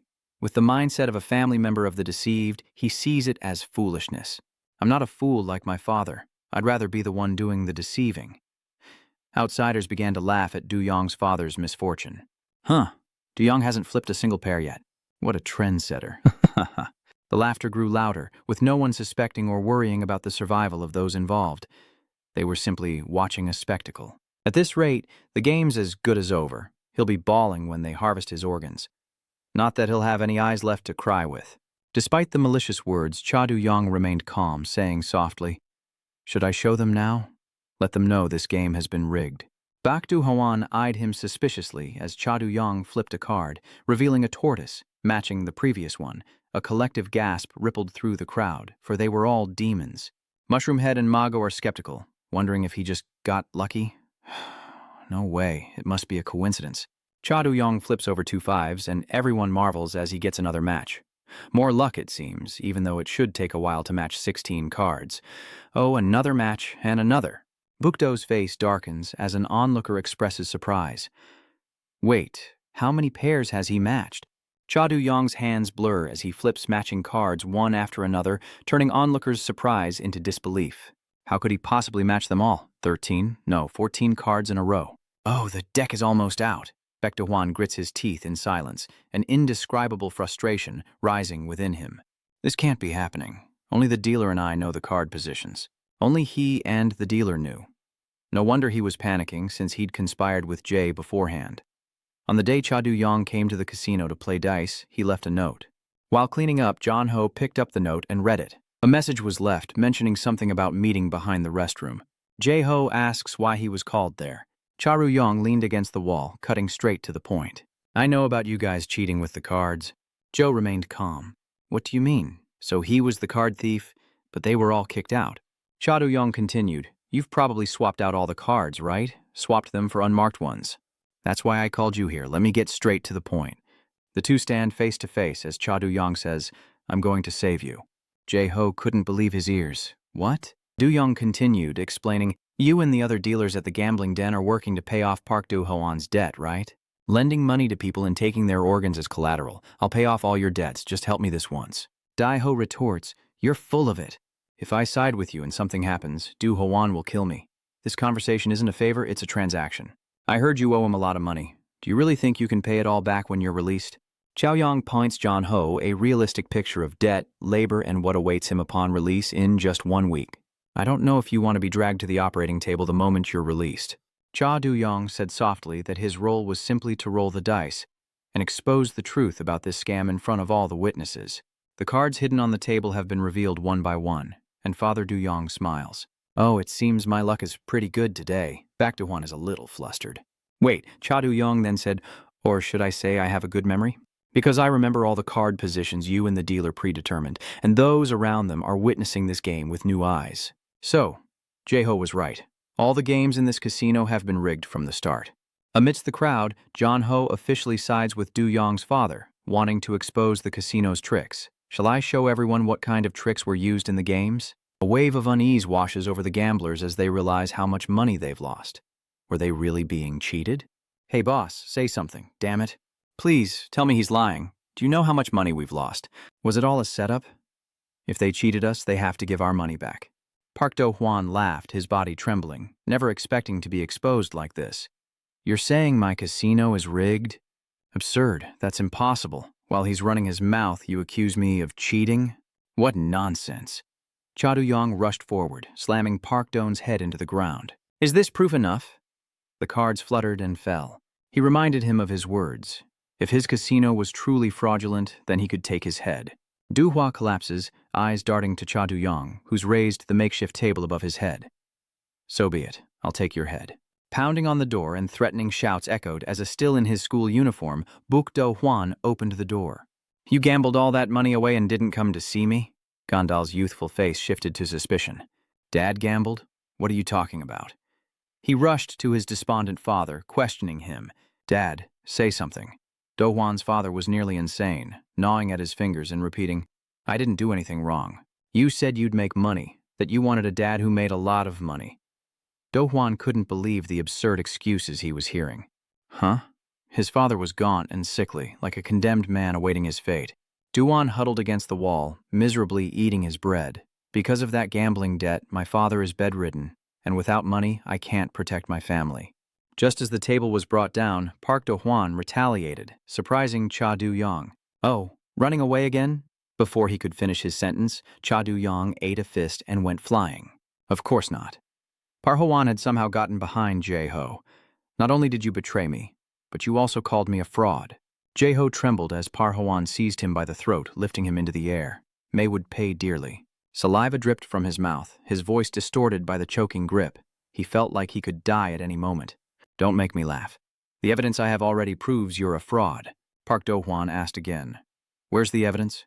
Jae-ho, his face red from lack of oxygen, saw another gambler running away with the evidence, and he was speechless. Where's the proof? Another gambler tries to escape with the evidence, but Park Do-hwan slams John-ho's head into the ground with incredible force. I should be the one who's angry. I can't believe you're colluding with outsiders to frame this casino. Is this how you pay your debts? As Cha Do-young rushes in, Park Do-hwan throws John-ho at him, sending them both sprawling. Park Do-hwan calmly spoke, saying money can buy people's loyalty. Then, with a raised fist, he unleashed a flurry of powerful blows. I don't intend to blame you, but I don't intend to forgive you either, as Mushroom and the others are astonished by his stamina. Park Do-hwan's speed is savage. I didn't expect him to be this fast. Jae is beaten to a pulp, his face unrecognizable, as Cha Do-young prepares to deliver a final blow to loosen Park Do-hwan's muscles. Of course, neither will I. As the cash flies, Park Do-hwan falls. Do-young stood tall, declaring, I don't intend to run or let anyone else escape. Do-hwan watched the money fly, recalling the dark days when his father struggled with his illness. Beside him, a man commented, Your father still hasn't come to, it seems. I never thought he'd end up like this. Do-hwan lowered his eyes. That rigged gambling is what made my father this way. The man could only exclaim, Good heavens, he took his father's hand. Even if he hated him, he must have carried a heavy burden. That gambling debt, he paid it all back with gambling. Young Par-hwan realized something then. When his father was bedridden, he understood that without money, one cannot protect their family. His father's dissected and heavily stitched body is revealed. The man beside him, an organ trafficker, chuckled, saying anyone who heard would think his father made the decision himself. He looked thrilled, staring at Park Do-hwan's calm face, thinking, You've sold your life to me. So it goes to show, raising children is for nothing. And the two men remained there. Next to the near-lifeless man was Do-hwan's father, but now his debts were paid. Why do you still care for your comatose father? Could it be filial piety? Baek Do-hwan retorts, Does filial piety make money? No, it's because I sell my own family. The flashback fades. Park Do-hwan sits up, declaring, Don't worry, I'd never run without my money. Do-young's father advances, but he can't help but wonder why this man is so obsessed with money when he's clearly losing the fight. Just when Cha Yu-young seemed to have the upper hand, Park Do-hwan found an opening to strike back. But is fighting really that important? Cha Do-young is hit and sent, flying towards a nearby car. Park. Do-hwan wiped the blood from his hand. Guys like you are only good for making money under me? You think fighting is everything? The onlookers jeered. Wow, he was acting so tough just a minute ago. Is that guy dead? Mushroomhead asks, wide-eyed. Wait, what's going to happen to Do-young? Baek Do-hwan regained his composure, a smile on his lips, and said, Sorry for the disturbance, everyone. As you can see, this was just a minor accident. Our gambling den is perfectly fine. We'll take care of this right away. Do-young's father, buried in the rubble, suddenly speaks. Do-hwan, cut off, turned to look at him. Looks like I was wrong. Just as you said, your gambling den doesn't cheat. I have no reason to kill you. Even if you regret it now, Baek Do-hwan said, as Do-young's father replied. But no reason is needed. This is a playground after all. Mushroomhead can only listen to Cha Do-young's nonsense, unaware of what he's really thinking. Do-hwan turns to see Do-young still in the same spot. From now on, let's play hide and seek. Do-hwan frowns as Do-young continues, telling him to hide it well. Or you'll be exposed. The shattered mirror breaks apart. Cha Do-young gets up, saying if you're caught, you're dead. Cha Do-young continued, warning him to hide well or risk exposure. The shattered mirror falls apart as Cha Do-young rises. If I get caught, I'm dead. I'm coming for you. Do-hwan picks up the dice and charges at Do-young while Cash litters his desk. I earned everything here. There's no way I'm running. This guy still doesn't understand the situation. Do-young's father catches his hand, blocks the blow, and forcefully kicks him down, saying everything he has is about to turn to dust. Like a machine devoid of pain, Park Do-hwan stubbornly retorted, Don't talk nonsense. Cha Do-young locks Park, Do-hwan's arm behind his back. I'm done with this game. Let's play something else. Let's roll the dice. The dice on the ground show a 3. Cha Do-young chuckled, making a fist and landing 3 blows on Park Do-hwan. 3 punches for you. Baek Do-hwan collapses onto the table, not even lifting his head. You dare drag me down like this? His face contorted, but he still had the strength to retort to Cha Do-young. I'm not like you. All brawn and no brains. The dice are rolled again, and as Do-hwan watches, he declares that he has ambition and plans. The reflection of the dice is imprinted in his eyes. Cha Do-young looks down, the dice settling on 6. Indeed, ambition and strategy, but you're out of luck. Buk Do Hwan screams, "Stop this nonsense." Before he could finish, Cha Du-yong lunged forward. 6 strikes. As Buk Do Hwan slips into unconsciousness, fragmented memories surface. He recalls visiting a tattoo parlor where he met Yu Haigon, a beautiful woman adorned with unique tattoos. She was inking a pig tattoo. "Your mom gave you permission, right?" "Lately, koi and goblin tattoos have been popular with students. What would you like?" The younger De Hwan stood before her and said without hesitation, "I want a dragon tattoo on my chest, just like yours." She shyly covers her chest, thinking a real man would look there first. Du Hwan continued, "I know everything. I know you belong to the Cheonryong Guild." He opens a bag full of money, saying, "Take me in. Let me join and use my plan." With unwavering resolve, Do Hwan declared, "I can make a lot of money." Yuhai twirled the tattoo machine, a flirtatious yet stunning smile playing on her lips. "I don't know, but I like men who value their lives over money." Do Hwan grabbed the tattoo gun from her hand and, without hesitation, stabbed himself with it before she could react. "That's right. For money, I'd bet my life as many times as it takes." Yuhai laughed, pressing close to Do Hwan. "Now that you're in, what do you want the gang to do for you? Are you looking at Buk Do Hwan?" "First, get me into the juvenile detention center. Night has fallen outside, but inside the casino, chaos still reigns." Du Hwan was no longer as calm as before, and he fled through the surrounding crowd. "Get out of my way, you son of a bitch. Get out of my way. Don't block me. Get the hell out of here." He was covered in wounds, unable to run properly, as he remembered the evidence of his cheating that someone else had taken. Though enraged, he knew he had to evade. He had to destroy all the evidence of his cheating before it was discovered. "That bastard Cha Du-yong will be coming after me soon." He ran for his life until he saw Majum, who had disappeared. In his hand, he held the bag of evidence he'd taken earlier, and he swung it hard into Park Do Hwan's face. "I brought it back. The evidence." The bag's zipper loosens, spilling its contents, cards and dice, onto the ground, which the onlookers gather up. "Who is that?" The contents of his bag are scattered all over the floor. "Dead cards. These are the cards they use," Mugjiam says. "Look closely. The dealer said there was something wrong with these cards." The man with the evidence, who had passed out earlier, slowly sits up, and Magigam is certain that cheating has occurred. "Bak Do Hwan, you're finished." Mushroom Head couldn't resist adding, "Magijam, you're the best. Thanks for the help." The crowd erupts once again over the cheating. "So, all the money I've gambled here, of course. You'll have to return it all to me." Buk Do Hwan lay on the ground, looking utterly pathetic. His hand tightened on the money on the ground. "I'll never give it back. I'll never let you take it from me." Blood streamed down his head, face, and eye sockets. "This is my money I earned myself." Cha Du-yong approached, dousing him and his beloved money in gasoline. "It's not over yet. There's one last game called, well, let's just call it shock therapy." Diong grabs the stun gun, but Park Doan is still more worried about his money than his life. "You lost, so you go first." "Wait, my money's covered in gasoline." The electricity surged through him, each jolt an agonizing shock. I said, "Forest, you son of a bitch." Unable to move from the electric shock, Du Hwan hears Cha Yu-yong say, "I told you. What you gained will soon turn to dust." A second surge of electricity knocks Du Hwan unconscious, shocking the onlookers. After a moment of silence, someone says, "Du Hwan's finished, but that's not the issue now. Let's grab the money first." People rushed to pick up the scattered money, while Vu Se-du, who had been watching, laughed, knowing all along it was a cheat. Du Hwan lies unconscious on the ground. "Dear Do Hwan, you no longer have the power to run this place. Time flies, and after a year and 2 months, prisoner 7849, Baek Do Hwan, is released. He walks out of the prison gates, chuckling, "Though I lost in prison, thanks to that guy I learned a lesson and prepared an even bigger plan. I just need to start over." Waiting for him was none other than the organ trader. "Du Hwan, you've suffered a lot, well done."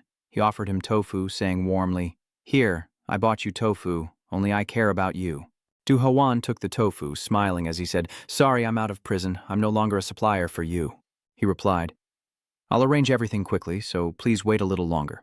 Of course, there will be a place for you, but first I think we need to settle the money you borrowed from me." Standing before him, Do Hwan said, "You know I don't have any money right now." The man chuckled. "Money is secondary. As long as you're here, money will come. Don't worry about it." The scene before him. The room in the car, Yang, and the doctor. He knew better than anyone what they had. It was then that Do Hwan realized the gravity of the situation. "What the hell?"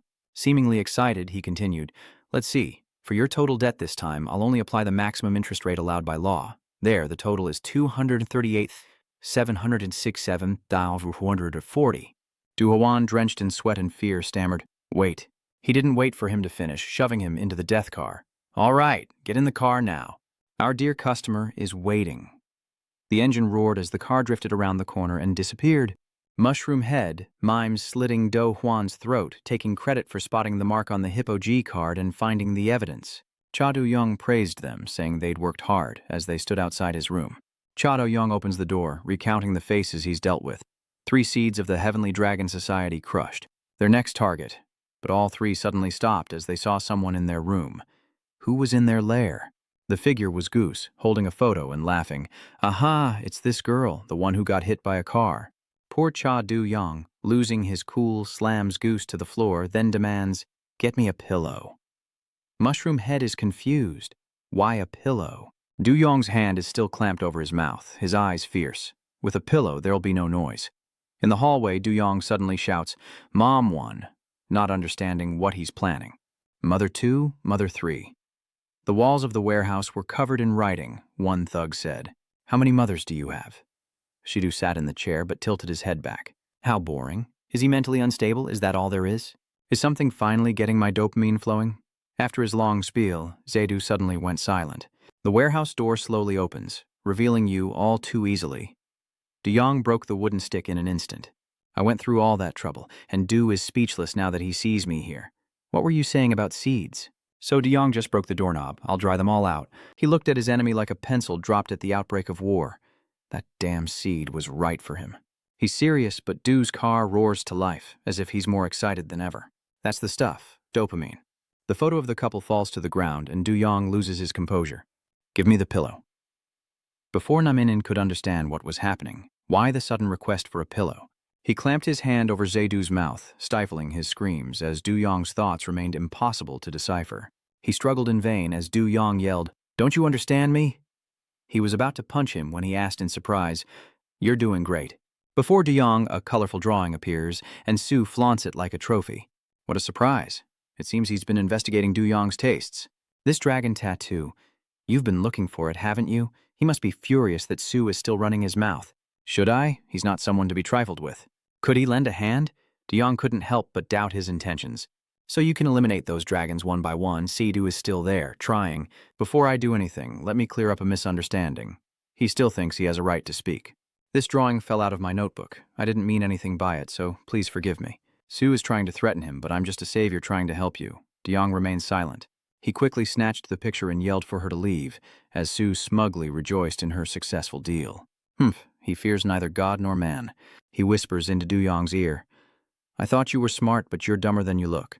Du-young is powerless, but he still lashes out at Xia Huo, saying that as a team leader, he can beat anyone he wants here. Judging by his eyes, it's clear that Du-young has no chance of making this happen, but if you keep pushing people around, you'll be killed by the other managers. His words heightened the tension. A minor cultivator.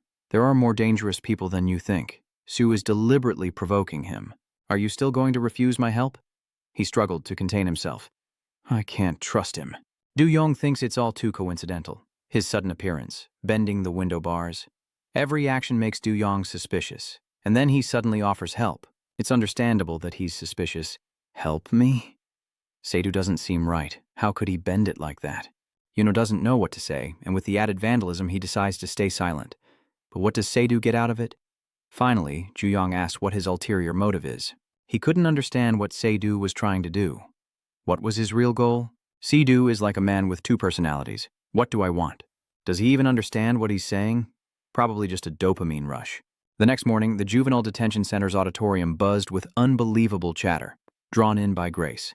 In the sweltering Juvenile Detention Center, girls arrive to preach and sing to the inmates. Girls again? Everyone looks attentive and prays, but their true nature remains unchanged. This hymn is so exciting, amen. The prisoner ogled the girls on stage, remarking that the cathedral's blessings were on another level. Du-young was annoyed by the whispers around him. God is the future. Mary is the future, fools. The capitalized words on the sign caught his attention. Everything had changed, and all that remained was a voice calling out. "Hide, hide, don't show your hair," the voice echoed, accompanied by the image of a girl entering the church. "Hide, hide, don't show your hair." The painting on the window kept the sunlight from entering the room. Jaeon found him in a dark room, and she was overjoyed. "Found you. Du-young's little bunny, Lion, age 17. Du-young's reaction is enough to make anyone sad.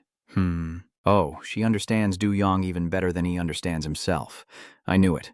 You fell asleep again? You didn't even realize you drifted off. Yes. By the time you woke me up, Jaeon was worried about your health. Didn't I tell you it gets cold here at night? Du Yong's definition of comfort is the opposite of everyone else's. Anywhere is better than home. She doesn't know what to say to Ju Yong either. He questioned the noise, hearing a door open. Was someone with him? Jaeon doesn't know what to say. Why me? It seems she knows who it is.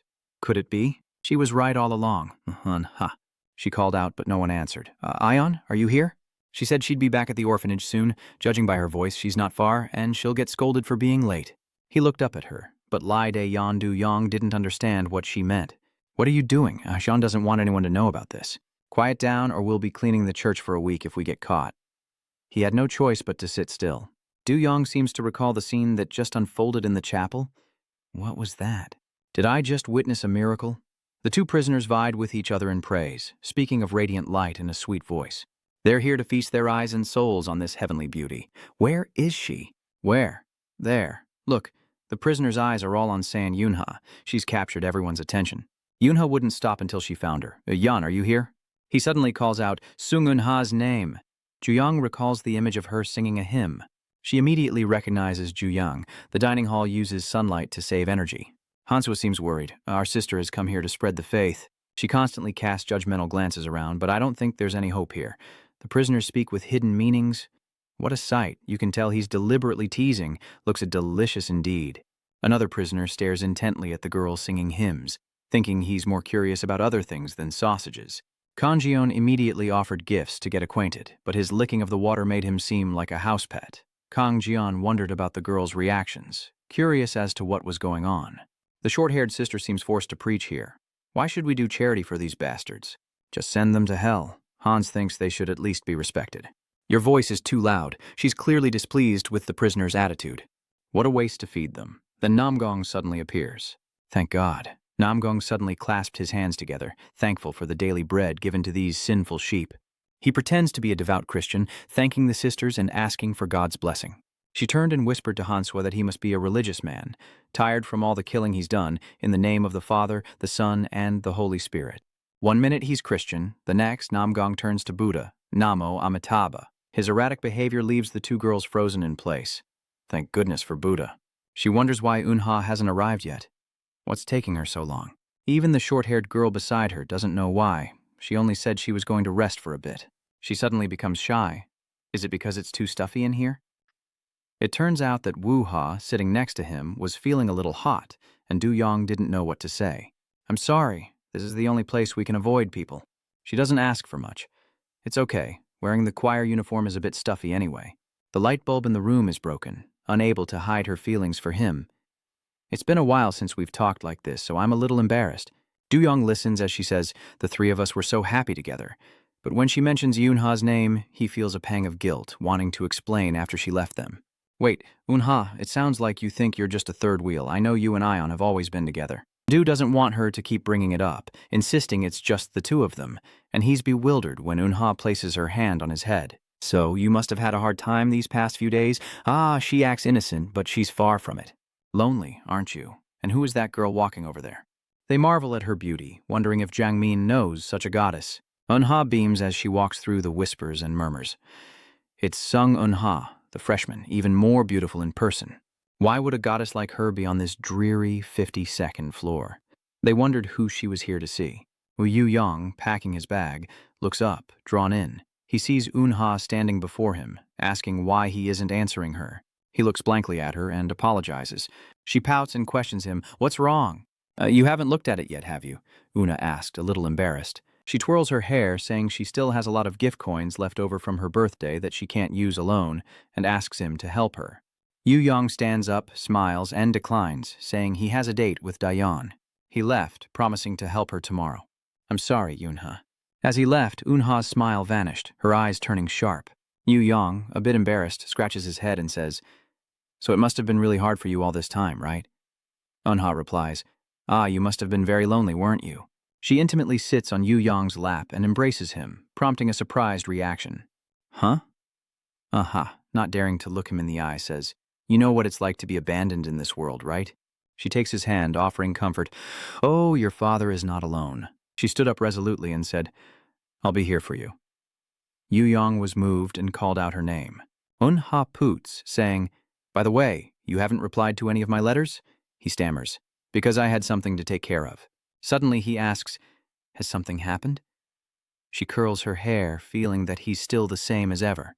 Un-ha continued curling her hair, then suddenly spoke, but a voice from outside startled them both.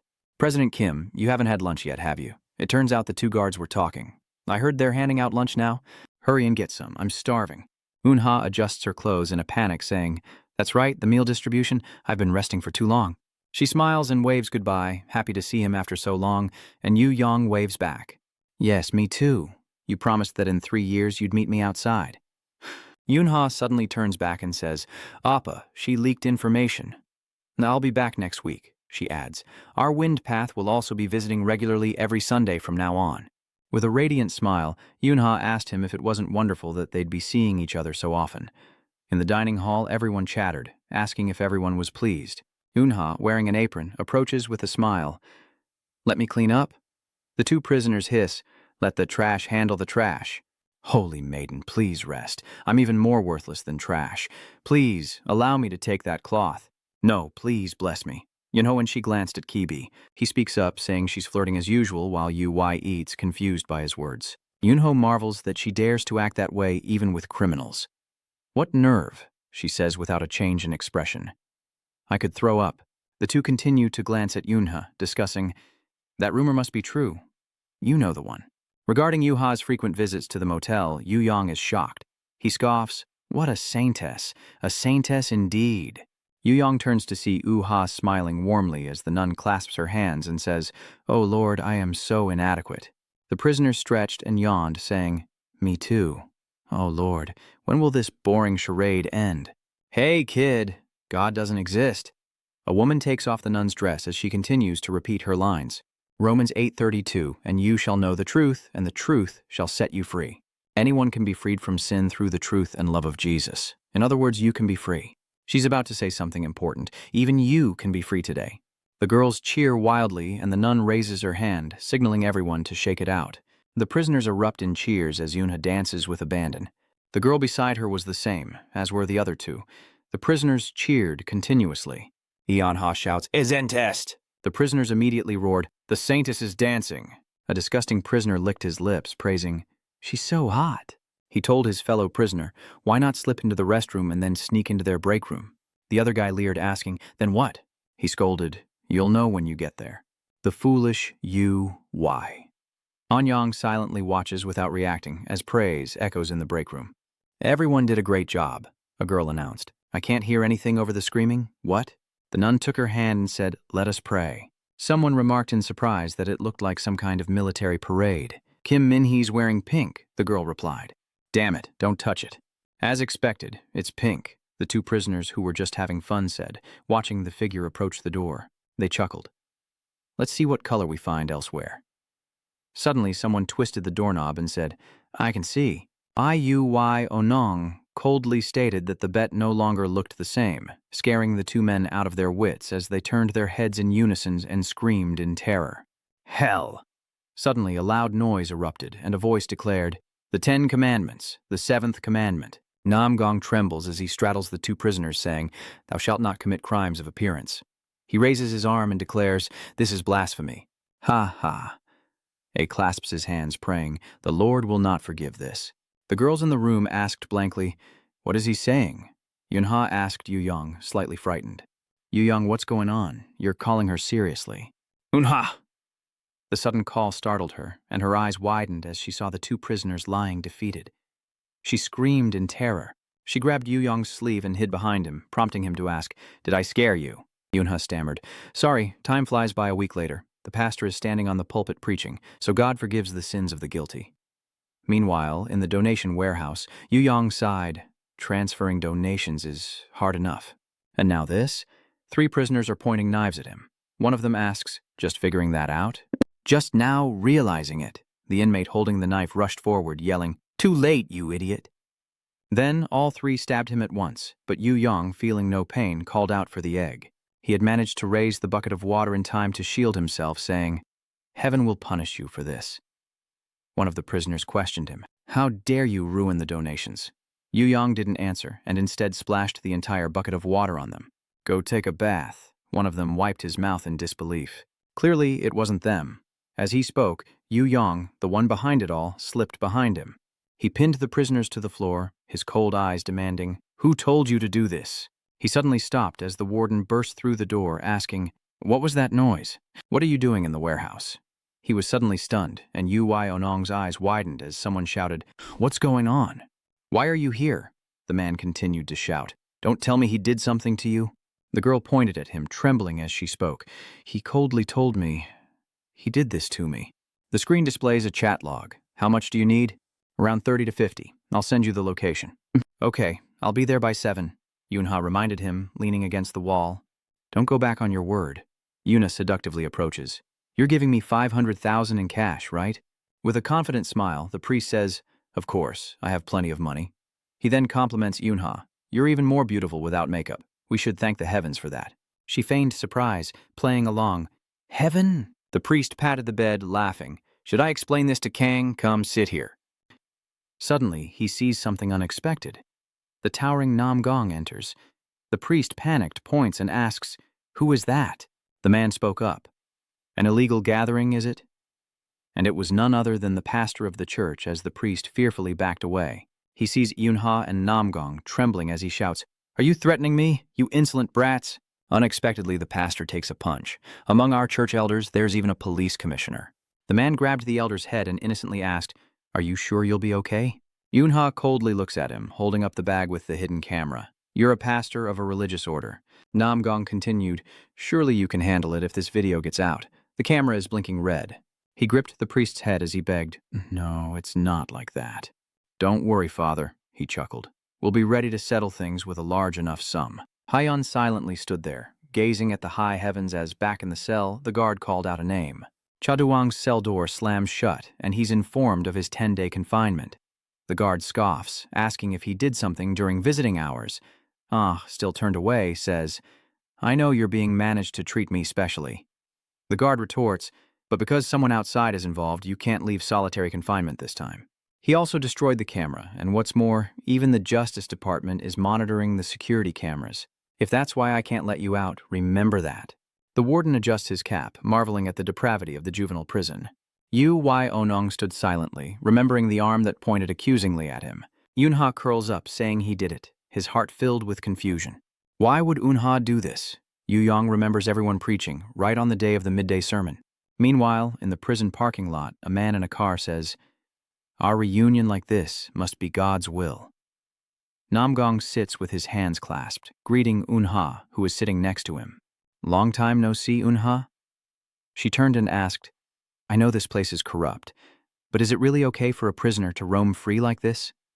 He nonchalantly replies, "The heads of this prison block pay the warden monthly and are guaranteed a certain degree of freedom, so don't worry." He was certain that even if that weren't the case, as long as he could be with her, he could endure anything. He recalled meeting the priest, and being together like this reminded him of those times. Namgong recalls beating the old man half to death, judging those who stray from the path. He smiled coldly, saying that even if his methods were a bit heavy-handed, Namgong Joseph was behind 12 serious assaults and threatened 18 other undetected cases. Namgong then said, "You've always been a great help to me." He entrusted her. "So, I'm leaving this to you." Judge Duang Ha listened silently. Royong sits and contemplates, lost in thought. No matter how much he thinks, he can't understand. Based on the current situation, someone is trying to frame him. He recalls the attack, suspecting that those who sought to harm him, the moment they all struck, it was just a staged distraction. Yu is knocked to the floor. It was then that he noticed Un-ha in the corner. The real goal was to use her and frame him for sexual assault. The warden approaches, asking, "What, you're blaming them? He did this?" Un-ha timidly replied, "He saved me." She changed her mind at the last minute, pointing to the prisoners and declaring, "They forced me here and tried to hurt me, but he saved me." After hearing this, the warden ordered, "Drag them out now." Zhang turned back to look, wondering how he could have been manipulated. Who is she, and why? He never expected her to change her mind at the last minute. "She saved me?" Jung calls out to the warden. Guard, I have a favor to ask. What favor is that? Since there are surveillance cameras, don't attract too much attention. He agrees. I know. What is your request? I want you to call someone, Namgong asked, frowning. The first day she visited the prison last week, he recalled as she avoided him and ran away. That's when he and Yang were standing there. Dua, what's going on? He exposed her. Looking behind someone, I realized. Jung asks if she's afraid. Namgong then declared that she had been seduced by a heretic, adding, so I gave you a chance. A chance for you to judge that heretic with your own hands. He leaned in, asking, but why can't you do it? Yuna trembled. The judgment you speak of. Can I stop now? Namgong's expression changed. Have you already forgotten what Jibo is doing outside of prison? He reminds her that he has all those videos. Namgong smiles, saying, you've done so well so far. Just keep helping me like this in the future. And then her mother heard everything, and Yunha gritted her teeth, rising to threaten. I'll report you to the police, she continued. I'll report all the crimes you've committed. Namgong then threw the rope aside and pinned her down, causing her to scream. The curtains have been drawn, and it seems she's more depraved than I thought. He lies on the bed, passing judgment. She covered her mouth in shock, but Yunha insisted she would use this opportunity. With a cruel smile, he says, I'll cleanse you right here.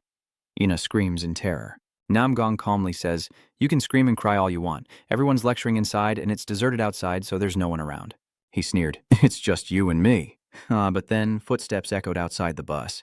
Startled, Namgong turns to see a figure boarding the bus, as does Ha, who recognizes Zhou Yang standing tall. Namgong calmly asks, how did you... He questions his release from confinement, then tells Yunha, can you wait a moment?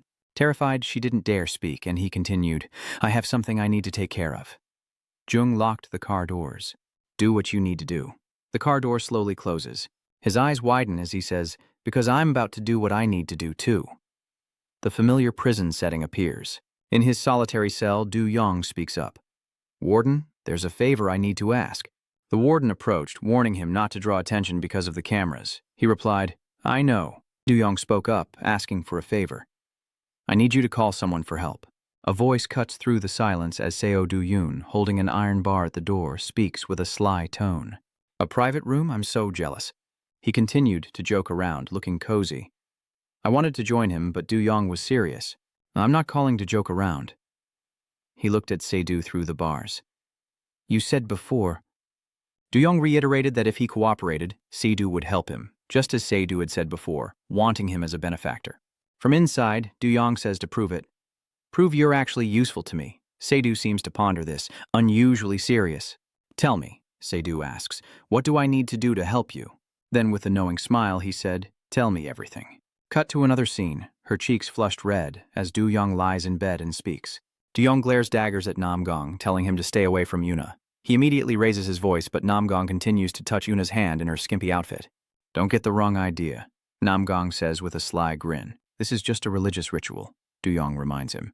Hey, he demanded with a sharp tone. Stay away from her. Namgong approaches Du-yong. I already told you, he continued with a defiant smirk. I told you this is a religious ceremony. And then Namgong lunged toward him. I don't understand heretics like you, but without delay, Du-yong takes the initiative. He lands a solid punch and Namgong reels in pain. At this moment, Du-yong said, stop talking nonsense. Seeing Ha in such a miserable state, tears welled up in his eyes. He emphasizes what he did to Ha. Du-yong seemed to descend into madness, his voice a furious snarl, a crime worthy of being torn apart. Du-yong continued his assault on Namgong, fueled by rage, preparing to deliver what he called a sinful blow. Suddenly, Namgong reacts, speaking from within his rippling muscles. That's a strong fist. Namgong smirks. This is the first time I've seen a blow aimed so accurately at my weak point. Who taught you that? But Yu-yong wastes no time, continuing his assault. I didn't learn my technique from humans. Namgong suddenly spoke. What I possess caught him off guard for a moment. He seemed unfazed despite the large dent in his chest, merely a god's blessing. With worry, Yunha cried out, Appa! Namgong, empowered, prepares to strike with his divinely blessed body as a commotion erupts from the vehicle and a tearful oh-ha covers her mouth in horror. Namgong declared, I am merely looking at Du-yong on the floor with satisfaction. I carry the mission to punish heretics. Namgong continued proudly. I am God's messenger. Then he suddenly grinned grotesquely. Is that so? Namgong turned around with a repulsive look on his face. Unha. Cut to a youth Bible camp sometime in the past. Yunha says, because of the debt, we have to separate now. She's sad, but one day, they'll surely live together with her mother. Unha clasped her hands together in heartfelt prayer. Amen. The two comforted her. Is your mother really going to pay off all of your father's debt alone? How wonderful. Others chime in. We'll pray for you too, Uha. She was overjoyed to hear that. Thank you, everyone. Namgo seems to be nearby. He watched her graceful figure walk away, his face twisting into a strange, unsettling smile. Amen. The hallway scene darkens as Namgong chases after her, calling out. She turned to ask who it was, and he introduced himself. I'm Namgong Joseph. Last week at Bible camp, Namgong seemed sincere and overheard your unfortunate circumstances. She recalls telling everyone that her parents were burdened by her father's debt, and someone asked, Are you planning to pay it all off by yourself? He began, I can help you resolve this. Hearing that, she was a little surprised. Namgong continued, There's a quick way to pay off your debt. She wondered what it was. He called it a job punishing heretics, a respectable job.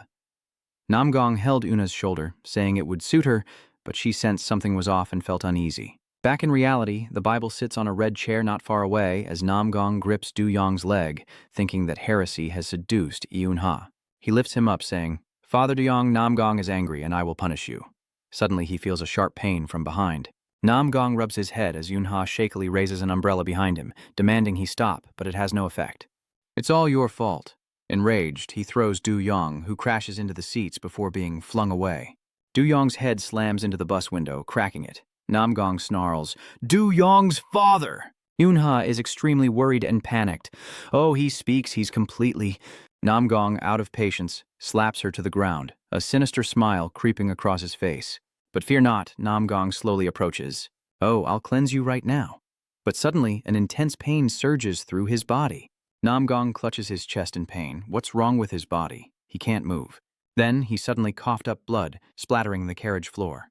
Namgong is caught off guard, wondering what's happening. Du Wai Onong spoke up from behind. You said it yourself. He continued, saying he was only targeting weaknesses. Du Yong looked at his pathetic face, saying even his blessed body couldn't withstand internal wounds.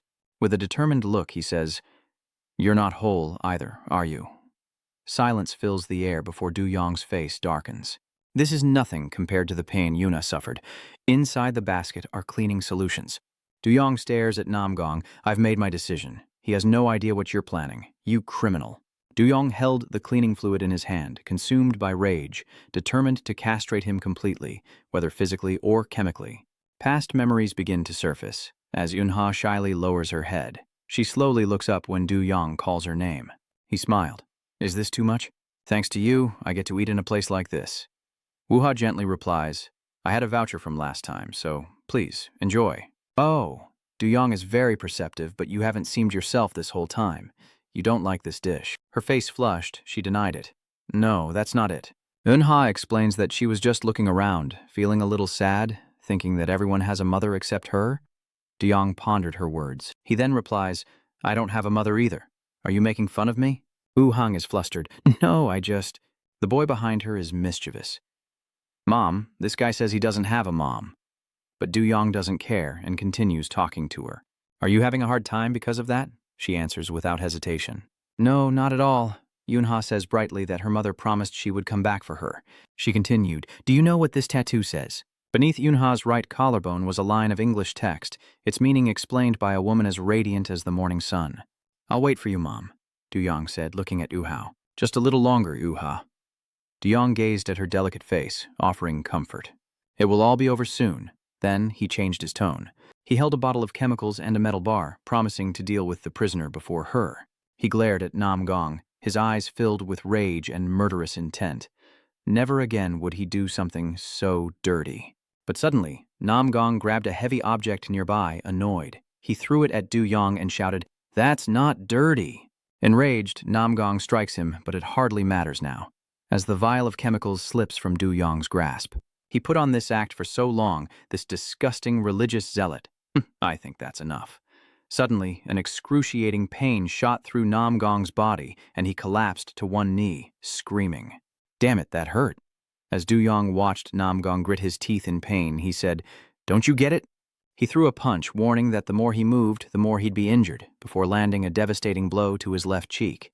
Namgong, his mouth already full of blood, forced out, "My attack should have done far more damage." He looked at him defiantly. "Try me." They traded blow after brutal blow, one attacking, the other defending, locked in a grueling exchange. Namgong's face contorted with rage, then shifted with alarm. His body was reaching its limit. Eon Ha, watching from a distance, sees a lifeline. He'll use the girl as bait. Diong scoffs, "Blessed body, you say? All you do is—" Enraged, he unleashes a powerful blow. This hostage situation? Duyong added another powerful kick as he fell. He looked at Namgong. "It's been a while since I fought someone like you, so it took me a moment to adjust." Duyong invokes his father, asking what Namgong is compared to him, and despite the pain, Namgong suddenly laughs.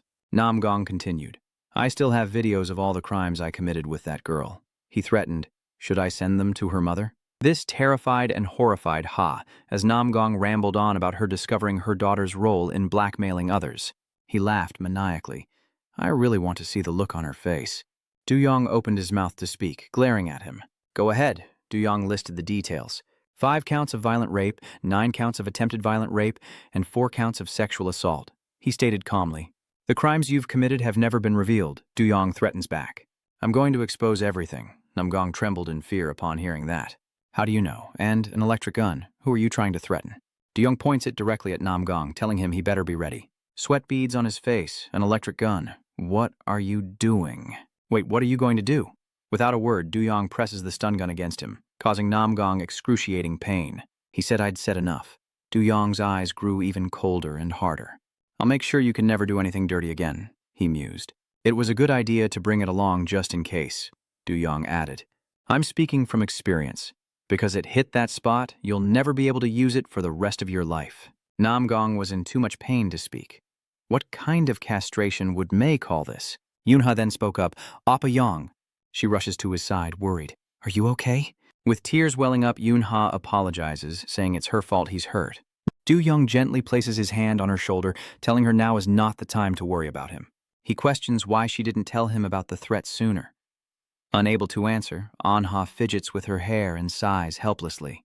She wonders how he knew, and Anha asks him about her habit. Duyong, recalling past moments, says, "When you want to say something but hide it, you touch your hair. I should have noticed it sooner." "Sorry." Duyong suddenly noticed and reached for her face. "Wait, come here, you're hurt." Yunha is bashful. "It's just a scratch." She gives a gentle smile. "It's nothing." Duyong looks at her with tenderness. He can't believe she took down someone so big with just an oar, Duyong says caringly. "From now on, don't ever do anything so dangerous again. Do you understand?"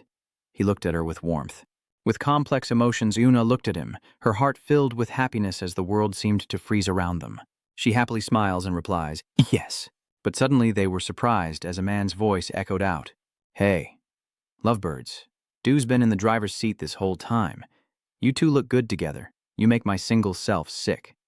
Duyong asks what's going on, and the uncle suddenly questions why the car is starting. Du is calm, asking what the gas and brakes are. Suddenly he yells and floors it. Du drives the car fast, causing Duyong and Ha to lean forward. "To all the single people in the world like me." He laughs maniacally. "All you couples." The car speeds up, along with Du's loud screams. "Go to hell, all of you." From the corner of the hallway, a strange voice echoed. There are countless ways the underworld disposes of bodies. Buried in concrete, sunk at sea, incinerated in crematoriums. A tattooed man sits bound to a chair. Kang smirks. All those methods focus on covering your tracks. He stood at the door, eyes sharp. But we don't need to do that. The Cheonryong way is to keep the bodies fresh for reuse when needed. In the mirror, the man shrinks back, not understanding what he's planning.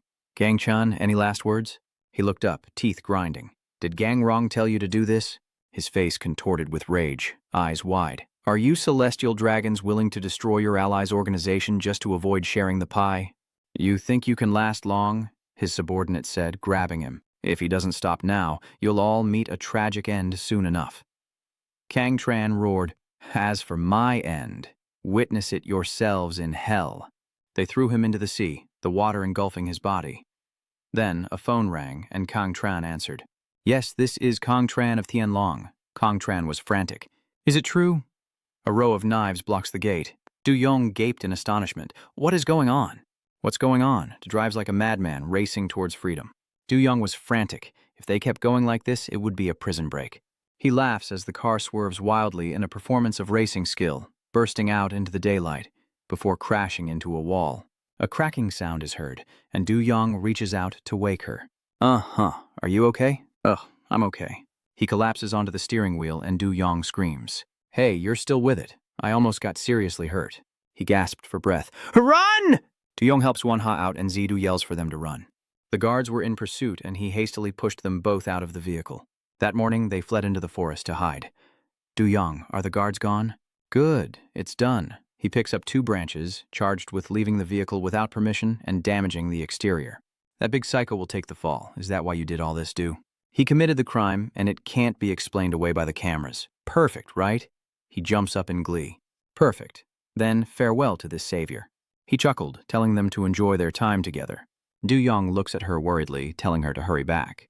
The sisters will be looking for you." "Oh, right, that's right." Suddenly she paused, realizing that Eun-ha, in her confusion, had almost forgotten something crucial. She took something out of her bag and looked at Du-young, saying that she thought it would be better if he kept it. Du-young opens his hand, revealing a bear keychain, and he looks rather moved. This memory surfaces of them happily visiting the claw machine store. Right. No, left. To the left. Eun-ha looks on with admiration. "Gon, you got 3. Tiangong said he couldn't do it."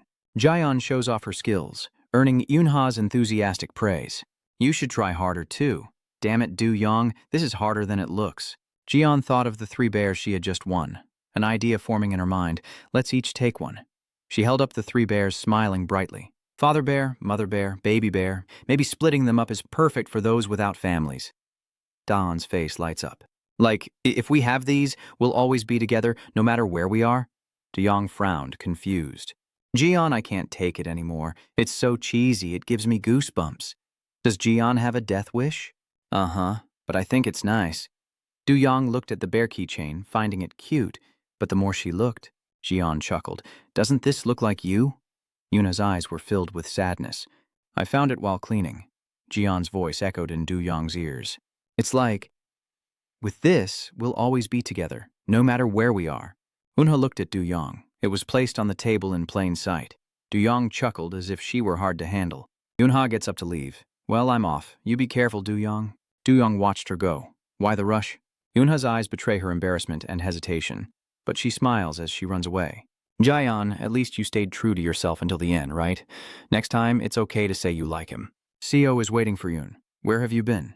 Sorry." Screams echo from inside the prison. "Can you hear them?"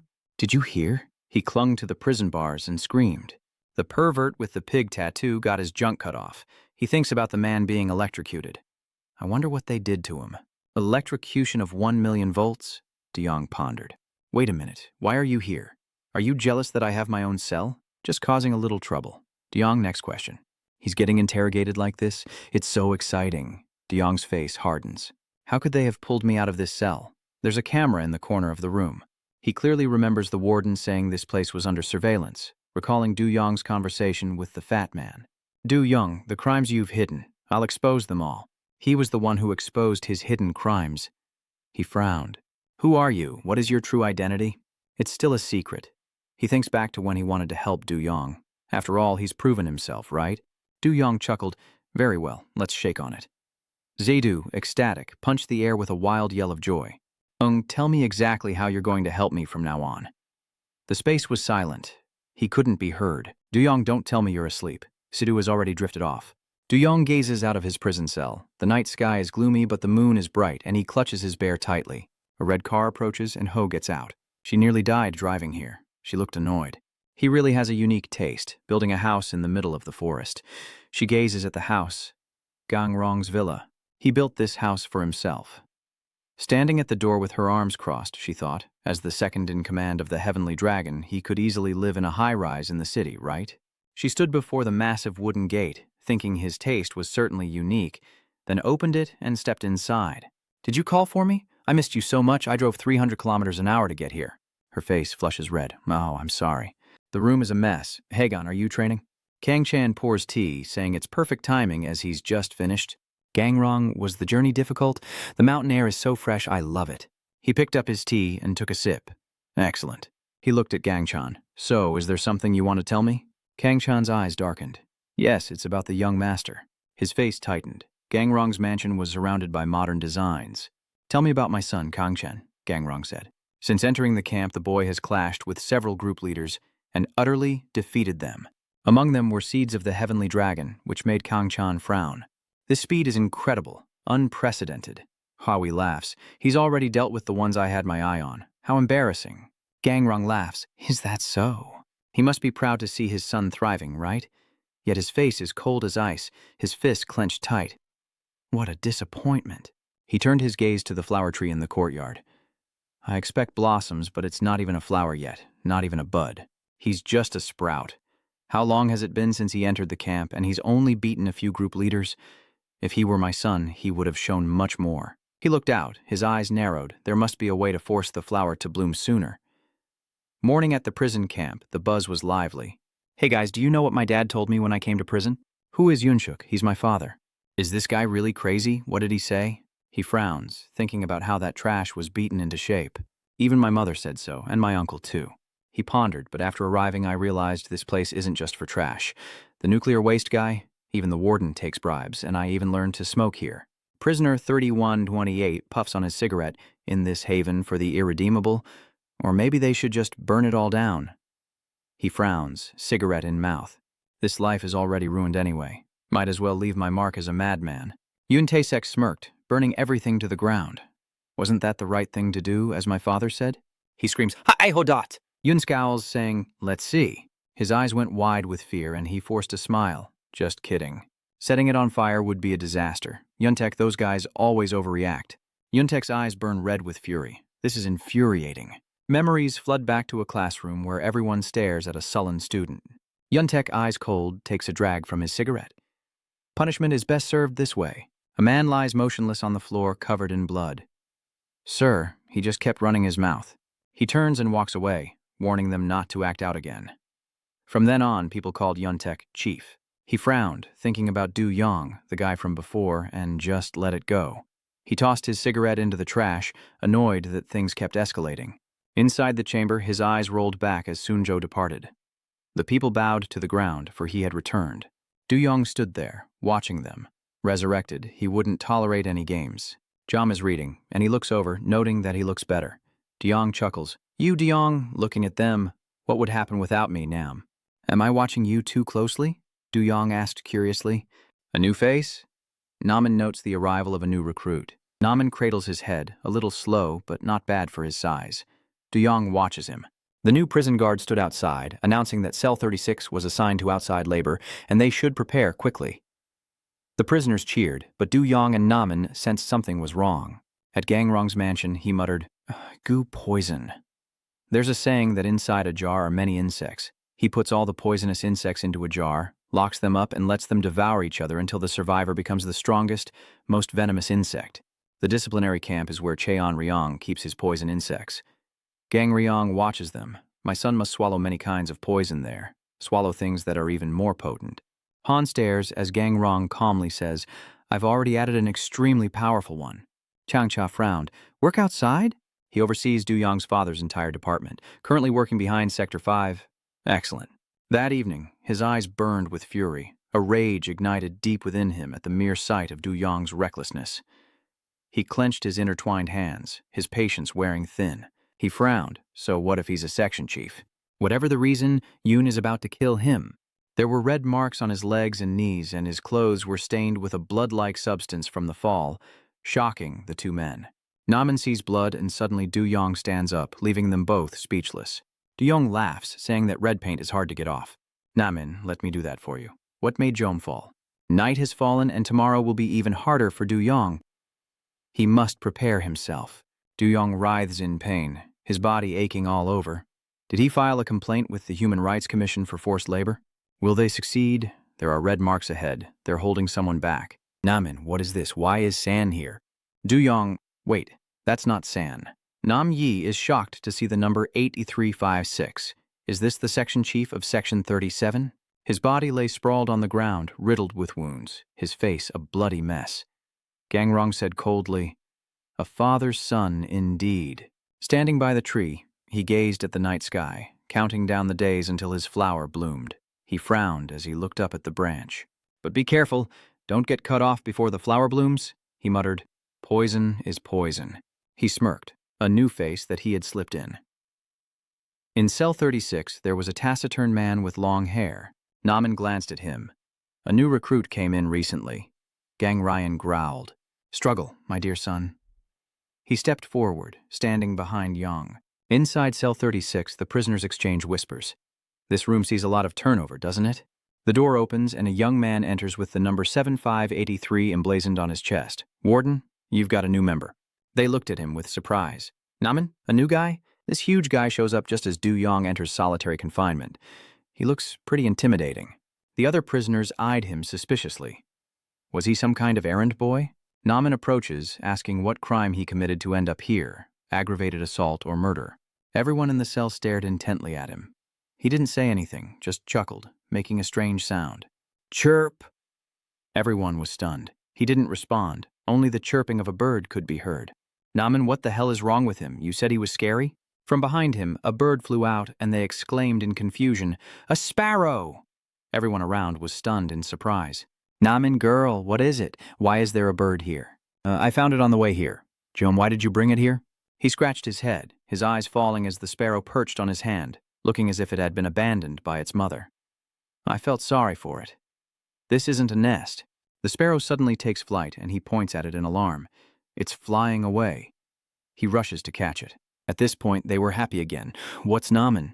He's even more foolish than I thought." Thank goodness he's so dense. He stood silently in the corner, his presence making everything heavy. Jiam didn't understand what was happening to him. A photo of Jaon and Du together sat where the sparrow had been. The photo showed them laughing happily together, but he glanced at the icy face. Gangrong smiles, eagerly awaiting the day the flower blooms brilliantly. He stares intently at the flower, his gaze truly terrifying. "Be careful." Naman's eyes widened in fear. "Isn't that Section Chief 37? His body is covered in bloody bruises." Du Yong frowned, recalling his father's warning. "Don't let anything hurt you before you bloom." With a cold face, he stood behind him, observing. In the prison bathroom, the inmates were changing clothes and gossiping. What's wrong with him? It's only been a short time since Du Yong returned from solitary confinement. The chief of cell 37 found him unconscious and took him to the hospital, but apparently he had 23 broken bones. Nam frowned, wondering how long he'd be hospitalized. He has no security cameras, so he doesn't know who did it. Jom frowned, wondering who would dare do such a thing. As always, he remained silent. Jom stared at him, muttering, "What a dork." Gio recalls when they were painting the walls, everyone was there except for him. When he turned around, Yo noticed something stuck to his shoe, and was shocked to realize it wasn't paint. Gio notices the man's back is covered in wounds, likely from the battle, as Yu Yong pats his shoulder, asking, "What are you still doing here?" "Joe, I was just thinking." Joe frowned. "I have something to tell you." Suddenly, Naman screams out in terror. "What is it?" The new recruit, Naman, stares at him, noticing the bruises all over his body. "Which gang were you in? What did you do before coming here?" He scratched his head sheepishly, explaining that his father was responsible for the bruises. Du Yong stared at him, frowning as he recalled a time back in school during 5th period gym class. "I had to borrow his gym uniform. I've grown so fast nothing fits me anymore. And all eyes are on me." "What's with him? What's wrong with him?"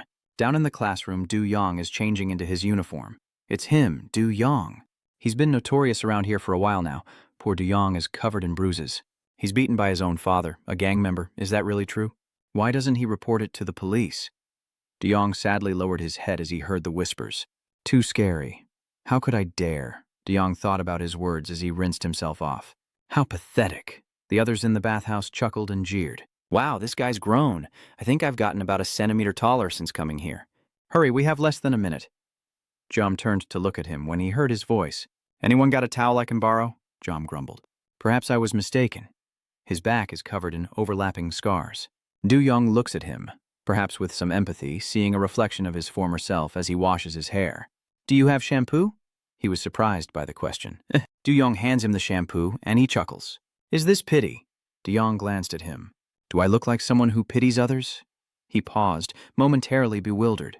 Du Yong continued, especially since you and I both live such pathetic lives. In the locker room, Du Yong dries his hair with a towel as he approaches, saying he has a question. He looks around, asking where everyone else is.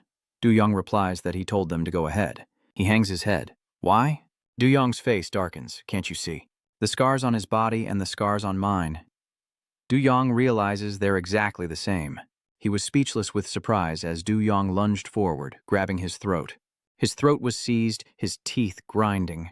Du-young's eyes narrowed. This couldn't be a coincidence. It doesn't matter what I think of those scars. Du-young thought of his cruel father, whom he blamed. I didn't recognize you without your tattoo, Du-young shouted with resentment. Gangrong sent you, didn't he? His face turned grim. Du-young tightens his grip. So you're not going to talk? Keep being stubborn then? Du-young glared at him. You'll tell me everything soon enough. That evening at the Gangrong villa in one of the rooms, Han approached with a cheerful face. I've brought them, sir. The young men lined up were far more charming than she expected. These promising talents are free for you to use as you wish, without anyone in Tianlong knowing, so you can do as you please. They bowed their heads, faces sullen as he sat there with a dignified air. You brought them. He scanned them with disdain. Just trash. None of you look like you could kill anyone. I need hunting dogs that can tear apart prey. Keep the big one. He turned to look at him, the rest were disposable, and with that he turned and left. Huo was stunned. Is this real? I went through so much trouble to find these guys. Suddenly, he heard a blood-curdling scream. He scoffs as the boy lunges, sinking his teeth into his neck. He collapsed to the floor in pain. Get away from me, you lunatic. His eyes are cold, and the man's face is full of excitement. Here it is, the look of a mad dog. He looked at him and laughed. From now on, call me your father. Cut to Jam Du-young's house where he yells, Are you deaf? He tightened his grip on the boy's neck. Let's see how long you can last. Du-young gritted his teeth. You'll spill everything soon enough. Du-young shoved him against the locker in the changing room, his eyes wide with fury. I'm his hunting dog. Du-young frowned. Him? Du-young recalls seeing no tattoo in the bathhouse, wondering if he belongs to neither side of the Heavenly Dragon Society, but is a man secretly raised by Gangrong. Du-young choked him until he gasped for air, yelling, Why did he put us in the same room and demote the warden? He had plenty of chances to attack me, but you just stood there and watched. Du-young pinned him down. Why don't you tell me? Tell me your purpose. Du-young sighed, his grip tightening. So you're going to stay silent until the end?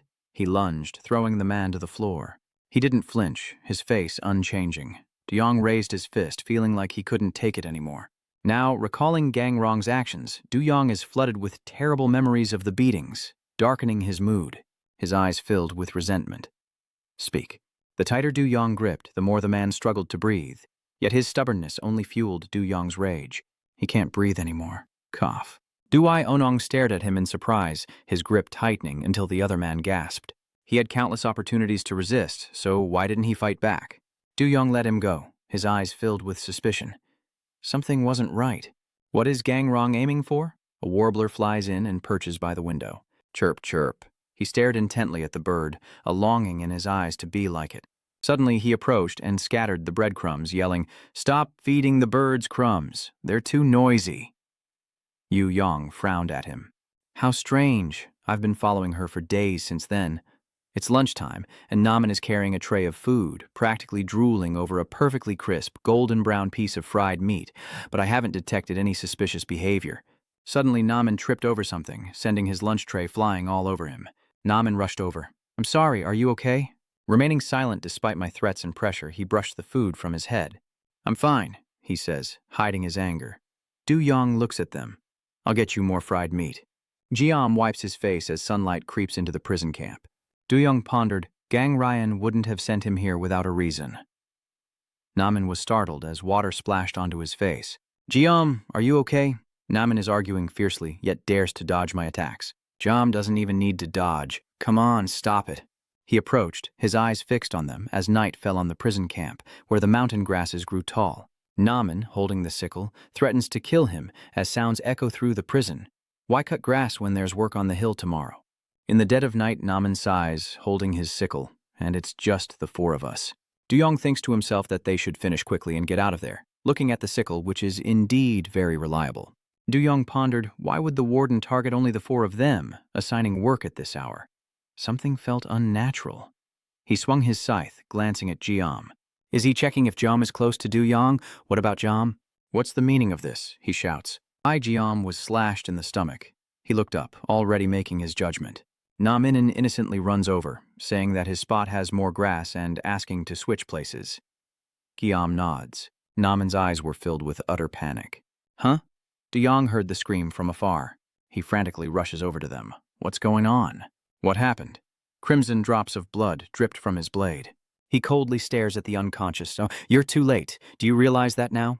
Du Yong's eyes rolled back in anger as he glared at Yang. His intention in sending me to you. At Gangrong's suburban villa, he exclaims, Gangrong is getting sharper and sharper. His body is covered in wounds as he stands there calmly, watching the hunting dog's fangs ready to sink into its prey. He wiped the sweat from his brow. For my father, I will tear them all apart. He chuckled. Of course. Gangrong looked at him. As it happens, I have a task for you. After stabbing them, he approached Du Yong, first to enter Du Yong's territory, preventing any outside interference. Second, to monitor Du Yong and find out who was close to him. And third, to eliminate them right in front of Du Yong. He moved closer to Du Yong, all of this just to make his son stronger. Du Yong's eyes filled with resentment. Is that so? He smirks. Your father is a madman, Du Yong, and you're no different for listening to him. What? He looked at them getting up in a panic, but he was sure he'd hit their weak spot. Guy pulls a piece of pigskin from his stomach, wondering why they use pigskin. The smell is disgusting. Namin, the feeling when you stabbed it must have felt so real, right? Look at that fool falling for the trap. De Jong smirks, investigating what the wrong gang wants. He thought back to their meeting in the office. His son had become stronger. I've been wondering just how far he'll go. He recalls Jaeon's accident, never expecting they'd resort to such tactics again. The wind rustles the leaves on the mountain. De Jong punches him in the head, disgusted, then delivers a brutal blow to his chest. Du Yong's face contorted with rage as he screamed, unable to bear it any longer. His father's hunting dog was unlike any other child. His own father cursed him, asking whose dog he was the son of, telling him to get out of his sight. He was disposable. Mother 7583 left with a lover, looking like she had a hard time saying goodbye. Fine. My life can't be ruined by him. And I was abandoned. With no parents to raise him, he was taken to an orphanage. But a child who's always so sullen like you will sooner or later affect the other children. Causing trouble for the orphanage would be problematic. And I was abandoned, to the point that 7583 was mocked by the traffickers, calling him a pathetic orphan. I heard someone wanted to buy him, and once again I was abandoned. He looked disheveled and pitiful then, as they continued to talk amongst themselves. I heard this one's got all his limbs, but he's so skinny, who'd buy him? 7583 was restrained with iron cuffs. They figured he couldn't escape, so they continued. This is a tough sell. Maybe we should try another buyer. Suddenly, a loud noise catches their attention, and they turn around. What was that? And then, in that final moment, 7583 miraculously broke free, sending the others into a frenzy. I've made my decision. With his wounded feet, he walked slowly with hope, just wanting to meet someone who wouldn't abandon him. Looking out at the vast city at night, 7583 was certain that I would do anything for them. Back in reality, Yu Huang's voice rose. The story of that homeless, orphaned kid wandering around like a stray dog. A gentle breeze rustles her hair. Yu Ho proudly added, I chose him as a gift for the boss. Dekang Chang-chan commented that such blind loyalty stemmed from a desire not to be discarded. Hearing this, she chuckled with amusement, and before the car sped off, Yu Ho added that they shared the same mother. Meanwhile, 7583 and Chao Yong stand face to face, sharing only one thing in common. They are both sons of Gangrong. Under the dark night, Chao Yong lamented that he couldn't believe he would use that method again. He rushed towards 7583, his face turning cold as he exclaimed how disgusting it was. With that, Yu Yong punched him, sending 7583 flying, his eyes cold with rage. The fact that Gangrong used that training method on someone else again filled him with unacceptable revulsion, leaving only silence in the still of the night. Yu Yong calling for Mag to get the warden confused both Gunamin and him. Why call the warden? Shouldn't we just take care of him? It seems Yu Yong realizes that everything is a play, orchestrated by Father Gangrong and the camp director, and under the cover of night he asserts that they will surely try to cover it all up. A skeptical voice questioned, all of them? Yu Yong, losing patience, repeated his earlier command. Go get the warden. He turned to 7853, who was getting up, and said, bring men and someone to carry the body down the mountain, before cutting to a highway in the mountains. Inside a striking red car, Hegon's voice echoes, which bird will win, according to a manager like him? Hearing this, Dukong Tran honestly remarked that the only thing the young master and that kid had in common was that they were both personally taught by the boss. Back with Yu Yong, the two clash, but every blow is mirrored. After that punch, Yu Yong's father and 78-3 were pushed back, but quickly regained their footing and advanced. Even his kick was blocked by the same move. The next punch to the jaw was the same, both sides bleeding equally. Not stopping there, they continued to kick each other in the side, the force so strong you could hear the wind. Perhaps that's why Yu Yong's father was losing steam and falling back, as he casually wiped the blood from his mouth. Interestingly, both Yu Yong's father and 78-53 mirrored each other's actions, from their exhaustion to wiping blood from their mouths. Then they both raised their fists and charged, their power so great that even the wind couldn't stop them. Dukong Songchan lights his cigarette, as if he foresaw that their fighting styles would be similar because they had the same teacher. On that road, not only Yu Huan's car is red, but another red car is running along the same route. As if implying Chao Yong and 78-53 are the same, perhaps these two opponents are in for a surprise. A cigarette slowly approaches the bright flame. Just as Du Kong Chan was about to light another cigarette, Yu Huan interrupted, asking who would win, making him pause and think. Meanwhile, the fight rages on, and 78-53 finally realizes that their every move is identical. He throws a punch at Yu Yong's father, so powerful it shakes the very air, then suddenly speaks softly. No, it turns out Yu Yong's father has caught 78-53's fist this time. That's why I said it wasn't the same. Yu Yong pulled him forward, sending 78-53 off balance. He pushed him against a large rock nearby, and suddenly a strong gust of wind swirled before 78-53's eyes.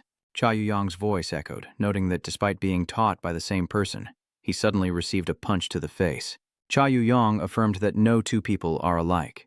The dust settled, revealing 78-53's disfigured face, the force of the punch having cracked the rock behind him. Suddenly, 78-53 gives a strange smile, his face bruised from the punch, yet he can still laugh. Then, 78-53 grips the arm holding his face and whispers, "Yeah." 78-53 squeezed Cha Yu Yong's hand with all his might, struggling to speak. "You're a good student," Cha Yu Yong says, frowning.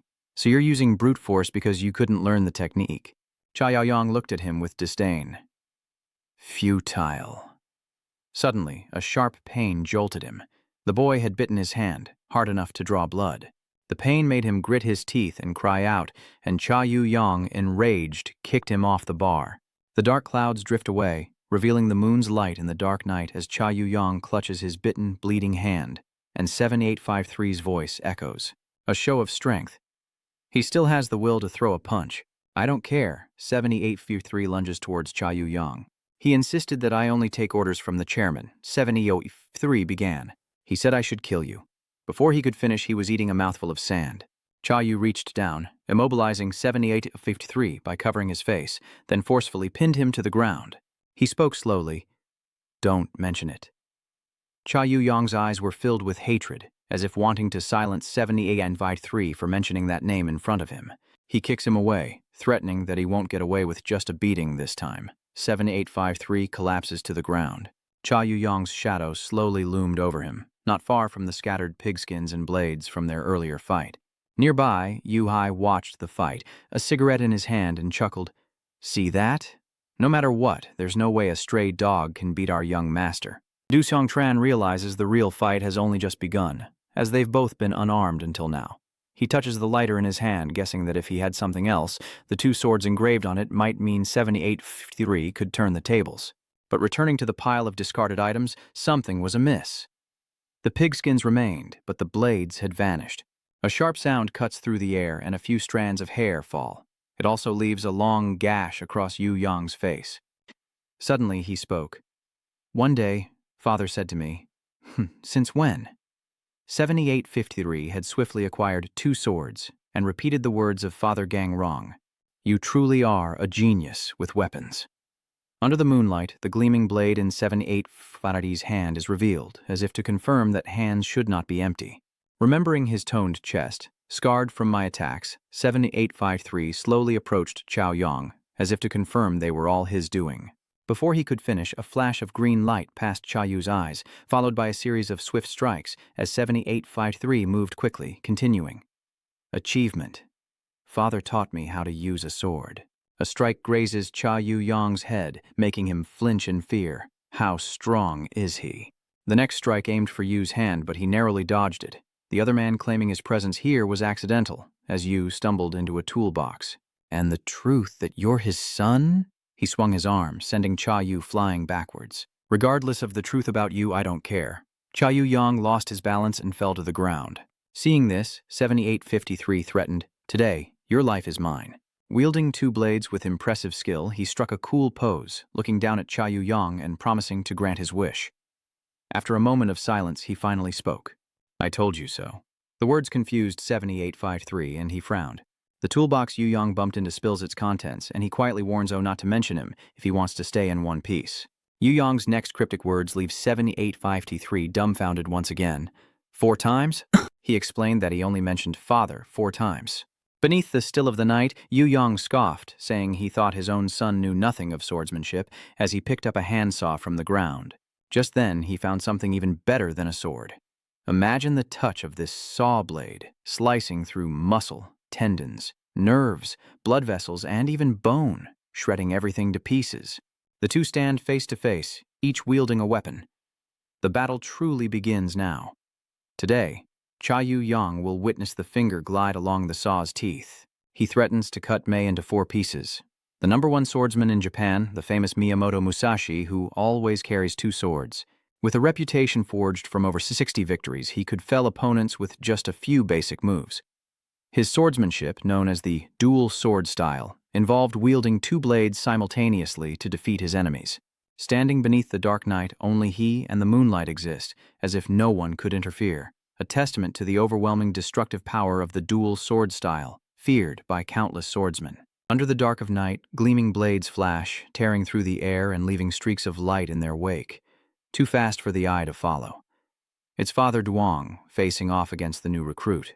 Suddenly, time slows as he stares intently at his opponent, the gleaming blades inches from his face.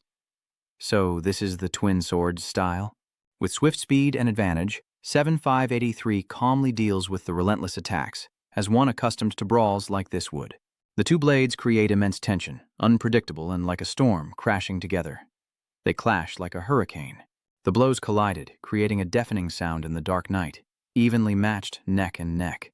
Unexpectedly, 7503 lunged forward, slashing his blade towards him, but Du Yong narrowly dodged the attack. He glared at his pursuer, realizing the danger was greater than he'd thought. Before he could catch his breath, Cha Gangrong's hound appeared right in front of him. Du Yong wasn't one to back down easily. He wouldn't have survived this long in this godforsaken place if he was. He swiftly parried 7583's blade, the resounding clash of metal shattering the silence. After a fierce exchange, the swordsman spoke, a taunting smile on his face. The saw, merely a tool for cutting wood, struck heavily against Du Yong's weapon, but through hundreds and thousands of years of history. No matter how Du Yong defended or evaded, his opponent relentlessly attacked with swordsmanship passed down through generations. He struggled to keep the blade away, even as he strained to hold the saw, which was being crushed by the refined sword, something a saw could never replicate. From a young age, neither opponent intended to back down. Suddenly, a blinding light erupted, and blood splattered through the air. The clash ended with a single, sweeping strike. Du Yong collapses to the ground, blood gushing from his body. "I have trained in swordsmanship." 7583 stops, glances back, and crosses his arms into the signature defensive stance of a swordsman. "With the twin swords my father gave me, I can strike with precision." He recalled his training, that familiar voice echoing in his mind. Carotid artery, brachial artery. Du Kang Kang Chan, under Gang Rong's command, lectured on the human body, specifically its fatal weaknesses: the heart, radial artery, and subclavian artery. His voice was eerily calm, stating that with a precise strike, the opponent would lose consciousness within minutes. These weak points are where life can be stolen.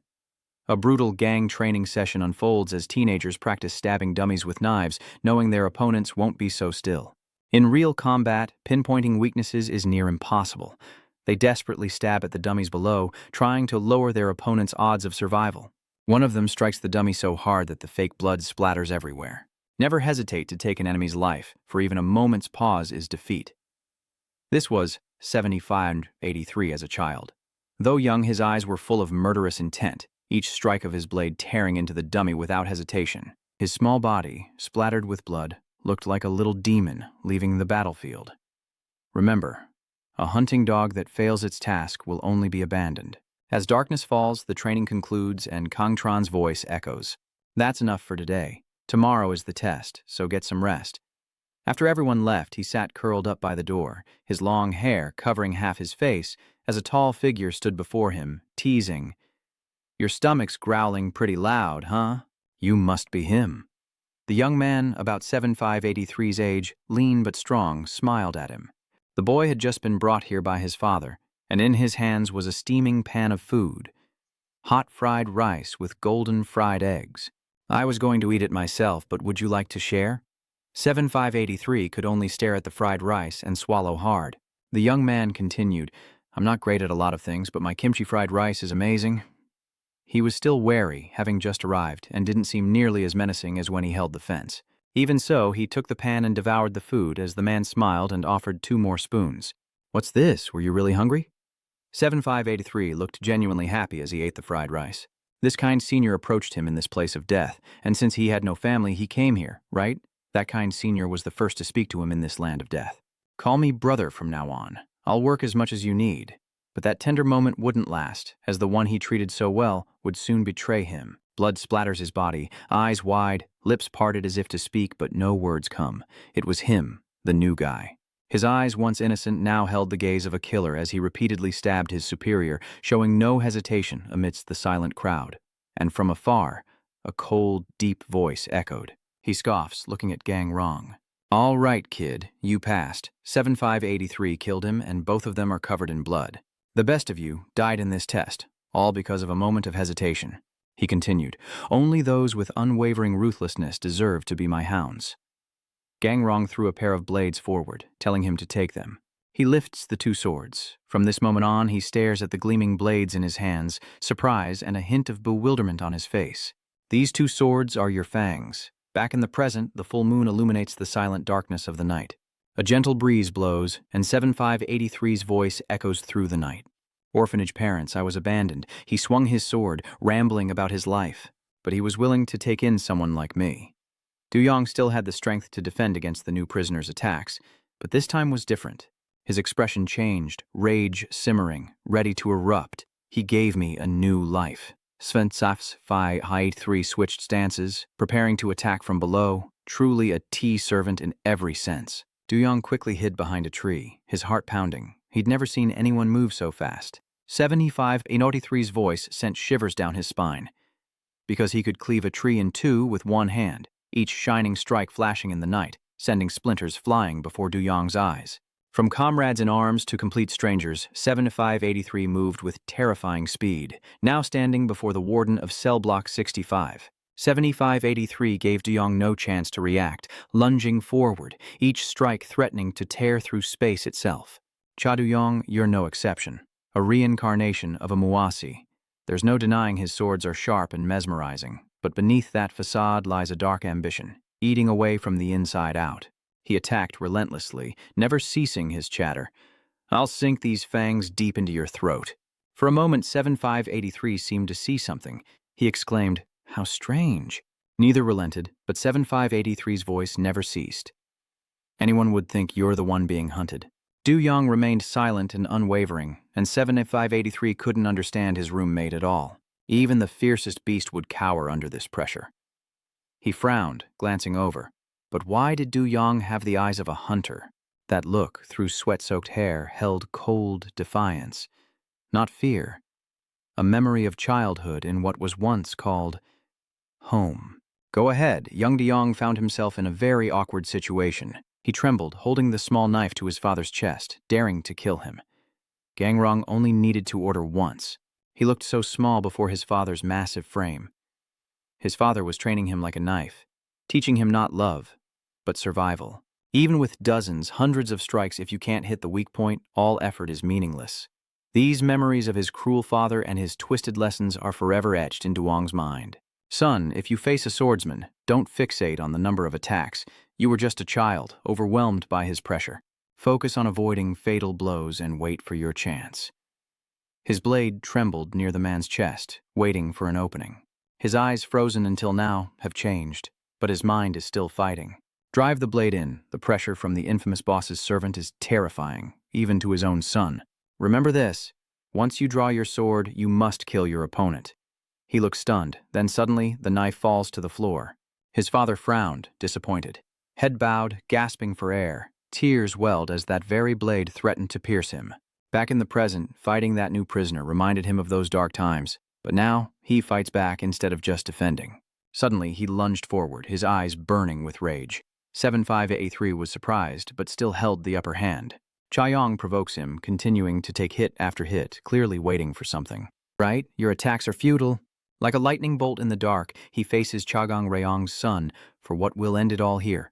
Suddenly, Du Yong's voice drops, a pronouncement. Found it. 7583's weakness is suddenly exposed. A single strike cuts him down, blood splattering across the reeds. Du Yong smirked, glancing at the man. I've been waiting for this moment. The moment your decisive move was made, the space fell silent. Only the sound of blood dripping on the leaves remained. The saw was lodged in the tree, as he'd said, though it was a bit unwieldy. 7583 was fading fast, a truly wretched sight, covered in wounds, the most grievous being the one to his chest, his left arm near his heart, thankfully severed. 711989 stood tall before his defeated opponent, 7583's words replaying the trauma of his childhood home, the echoes of his tormentor still ringing in his ears. Remember this, if you pick up a blade, you must kill your opponent. 7583 remained motionless. However, the saw is not without its advantages. He drags the saw across the tree trunk, intimidating the boy. The rough saw blade, the pain of it sinking into flesh. He braced his foot against the tree, the pain of forcing it through bone, the agony of bone grinding away. Du Yong's voice echoes as blood vessels and nerves intertwine, creating unbearable pain, his eyes shining brighter than any blade. A roar echoes, as if to end this, to end the torment of the past that still clings to the present. On the desolate, weed-covered hill, night falls. The pale moonlight stretches across the space. The wind gusts, scattering leaves, and the weeds sway as if whispering buried secrets. In the eerie darkness, Du Yong pressed the saw against 7583's neck, whispering of pain as the sharp teeth bit into flesh. Now, Du Yong has turned the tables, staring down his opponent with eyes of steel. The pain as it grates against bone. The agony. The moon above bears witness to the silence before violence. So still you can hear the nerves straining in every moment. Blood vessels and nerves intertwined. The night was dark, but the surroundings were bright. 7783 sat slumped against a tree, his eyes dark as if awaiting judgment. Nothing compared to a sword. As darkness fell and the moon rose, a silence passed before he spoke. His words stunned Yu Yong. Are you confident? Despite his defeat, he showed no fear. 7583 smiling faintly as blood continued to pour out. A guy like you has never killed anyone. You really think you can kill me? Sweat beads on his forehead. 7583 grits his teeth, daring him to cut his throat, then coldly threatens Du Yong that he'll kill everyone around him. He hesitated, and finally Du Yong stared at him. His expression unchanged. I will hunt you down. That statement gave him pause, and Du Yong tightened his grip on the saw. The blade was already at 7583's neck. You're pretty good at getting under people's skin. He put his weight into it, and a cracking sound echoed. Holding the handle, he wondered, what now? The saw blade snapped in two, and 7583 stared at him as Du Yong looked at the broken metal, now just a stub on the handle, and sighed, It's broken. He lets it fall to the ground. Good. Looks like I won't have to cut off your head myself. He turns and walks away, leaving 7583 in a pool of blood, thinking, if I leave you be, you'll probably bleed to death anyway. Perhaps now, the blood pouring from his wound was clouding 7583's vision. What was he thinking as he gasped for breath? He clutches his wound, covered in blood. When you pulled the saw, you broke it on purpose. And he's already gone, his face indifferent to his decision, leaving 7583 full of doubt. Cha Du Yong, why me? In the prison infirmary, the space is dark and quiet. However, in a brightly lit infirmary, a scream pierces the silence. Oh no, I'm going to die. It's Gunaman. He's yelling, I'm going to die. Everyone's resting in the infirmary now. The doctor suspects the new recruit in the cell stabbed me with a knife. 8671's over-the-top behavior earns the dissatisfaction of those around him, and Ma, frowning, coldly replies, Were you really stabbed? On the other side, Du Yong lies still in bed, ignoring the noisy drama. Naman continued to sob, flailing like a child. What are you saying? Majai, I'm hurt deeper than any wound on my body. Please take me to the private room in the medical ward immediately. Mago raised an eyebrow. Is that what you want? He sits up. 8671 cries out in injustice, calling him a brat. After all we've done, it was all just an act. Yet Naman's theatrics accomplished nothing. Mao cuts him off, saying Gunamin has no right to judge others. Then, turning to Du Yong, he asked, "But what did you do during that fight?" "Oh, that put him in that state." Du Yong remained silent. Magjiam continued, "I heard his condition was so severe. He had to be rushed to a major hospital." Du Yong thought to himself, so he survived? The images of that brawl came rushing back like a whirlwind. This incident makes one thing clear. Cha Gang-rong's objective. First, the memory of that kid with the knife, fighting everyone. Du Yong witnessed everything, and his rage peaked, harming those around him and igniting his madness. The memory of the shining blade flashing before his eyes remained vivid. Secondly, 7583 was incredibly agile and relentless, leaving no opening for his opponent to strike. By putting his life in extreme danger, he created chaos and confusion. Third, the memory of the shining saw flooded back as he had to take up arms to defend himself and his loved ones, forcing him to kill with his own hands. The provocative words that 7583 spoke seemed meaningless at the time, but upon reflection, he realized the purpose behind manipulating him. It was the final act to make him kill someone with his own hands. Du Yong's eyes lit up. The image of him holding a blood-soaked saw as he destroyed a body would cross a moral line. At that moment, Du Yong looked at 7583 with cold eyes and murderous intent. 7583 struggles to speak. "Someone like you has never killed. Could you really kill me?" His face remained expressionless. "And I will find you, eventually." A vivid red consumed the scene. If that bastard hadn't feigned desperation, his thoughts might have led to a different outcome. Perhaps I already have. Namin and Maom called out to Du Yong with concern. His body trembled from his wounds, even here, in this prison. Du Yong didn't answer. The pain couldn't interrupt his train of thought. He clenches his arm, blood spurting from the unhealed wound. Is Gang-rong trying to mold me to his will? Namin watched him anxiously, wondering why he was suddenly acting so frighteningly. But he didn't respond, still lost in thought. His face contorted, veins bulging in his eyes. He was furious, disgusted. Seeing him like this, Gunamin panicked. "What? What's wrong with you now? Should I have you moved to a private room?" But he was only met with resistance. "Shut up." Du Yong stared at the flowing blood, lest there be any misunderstanding. His eyes burning with rage, he says, "The only thing I want to play now..." As the sun timidly rises, ending the long night, his plan is simply to take over the Juvenile Detention Center. "Get up and walk out the door. Let me handle the rest." 7583 is being taken away in an ambulance. Sirens pierce the night as he's given an IV, guarded by the warden, and lies motionless on a stretcher, wrapped in bandages and drenched in sweat. Did he moan? No. His recent failure seems to have shocked him. His eyes stare blankly, sweat pours down, and his mind is racing. No. His vacant eyes stare at the car's ceiling as the past rushes back, and the barking of dogs echoes. Before him, the organization's guards controlled the muzzled hunting dog. What's wrong with this dog all of a sudden? It's clearly distressed, even for a dog. 7583 watches from afar, realizing he's being abandoned. He overhears their conversation, even from a distance. Though he once hunted pheasant and rabbit in his prime, this is what happens when a hound fails its master. Then came the words of Gang-rong from that year. A failure? 7583 eavesdropped from behind the wall as Gang-rong and his disciple lectured a teenager. "It wasn't that hard. I'm truly disappointed." Those words were etched into 7583's mind. A hunting dog that fails its mission is worthless. He frowned, disgusted. A worthless piece of trash. 7583's last thought was, "The more you panic..." No, I hate it. He yanks the IV tube, desperate to escape the vehicle, abandoned, his hand grasping the door handle. "If I go back like this, my father will abandon me. I hate it, but the door won't open. I don't want to." Wait, he realizes something now. Why won't the door open? The warden who turned on him is actually a spy for the organization, and in an instant he's stabbed in the neck. How dare he try to escape the heavenly dragons? The guard leans down, removing his mask to reveal a scarred face. Dukong Tron, a dog who dared to break his chain, recognizable even with only half his face showing. He watches as blood sprays from the protagonist's neck, knowing he'll be dealt with swiftly. His voice was indifferent. These were his last words, and silence followed. Death was inevitable, but a quick one was preferable to this torment. His vision blurs, the voice now barely a whisper. "Thank you, executioner. Kill me before you abandon me." Kang Chan watched him as the ambulance pulled over on a deserted stretch of road. Du Gangchan stepped out, removed his prison guard jacket, and with phone in hand, his voice rang out clearly. "Yes, the situation has been resolved." He continued. "When I checked right after he got into the ambulance, his injuries were severe. In the desolate night, in a place without a soul, his voice echoed, but it seems it wasn't enough to kill him."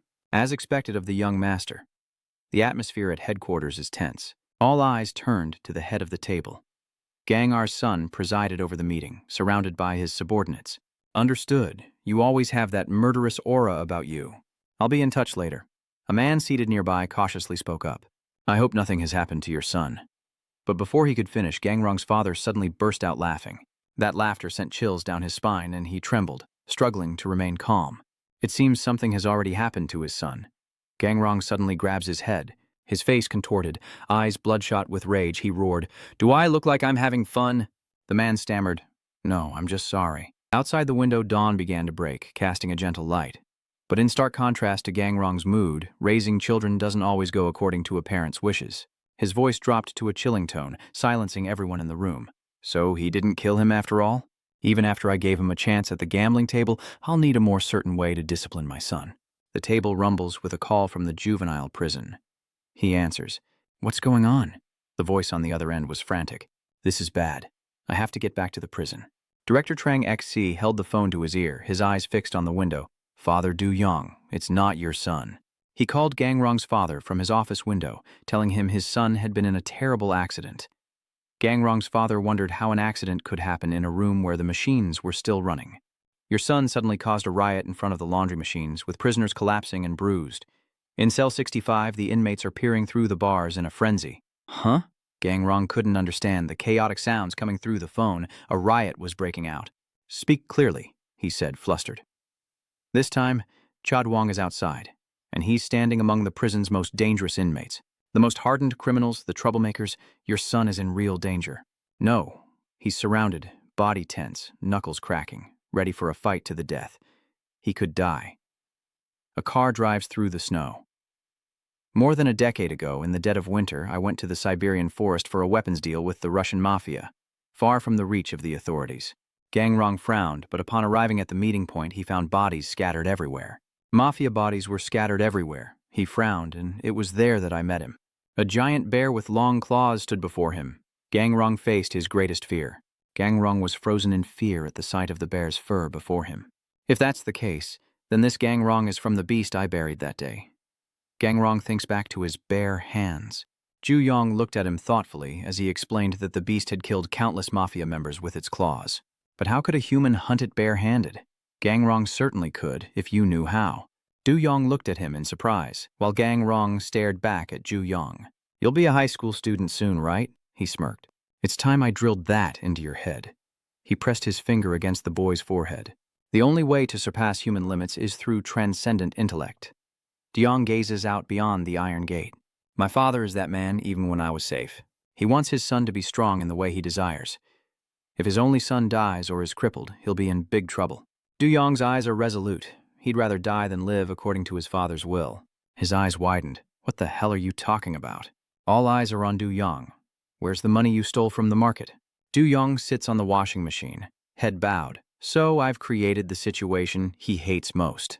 The situation his son is in is extremely dangerous, and something is spinning inside that washing machine." He grimaces. "Wait, don't tell me that thing spinning in the washing machine is all money." He shouts angrily. "That money is for the boss. If you don't deliver it, the whole market will be destroyed. You know that?" Du Yong, unfazed, replies, "I know." The others grimace and advance. "Enough talk, get him. Bring him to the boss."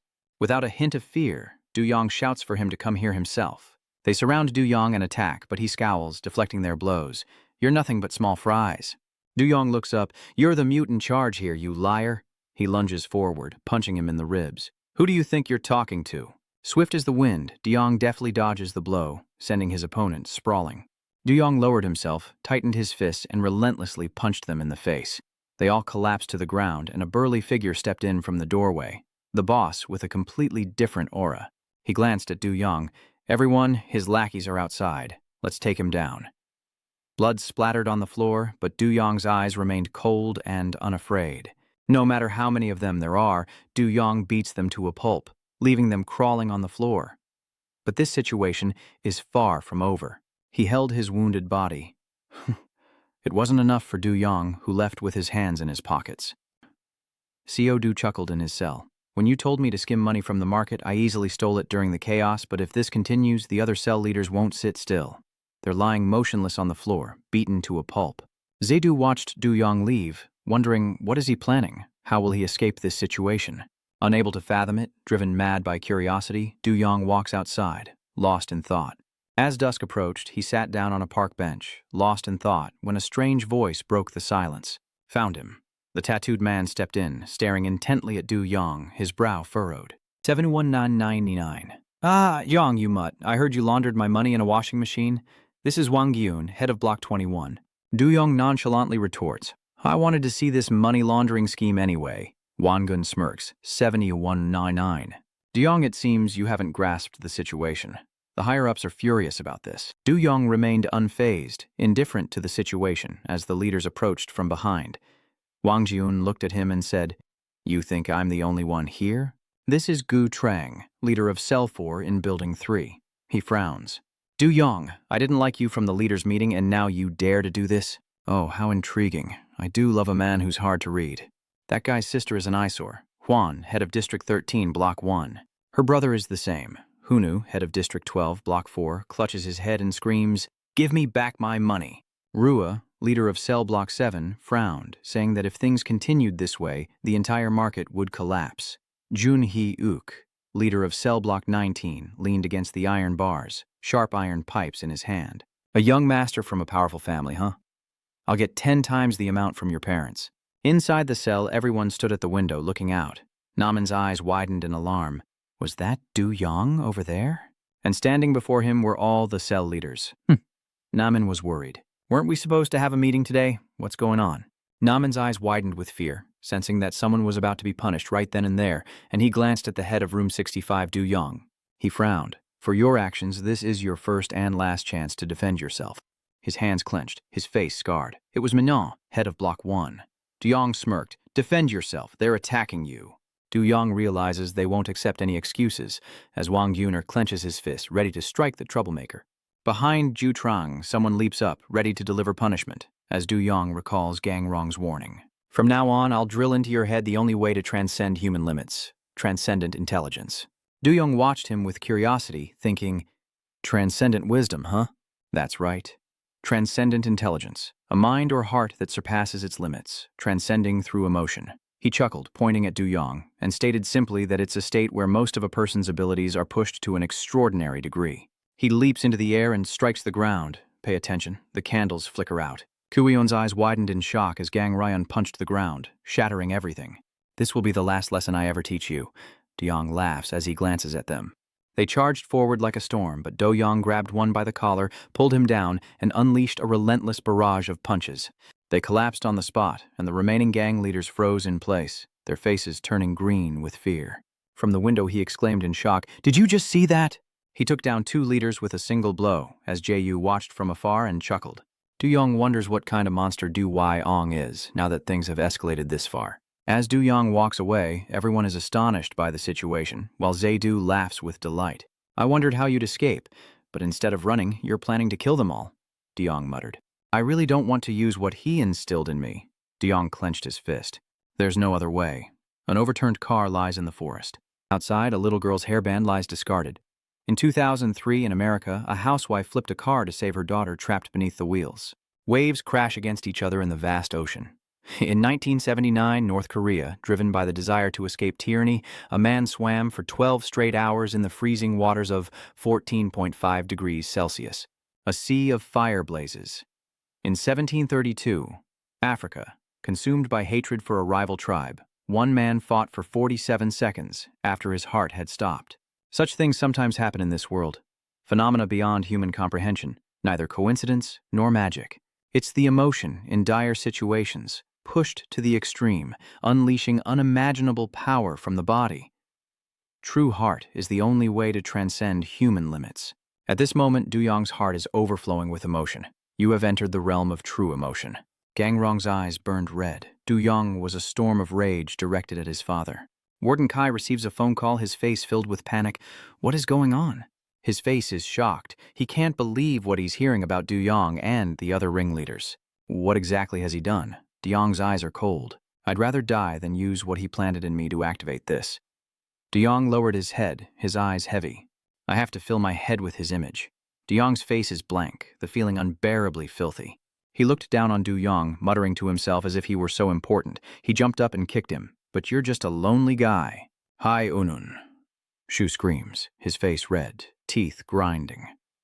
He was the one who was alone from the start. He recalls a day at the beach, seeing two children playing in the sand, and the sound of their laughter annoyed the loner. Blood was everywhere on the pink bunny. Who knew? I just wanted to teach those liars a lesson. They judged me, their eyes full of terror, yet the world sees me as a monster. Hyunu jumps to kick Du Yong, but unfortunately, Du Yong retaliates, sending him crashing to the ground as they stare at him, horrified. Du Yong, eyes wide, roared, "I don't care," and lunged forward, flicking daggers from his fingertips. This is the Achilles tendon. Jun Hyuk grinned, curious about the sound it would make. He slashed with his knives, a chilling grin on his face, as the sound of snapping tendons and contracting ligaments echoed in his ears. He recalled the memory of plunging a knife into someone, his whole body trembling with excitement. A young Jun Hyuk plays the piano. From a young age, he was extremely sensitive to sound and was always called a genius. But from that day forward, everything changed. Du Yong spins around, kicking him in the throat, sending him crashing to the ground, his face covered in blood. Namin was stunned. What? What in the world is going on? He took down 4 leaders in an instant. Du Yong frowns. No more stalling, huh? He moves in, just what I was waiting for. Du Yong is cornered, and Rune clenches his fist. I'll end this fight. Ryan was once undefeated. I don't know the meaning of defeat. He's the leader of this gang. I can't afford to lose, not when I have people to protect. Victory is the only option. He punches his opponent so hard he falls from the upper level as everyone watches this decisive match. Du Yong lunges, spins and kicks, but stumbles and falls. His eyes cold as he says, I told you, every time I use this I feel... Daihon throws a punch from behind, his eyes vacant. Our mother never wanted us, not even as infants. The mother's hateful eyes wanted to strangle them both. Dihuan, I could feel it in her gaze, that coldness that would turn into cruel violence over time. Du Yong scowls, never mention family in front of me. Du is on the rooftop, watching. I thought you were up to something crazy. He smirks, realizing this is what he was hiding. Zhou lunges toward the strongest man on the floor. My tastes aren't limited to men or women. I only like the strong. The world is vast, and tastes are diverse. Yuanong slams his face, and he grits his teeth as his knees buckle. Yuanong smirks. Impressive. He's no ordinary fighter to have easily defeated your 8-section chiefs. I want to face you honorably. He bared his chest as a member of the Heavenly Dragons. Yang glances over, so he's a Heavenly Dragon? He steps forward. Then let me go all out. Let's test our strength. Everyone watch the battle with bated breath. He lunges forward to attack amidst the stillness of the afternoon. The Heavenly Dragon's men have fallen, and Yang smiles. Another one bites the dust. That makes 9. Duyonong watches them. It's taking longer than I thought. Jang Seol couldn't believe what he was seeing. What is this? It's not an action movie, it's like a dream. I've never seen anything like this before. Gang Rong, annoyed, tells him to stop talking nonsense and answer him properly. Is my son safe? Trang Zok stammered. Du Yong advanced as Jang Seok fearfully retreated. Wait, why are you coming this way? Stop! With hateful eyes, Du Yong stared at him, and the man trembled, unable to move. Du Yong snatched the phone from his hand. Du Yong answers the phone with a smile. It's been a while. Gang Rong froze, as Du Yong remained calm. Du's father. Du stands on the roof, watching with glee, clapping his hands. He cheered, looking down at the historic fight. A shame it couldn't be recorded. He was moved, witnessing such a sight with his own eyes, feeling like his life was finally worth living. He chuckled, his eyes widening as he watched them all collapse to the ground. But what now? What I just saw was so epic. Nothing will ever give me a dopamine rush like that again. He looked up and chuckled, at least while in this prison. Meanwhile, at Gang Rong's mansion, he was taking a call from the prison. His face was cold as he asked if the food was all right. Du Yong replied, I find the prison food more to my liking than I thought. Furthermore, in his neatly organized room, Du Yong had hot water on demand and a strict exercise schedule. Truthfully, life here was more comfortable than at home. Du Yong looked up at the sky. Life was just repeating itself day after day, and that was the only bad thing. But thanks to the gift his father sent him recently, it wasn't so boring. Gang Ryan coldly stated that he was relieved his son was doing well, but why would he do something so foolish? Du Yong, with resentful eyes, growled, "Because I want to escape from your grasp, the hand that manipulates this prison as if it were your own." He was stunned. Escape? Du Yong must know about that place. His eyes shifted, a flicker of unease. "Could it be you?" Du Yong warned him to shut his mouth and worry about staying alive. "Just wait until I come looking for you." Jang Sok's roar echoed like a warden's. Couldn't they stop one prisoner? He sat in his chair, watching the prisoners brawl below. He gritted his teeth. "Do you all want to be fired?" They replied in unison, "We're sorry, sir." He held the cigarette in his hand, his face pensive. "This is troublesome. Truly troublesome. Du Yong, that guy has really gone too far this time. No amount of guards can contain him. He sincerely apologizes." He rises and looks out the window. This has become far too large. His face darkens as he holds his cigarette. Even his own side will have trouble handling this now. His eyes widened. "You mean move Du Yong somewhere else?" He turned to face him. "Take him somewhere else." He opened the window and said, "If I could, I'd avoid it too." Gang Rong would go ballistic if he knew. Outside, black crows circled as he said gravely, "No parent wants to see their child sent to a place like that. In his cell, is he really not hungry after being so active all day?" They sit in a circle, a pizza and a crispy chicken in the middle. "Du Yong, eat up." The fatty stares at the food, thinking they don't ask for much. And out of nowhere they throw this extravagant party, with twice as much food as usual. Envious eyes turned to the pizza. It looked so delicious. Du Yong is a godsend. He holds the pizza with pure joy. "From now on, I'll treat Du Yong like a god, worshipping him every day. Don't act like you're his friend now." He patted his chest. "I'm Du Yong's favorite pet. Doesn't sound quite right, does it?" The arguments continued, but Du Yong, no, the master, was no longer an ordinary section chief. He was the one who swept away all 9 section chiefs, the stubborn one in this juvenile detention center. So, with cheerful faces, they chew away, knowing their room is now the power room. Their time has begun. "Jiam, is it good? You were so cool before, just standing there watching." Jiam puts a slice of pizza in his mouth. It's actually pretty good. Jiam glances at Doyun, who's standing against the wall. What's he doing? "Eat it before it gets cold, master." Du Yong seemed preoccupied, telling them to eat as much as they wanted. Du Yong says ominously that outside food will be hard to come by in the future, so they should enjoy it while they can. Nam turns to him, surprised. "Why are you suddenly saying that?" Du Yong pressed something into Naman's hand, telling him to take it. "Du Yong." He hands him some books, telling him to use them if he needs to. Naman clutches the books, a look of surprise on his face as Du Yong turns away, chuckling.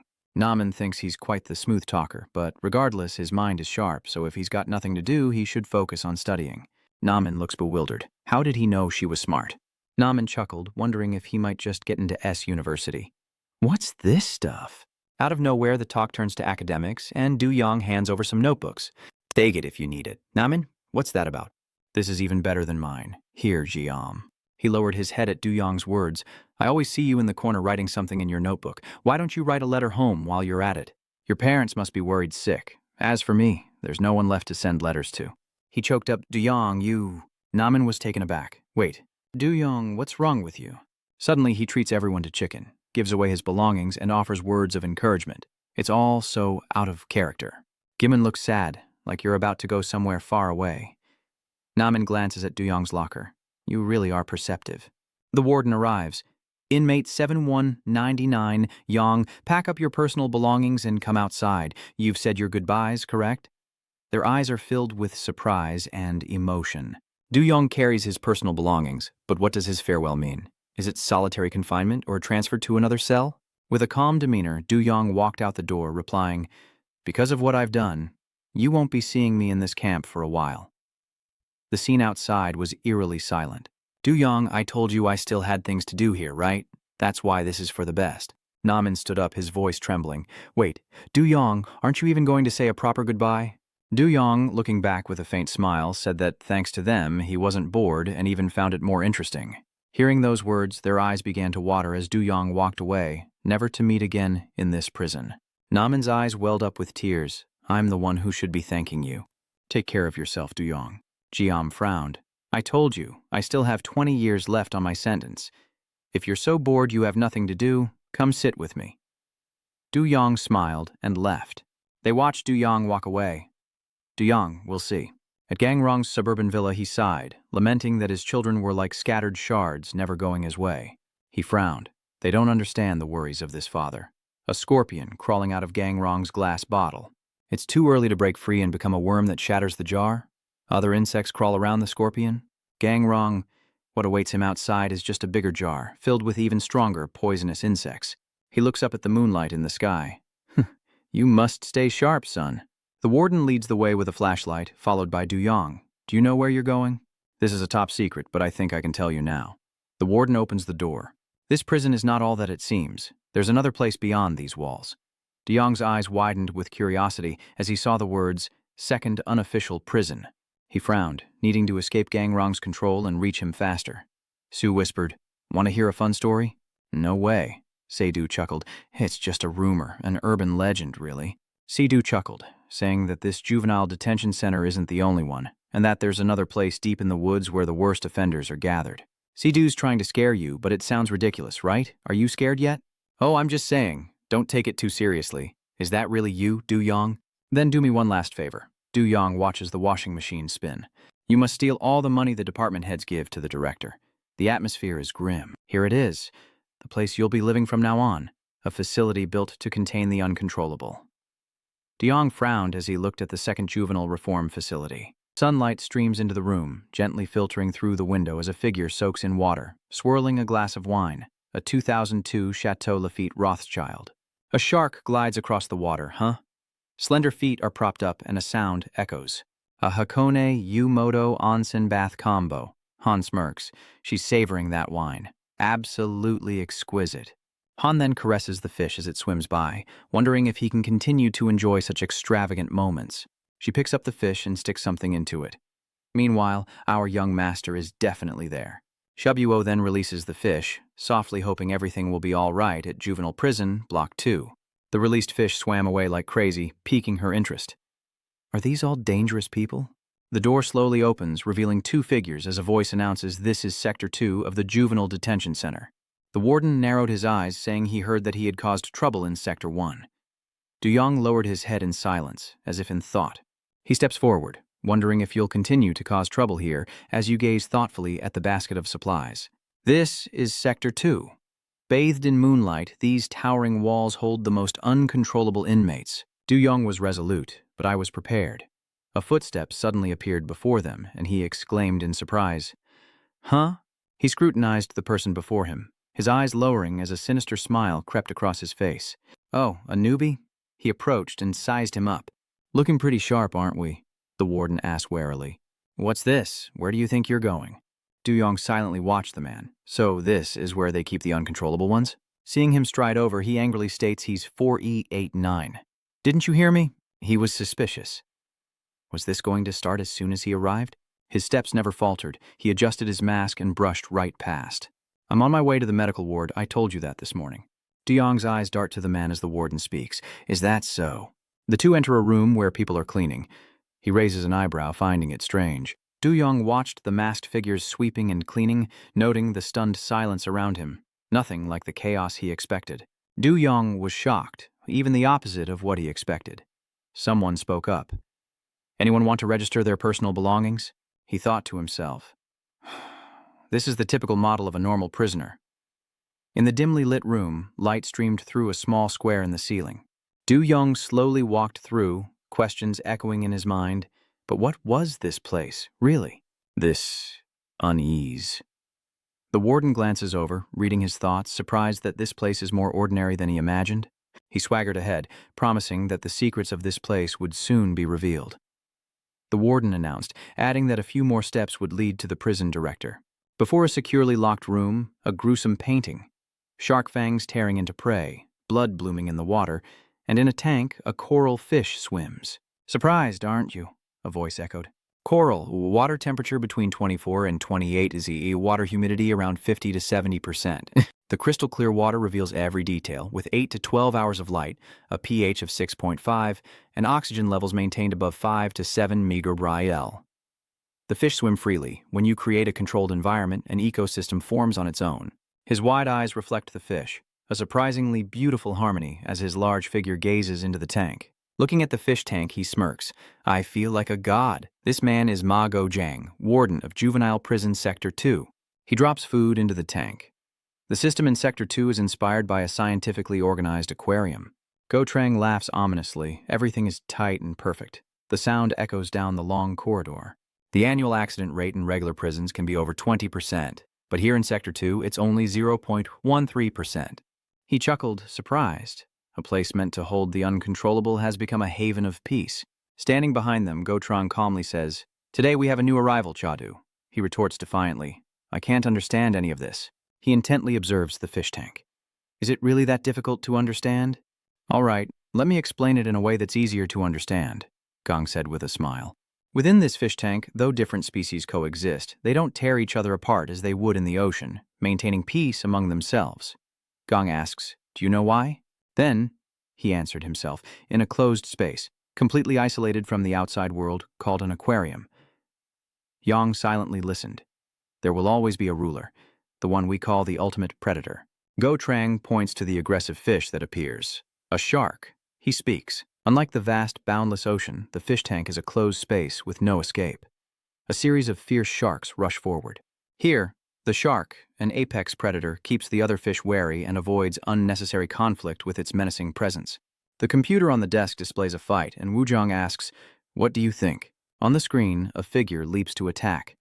A new fish has entered my tank, a shark. He gazes down at the ferocious shark and declares, Father Zhujian.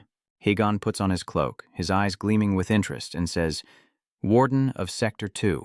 A renowned name at international conferences as an expert in criminal psychology and sociology, Ji Trang, one day unexpectedly returned to Korea and was appointed as the warden of a juvenile detention center, surprising everyone, a position that even caused trouble for Cheon Ryong. Hegwin analyzed that, unlike the warden in Sector 1, who was easily swayed by money and threats, the warden in Sector 2 was completely immune to such things. The only thing that caught his attention was the prison system he designed as a sociologist, watching the fish swim in the water. The absurdity of sharks or something similar pouring wine in a state organization like a prison. What is the government thinking? The fish glides through the water, drops of dark red wine falling. She hums in thought. From that unique perspective, perhaps the warden isn't an ordinary person after all. Ho's lips curl into a smirk. It's clear he's not just a scientist, but possesses another side. The wine cascaded down onto the fish like a pool of blood. This could be truly dangerous. Young master, observe the fish you suspect. Duyong the shark approaches. So, you're saying I'm the shark in this fish tank? He replies. Exactly. Everyone you've met, the prisoners that Chairman Du saw here, they're all watching the fish swim. He spoke in a fishy voice. While outside, two figures discussed the coral reef maintaining the water temperature at 24 to 28 degrees Celsius. Ignoring everything else, all the necessary conditions for this environment have been prepared. The door stands tall, impossible for any creature to escape. A perfect school of fish created within this prison. The image of a shark swallowing a smaller fish reappears, and there's Du Yong's father, a top predator. The strange man tells him the only thing he needs to do is swim freely. In the silent office, Du Yong spoke, bluntly replying, I told you, I understand what you're saying. His expression was somber as Du Yong continued, but I didn't care. With that, he turned to leave. If you're done, I'll be going. Go Trang's tall figure remained still. He was grave. To lecture my theories to someone who doesn't want to understand, is there a more exhilarating moment for a scientist? The beating continues, and as Go Trang finishes speaking, Du Yong's eyes widen in terror. Without another word, he kicked him hard, and a weak sob escaped Du Yong's throat. Go Trang choked him, and Du Yong slammed against the wall, vomiting a large amount. Veiny hands tightened around his neck. I will immediately, Du Yong choked out in desperation. Go Trang, like a demon, his eyes flashing with madness, stared at Du Yong, who finally understood. The director of the Magon Juvenile Rehabilitation Center, Facility 2. He's a dual citizen of the U.S. and Korea, an Ivy League graduate in social psychology, and his research is recognized at American academic conferences, earning him collaboration invitations from the UN's Social Development Research Organization and MIT. A steaming bowl of soup filled with all sorts of ingredients. But he chose to be inside a restaurant, a tall figure enjoying the meal, exclaiming, Ah, the taste. Smell good. Is Korea. A voice echoes, It's an honor that the doctor chose Korea. Gang takes a spoonful, smiling. I'm the one who should be grateful. In the fragrant air of the restaurant, he speaks, "So, the reason you invited me here today is—" The bald man replies gloomily, "Regarding your appointment at the juvenile reformatory, we have some concerns." The bespectacled man continued, "These juvenile offenders have committed serious crimes, even beyond the control of the current prison system." Within the prison, fierce eyes emerged under the framework of Korean law, and he proposed a social rehabilitation experiment with these individuals.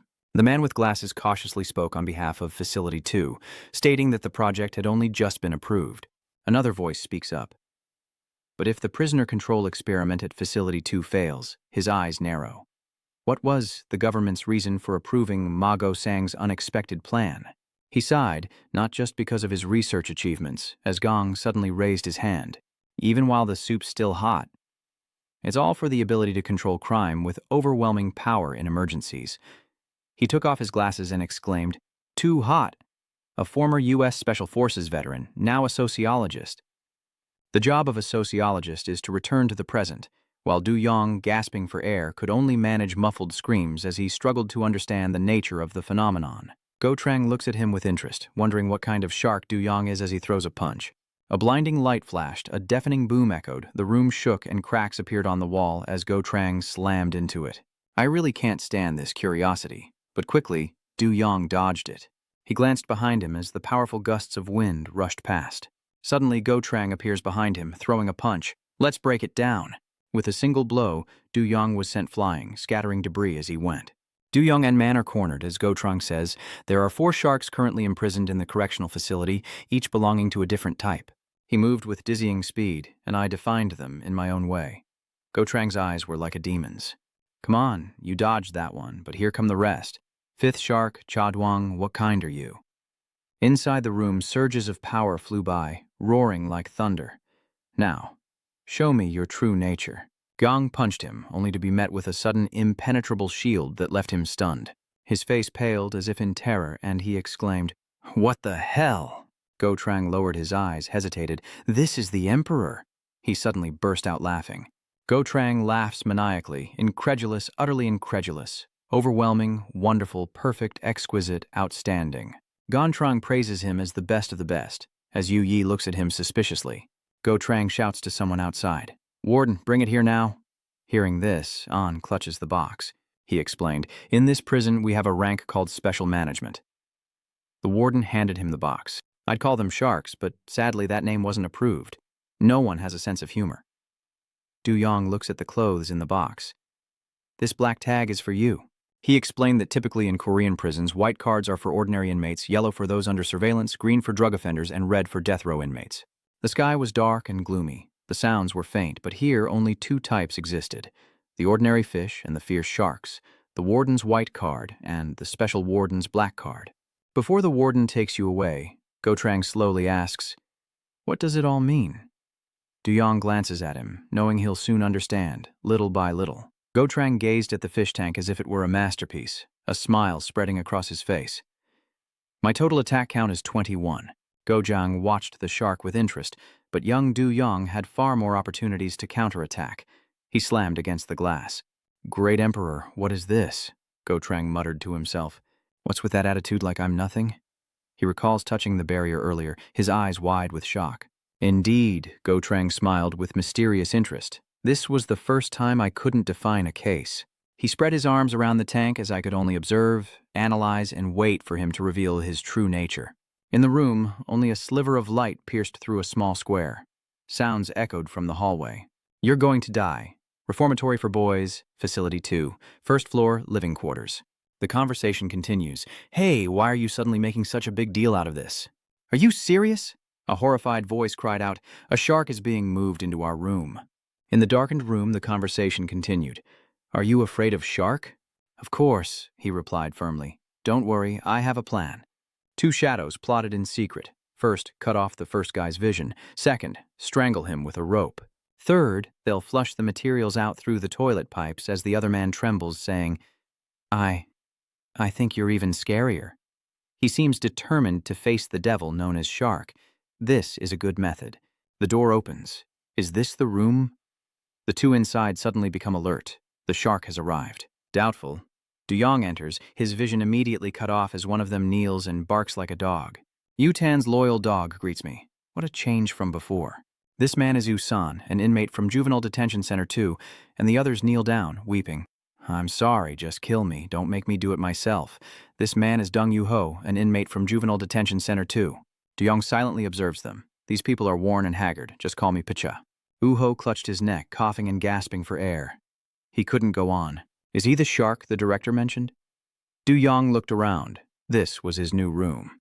He casually remarks that they're not bad at all, then suddenly asks, "Where's my bed?" Their faces paled as Tai-san eagerly pointed, "Right here. I've prepared everything for you, boss," Un-ho interjects. "I helped too," Tai-san chimed in enthusiastically. "The mattress is very soft." "Would you like to lie down now?" he asked. "We have to do roll call first." Duyong casually sits on the mattress. "What time is evening roll call?" The two of them were dumbfounded. Roll call? They explained that there was no such thing here. The warden barely patrolled, and it was as free and easy as being at home. Hearing this, he was completely astonished. Freedom in a correctional facility? The sun had set. The level of control was near zero, yet the incident rate was non-existent. The moon is high, and the entire camp is shrouded in darkness. The hallways are eerily silent, and the doors remain locked. Tessan slept like the dead, a smile on his lips as he muttered, "Strong acid is the best way to dispose of a body." Just kidding. You lie trembling in your blanket? "Mother, I'm so scared. I want to go back to being sperm." Duyong closed his eyes, then suddenly opened them, running to the Juvenile Detention Center, Base 2. Here, the bishop doesn't interfere with the inmates. Duyong got out of bed, though the odds of something going wrong were near zero. He stepped over the sleeping figures and approached the door, wondering why. Duyong's face darkens as he realizes 4 sharks are being held in this camp. He bites his lip, thinking, sharks. The dimly lit hallway remains silent. The moon hangs high, and the prison camp is still. Duyong decided to investigate what he suspected, his hand reaching for the lid of a box. "Locked?" Duyong muttered. "So it should open, right? But it turns out not locking it up is a different story."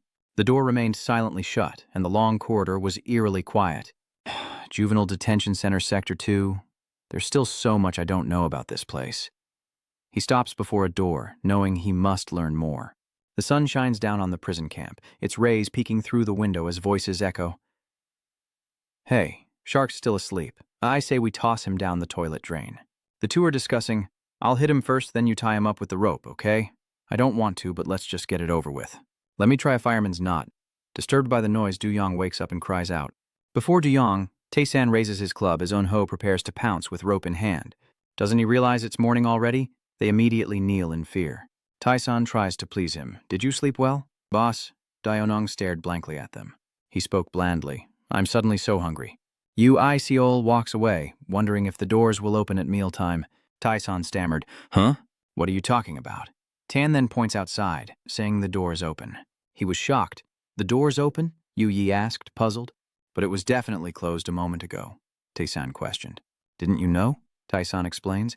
"Here the doors automatically open and close on a set schedule." He steps outside. Tai-san quickly adds that once the doors open, he's free to move around. Duyong was silent, full of questions. It was indeed strange. He thought to himself that building number 2, from the small things to the large, was completely different from building number 1, the Juvenile Detention Center. Building 1, the road to prison. 1. A black car pulls up and a voice speaks. "Are you hurt?" the bandaged hand replied. "No, it's nothing serious. I just had a bit of a run-in recently. I was beaten, my arm twisted, and then trampled." With a dark look, Yu Eong says, "Still at that age to be fighting?" The voice continues, "And such an insignificant nobody at that." "Did you summon me here?" a voice echoed from the shadows. "Do you know what that means?" Yang Chan stammered. I didn't expect you to come in person. I thought you would have sent a subordinate. This man is Bukdong Tran, leader of Sector 1 in the juvenile prison and a member of Tien Long." The man beside him said with interest, "This kid you mentioned, Duyong's father, is intriguing." His hand clenched involuntarily. "I want to hear about it firsthand. Duyong's father was a kid who always stood against the prison leaders." Yan-chan continued, "At first, I just thought he was crazy, but then I noticed something strange. The man was serious. Most of those he chose to oppose were members of the Heavenly Dragon." Yang-chan frowned. What had been happening recently in the gang leader wars? At that moment, he eavesdropped, overhearing Director Trang Zok's phone call. Yes, that's right. I'm on my way to the young master. He was shocked to discover that Du Yang was the vice leader of the Heavenly Dragon's son. The man fell silent.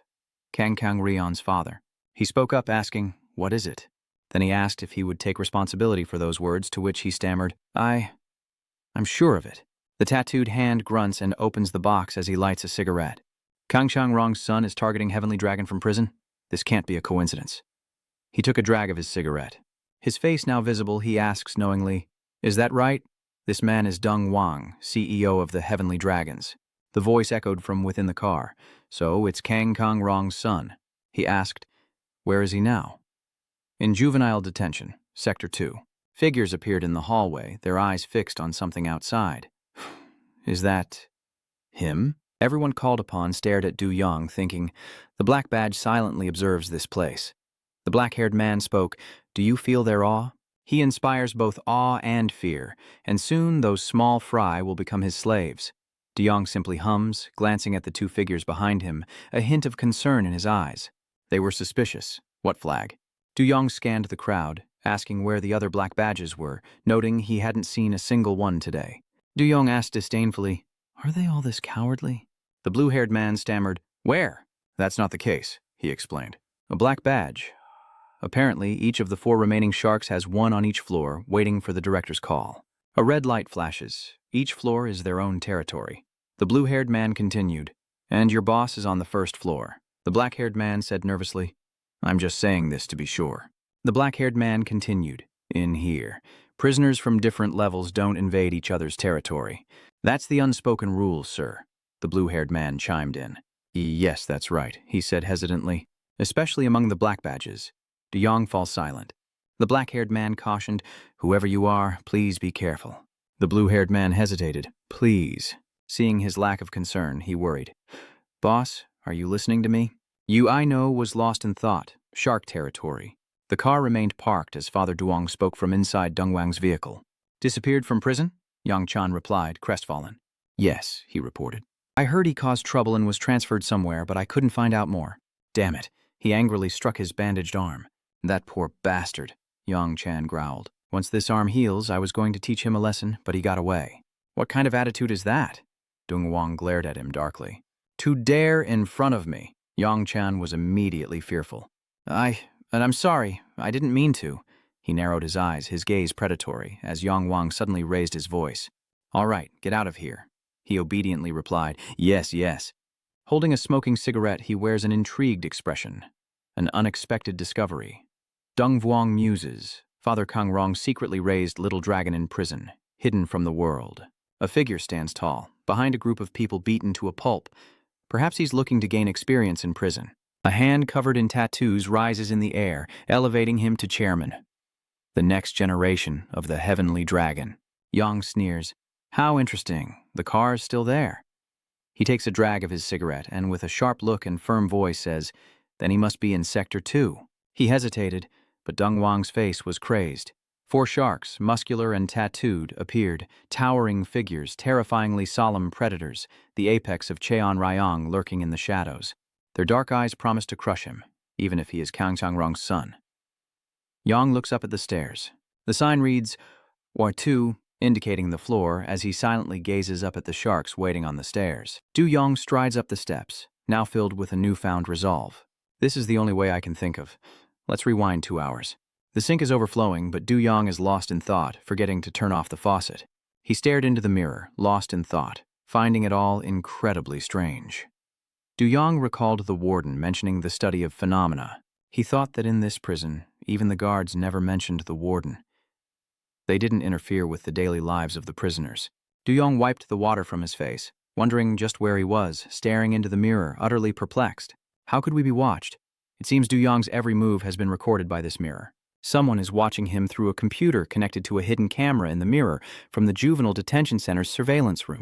On the desk sits a shark-shaped glass, as the man hums the tune to Baby Shark. He continues humming while waving a shark-shaped pen, watching the monitor and singing. Suddenly, he finds it fascinating, as every nook and cranny is captured by camera. It has been 38 hours and 56 minutes since a new shark was introduced into the aquarium, and so far, no abnormal behavior has been observed. This man believes this shark's behavior is clearly different from that of normal sharks, his voice trembling. Too normal, far too normal. Then, suddenly, Guantrang bursts into laughter. But that's what makes it special. The cup was placed down a bit too hard, splashing cocoa onto his shirt. Guantrang brushed it off, lamenting that his tie was stained. A woman appears, offering to wash his tie. He agreed, asking her to dry clean it. She immediately responded, "Oh, yes, sir." This woman is Hansua, the administrative manager of Juvenile Prison Number 2, and she's a bit flirtatious. The director can't do without you. Hansua then suggests you make a fresh cocoa for the day. Jai adds, "Put a little more milk in it for me." Both of them seem to have their own agendas, while a file sits on the desk. Upon closer inspection, it's Duong, his name and code circled, marked in red as the fifth shark. Hansua notices the file on the table, and her eyes drift to the surveillance footage. It shows a young man lying near a tree, resting on a yellow mat. The fifth shark? Another person is discussing it. Is this center number 1? Another one bites the dust. Quite a few people are gathered here, and their every move is being recorded by cameras as one young man smiles curiously. What incident did he cause to end up here? Sunlight streams through the window as a young man near a chair gazes out, also captured by the camera. The man grips the chair tightly as the young man wearing glasses, number 2548, smiles, saying this is going to be good. Elsewhere, in a place of refined elegance, a figure lunges with incredible speed. Blows are exchanged in rapid succession, and a blade finds its mark. With a cry, the other stands motionless, the sword pointed at his chest, collapsing in defeat. Or perhaps fear. The man removed his glove, revealing a crimson dragon tattoo. This is Deng Wang, executive director of Heavenly Dragon. And this was indeed a good match. Hans approaches, expressing her admiration. She claps, saying, "That was a truly excellent match." He questioned, "Still wearing the uniform even after getting out?" Hansua replied, "I just stopped by while I was out on assignment." She spoke with a cheerful tone. "Do you know the trouble I'd be in if I were found here?" he said, approaching the director of Juvenile Prison Number 2. Deng Wang stared directly at Hans Shua's bewildered face, a person he could never have imagined, even in his dreams. He swiftly slashes at her with his sword, his most trusted confidant. Hans Shua looked down to see the black stocking torn by the sword, revealing a red dragon tattoo.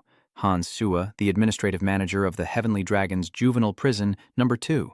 Deng Wang speaks, a member of the Heavenly Dragon, as she looks down at the cut. "My preferences?" he asked, uncaring. "What did I ask for?" Hansua replies, "Of course I brought it. It was a real pain to get." She holds Du Yong's file, obtained through clandestine means, confirming that Gang Rong's son is at Center 2. Deng Wang notes that visits and calls are forbidden at Center 2, completely cutting off all contact with the outside world, and that he has no ties to the Heavenly Dragon. "There are many talented young people here." He looked at Hansua and instructed, "Seize the opportunity to bring them over to our side. I planted you there." Deng Wang is pleased. This will be an unexpected gift. The space here is magnificent. He asks about Gang Rong's son. "What's he doing here?" Hansua replied, "He seems quite normal." She continued, "Because that place is always—" Hansua says, "It's peaceful." She adds that the prison director once said the reason sharks don't fight is because even if they eat their opponent after fighting, they'll be fatally wounded in the process, weakening their defenses. A wounded shark swims in the water, so Hansua believes it's inevitable that the other sharks will target it as prey. She smiles faintly. That's what he said. Deng Wang smirks. "Prey, you say?" Back to Du Yong on the first-floor staircase. He's heading up the steps. Du Yong's face was unreadable, as if deep in thought. He recalled that thankfully he was a good person, and his body was without blemish. The man said something that shocked and surprised him. Was it a shark or a celestial dragon? The black-haired youth added, "Because of those special managers, every day feels like I'm washing my face with spicy corn sauce." He smiles to meet someone like Du Yong, but Du Yong's hand lunges forward and he chokes T-San, number 1288. Both were caught off guard, panic-stricken. The brothers were speechless. Du Yong speaks, his face contorted with a terrifying question. "Are you talking about the Heavenly Dragons?" Back to the present, on the first-floor stairs. Du Yong pondered the 4 Heavenly Dragon sharks before heading to the second floor of the Juvenile Detention Center. Deng Wang sat in his car, smoking a cigarette, thinking of Gang Rong, second in command of the Heavenly Dragons. He wondered if this was the reason for his sneakiness. Deng Wang plotted to rise to the top of the Heavenly Dragons through his son. It's late, and a full moon hangs in the sky as he smiles, finally holding Chagangran's weakness in his grasp. Deng Wang looks incredibly calculating. "Let's see how long you can keep hiding." He looks back at his hands, thinking, But it was these very hands of mine. Dong Wang looked incredibly calculating, determined to overturn everything. Then he tossed away his cigarette. Back at the prison camp, a deafening sound erupts. Everyone notices the sound. Is Loatrang testing the mic? He's beginning this special management. No, the sound continues to echo. Listen up, sharks. Next in line is Master Duong, and that includes Tai-san and Wu Hua. What's going on? He speaks, and then Du Yong loudly introduces himself as the son of Gang Rong, second in command of the Heavenly Dragons. He continues, you all understand what I mean, right? He means that catching him would earn them quite a few points in the Heavenly Dragon. Beneath the calm surface of this prison aquarium, the sharks maintain a delicate balance. And so, Du Yong decides to shatter that peace, issuing a declaration of war. Come and tear me apart. Du Yong seems to have carefully chosen to become prey. Du Yong casually announces that he's Cha Gang-rong's son. Du Yong was incredibly fierce, a vice leader of the Heavenly Dragons. Guantrang's hands trembled. Is this really happening? He couldn't help but be surprised. Challenging the entire school of sharks? In a booming voice, Du Yong announces, come and get me. Go Trang is surprised. Is he challenging everyone? Then he laughed with satisfaction as Go Trang submerged himself in the mirror's water. He smiled contentedly. This was a first in the history of the Tier 2 arena. This is the first time something like this has happened. Gang smiles. It's certainly something to look forward to. He smirks. A new shark will disrupt the ecosystem. Meanwhile, in a sunlit room, a young man stands near a chair with another person. He bears the number 2548. His name is Jia, son of the vice leader of the Heavenly Dragon. His eyes gleam. What must it be like to be born the son of such a great man? He then laughed heartily, completely satisfied. Ju Jim grinned. You must be very happy, huh? He could barely contain his laughter, saying, anyone would think so. He chuckled knowingly. But I sense a storm brewing. He chuckled, gazing at the person in the chair, a hidden meaning in his voice. Then he pushed the young man from the chair and asked insincerely if he was all right. Dim asks Han if he's all right, noting that he doesn't look well before righting the chair. With a saccharine smile, J-Day offered a seat, introducing himself as Dim, also known as Second Floor Shark. The scene shifts to a quiet late night somewhere else, where a black car stands out under the moonlight, next to another black car with a distinct metal ring in front of it. Inside the bar, the noise swells as a man pours a drink. How long has it been? That man is Dong Wang, and the last time we drank together was with Gang Rong. Dong Wang continued. When we were young, we had a few drinks here every night. He's introduced as Dong Wang, executive director of the Heavenly Dragon, and across from him is Gang Rong's father, the vice leader of the Heavenly Dragon, a familiar but strange face. What era are you talking about? He said. Back then, we were both new to the organization, just greenhorns. Dong Wang smirked. Indeed, who would have thought? A mere rookie, rising to become the vice leader of the Heavenly Dragons, he continued. But Dong Wang emphasized that he would only ever be a deputy, and then watched Gang Rong's reaction with satisfaction. He continued, speaking of which, isn't your son in high school now? Dong Wang asked, feigning concern.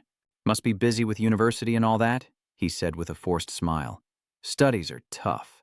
Gang Rong realized, looks like you've figured it out. With a grim look, he poured a glass of wine to the brim. My son is in a correctional facility. Dong Wang speaks, looking at Gang Rong with hidden meaning. Dong Wang continued, saying that even though the Heavenly Dragon had grown into a corporation, the chairman still believed that only the strongest should lead. He looks directly at Gang Rong, saying that he must understand his own limitations. Dong Wang suggests that as a permanent second-in-command, Gang Rong has no chance, so he must bet on his son. He smirked, so Dong Wang continued, you hid him in the rehabilitation camp away from the eyes of the Heavenly Dragon. He was pleased, thinking he'd found this weakness. But Gang Rong spoke, looking so calm. How could that be? Dong Wang is caught off guard, exclaiming, What? He threatens, You think you've found my weakness? If I report this to Chairman Gang Rong. He slams the table and stands. As he puts on his coat, he says that's why he'll only ever be a director, causing Dong Wang to slam his desk in anger. Gang Rong immediately turns to leave, saying, I'll be going now. Dong Wang hasn't given up yet, has he? I heard he was transferred to Camp 2. He didn't stop thinking he could raise a dragon, but it was torn apart by sharks. Dong Wang smiles wickedly, having witnessed it firsthand. Seeing him fall is worth the wait.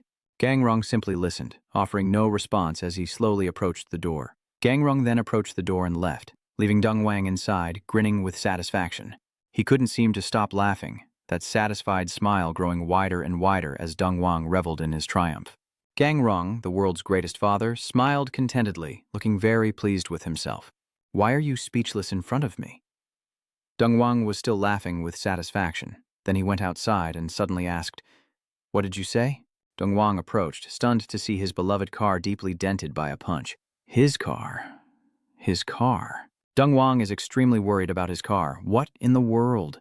Gangron's car then drove past, and he angrily shouted, "Gangrong, switch to the prison's surveillance room." Hanzua speaks up. "Hey, you really startled me back there." She's surprised that it's Gangrong's son taking such a big risk. Hanzua smiles. "That's got me a little excited." She observed, concluding that as always, nothing ever happens in this camp. But then she saw something that shocked her. Hanzua wondered, "What's this?" She takes a closer look at the surveillance screen, and it's clearly the first floor. The prisoners are just as surprised, breaking out in nervous sweats.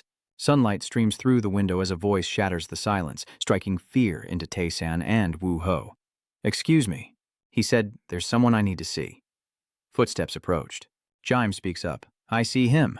Behind him is Du-yong, the shark of the first floor. A young man looks at a photo of his wife and children, the source of his happiness, thinking, "I realized this when I was only 18. With fierce love, no matter how others point and laugh, I'll do my best to be a father." The young man is in a prison cell. He smiles contentedly. However foolish he may be, he seems completely changed. "The high-paying jobs I used to do were all illegal." He stared intently at the photo without my knowing. A foolish father, but at least he cared deeply. "I don't want my daughter to suffer. Will I even have enough for food and rent?" Thinking of those hardships, he sighed in despair when a voice called out, "Who's that?" Jim the goat called from the doorway. "Was that a sigh I heard?" He was a little surprised and stammered. "Me?" he then explained. "A sigh is the body's natural reaction to stress," Jim continued. "But he said everyone deserves to be happy." Then Jim reached out saying, "Come with me." Back in Du-yong's cell, Tae-san is startled. "There's a shark! A shark!" Yoon-ho quickly covers his mouth and whispers a reminder. "Quiet. What did Deer ask?" "What do you think of the new prison?" Du-yong replied. "Compared to Sector 1, this is a luxury hotel, isn't it?" He praised, "Excellent." Then Jim continued, "Living conditions directly affect a person's happiness." But Du-yong suddenly retorted, "Cut the small talk." He rolled up his sleeves and got straight to the point. He scoffed, "Getting right to it, are we?" Jim continued, "Fine, but let's get one thing straight first." He declared, "I hate fighting." Jim explained, "Because fighting only makes people suffer more." Meanwhile, Woo-ho was still struggling to cover his friend's mouth. "Please?" Du-yong wondered. "Then why come to me?" he retorted bluntly, his voice booming through the speakers. Jim continued, "These negative emotions, I wonder," he questioned, "what do you really want?" Jim continued, "To think the son of the heavenly dragon's second in command is in such dire straits." Woo-ho turned to his brother and Tae-san agreed, sensing something was off. Du-yong and Jae-jim stood there, facing each other as Du-yong finally spoke, asking why he had come all this way just to ask. He grabs Jae-jim's shirt. "That's all you have to say?" Du-yong's eyes flash with murderous intent, but then widen in surprise. A furious red light erupts before Du-yong, his eyes widening in surprise at its fierce and angry glow. Du-yong heard him say, "I apologize if I made you uncomfortable." Then, Jim seemed to return to normal. "Actually, I came to invite you." Hearing that, he couldn't help but be surprised. "Invite you," he confirmed. "That's right," he continued. "Go to the second floor," Jim added. "Go to the chair." Woo-ho is still holding onto the floor. Jim stared him in the eyes, saying Cha Du-yong deserved to be happy. "He's about to leave. I'll be waiting up there." With that, Jae-jim left the area. The office returned to its silence, leaving the remaining two wrapped in blankets. "Damn, the atmosphere is so heavy I thought I was going to suffocate. I'd rather be a two-headed snake." Tae-san stood before the bars. He had gone up to the second floor. "Brother." Du-yong seemed too focused to hear the call. "Brother." He recalls touching him. What was that unpleasant feeling? Yu-yong muses differently. He secretly assesses him, finding him completely different from those before. Du-yong recalls his words. "Actually, I came here to invite you to a place with a chair." He fell into thoughtful contemplation. Du-yong turned and asked a question. Just a quick question. Tae-san immediately responded, "Ask me anything, even the password to the front door." He wondered what this so-called chair was that the man kept mentioning. There were plenty of those he hated. Tae-san scratched his head. If he mentioned that chair, then he must mean the happiness chair. Yang doesn't understand. Happiness? What is that? Yoon-ho then spoke up, calling it the chair of happiness. He explains that it's a chair that makes anyone who sits on it smile and be happy, adding that what the people on the second floor fear most is the second floor's greatest obsession. Next, from the surveillance room, a voice speaks up. Chadua, is this new pen already making waves? The white-haired warden remarks, looks like he's tougher than I thought. He continued, saying that among the sharks, this one was the tamest, yet he was the first to react, quite unexpected. But his voice turned to disappointment as there was ultimately no explosion. Another person asked, but why does it sound like you wanted it to happen? Hansua smiled, holding the documents in her hand. It must just be my imagination. The warden replied, I simply want to observe all phenomena. She asked him to add more juice first. The warden replied, make sure it's organic. Hansua leaned in to look at dew on the screen.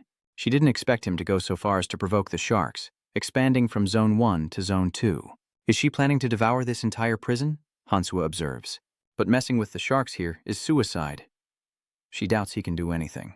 The scene shifts to outside the prison gates and a voice calls out, huh?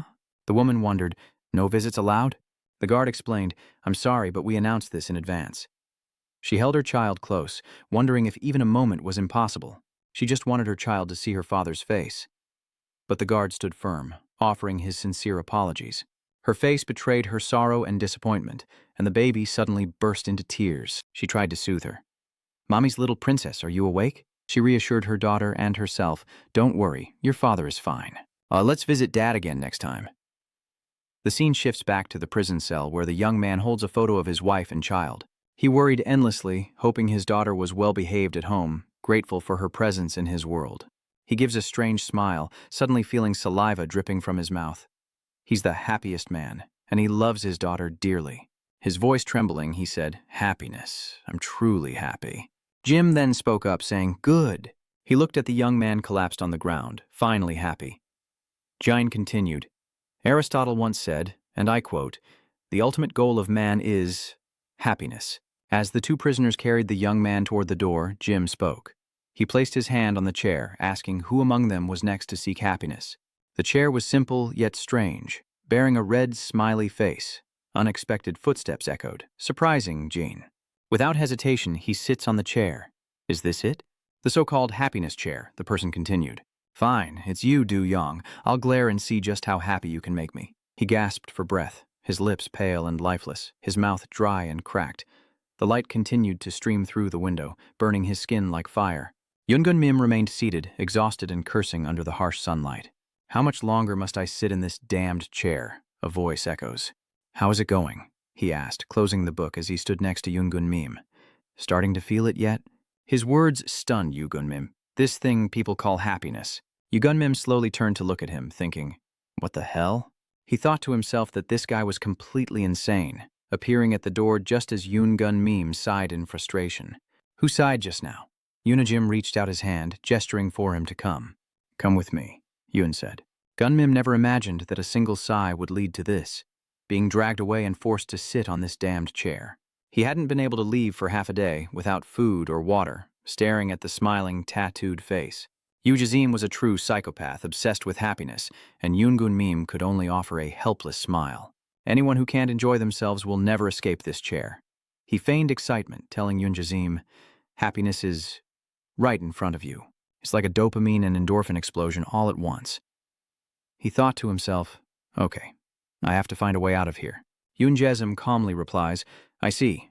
He doesn't intend to let Yungun Mim leave. It seems it's still not enough. He pressed his face, twisted in a grotesque smile, close to Yungun Mim. But rest assured. Yujim stood before him, hinting, this chair will surely help you enjoy true happiness. In the sunlit room, books were piled high.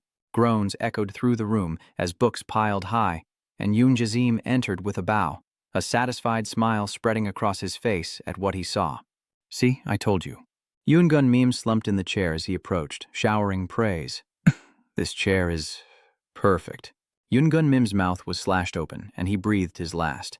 Yunjazim happily said, the chair of joy, so happy, so fun. Holding a family photo, he drools as he says, my daughter, are you well? Thanks to you, Daddy's feeling great. Yungun Mim, in his last moments, managed to say, so happy, so very happy, before being knocked to the floor. Observing him on camera, being escorted by guards, he sits before his computer and sighs. Ma Ganchang continues to take notes, remarking that the second-floor ecosystem remains unchanged. Here, there are always images of prisoners, especially Yunjazim smiling at the camera, leading him to exclaim that it's full of laughter and peace. And Ma Gongchang saw right through it. Of course, these smiles aren't genuine. That chair paints smiles with blood thanks to Happy's brush. Yoon Jae-sim is the model for his words. The sharks on the second floor may seem docile, but any fish that looks unhappy will be forced to sit in this chair until they're driven mad with happiness. Seeing his satisfied smile on the screen, believing they're truly happy, he's completely insane. With files piled high on the desk, Mahang clutches his head in agitation. But why is he so obsessed with happiness? I can't take it anymore. I have to know what he's really like. He suddenly noticed it on the screen, pressing his face close, as Mao Trang excitedly said, "So you've finally arrived?"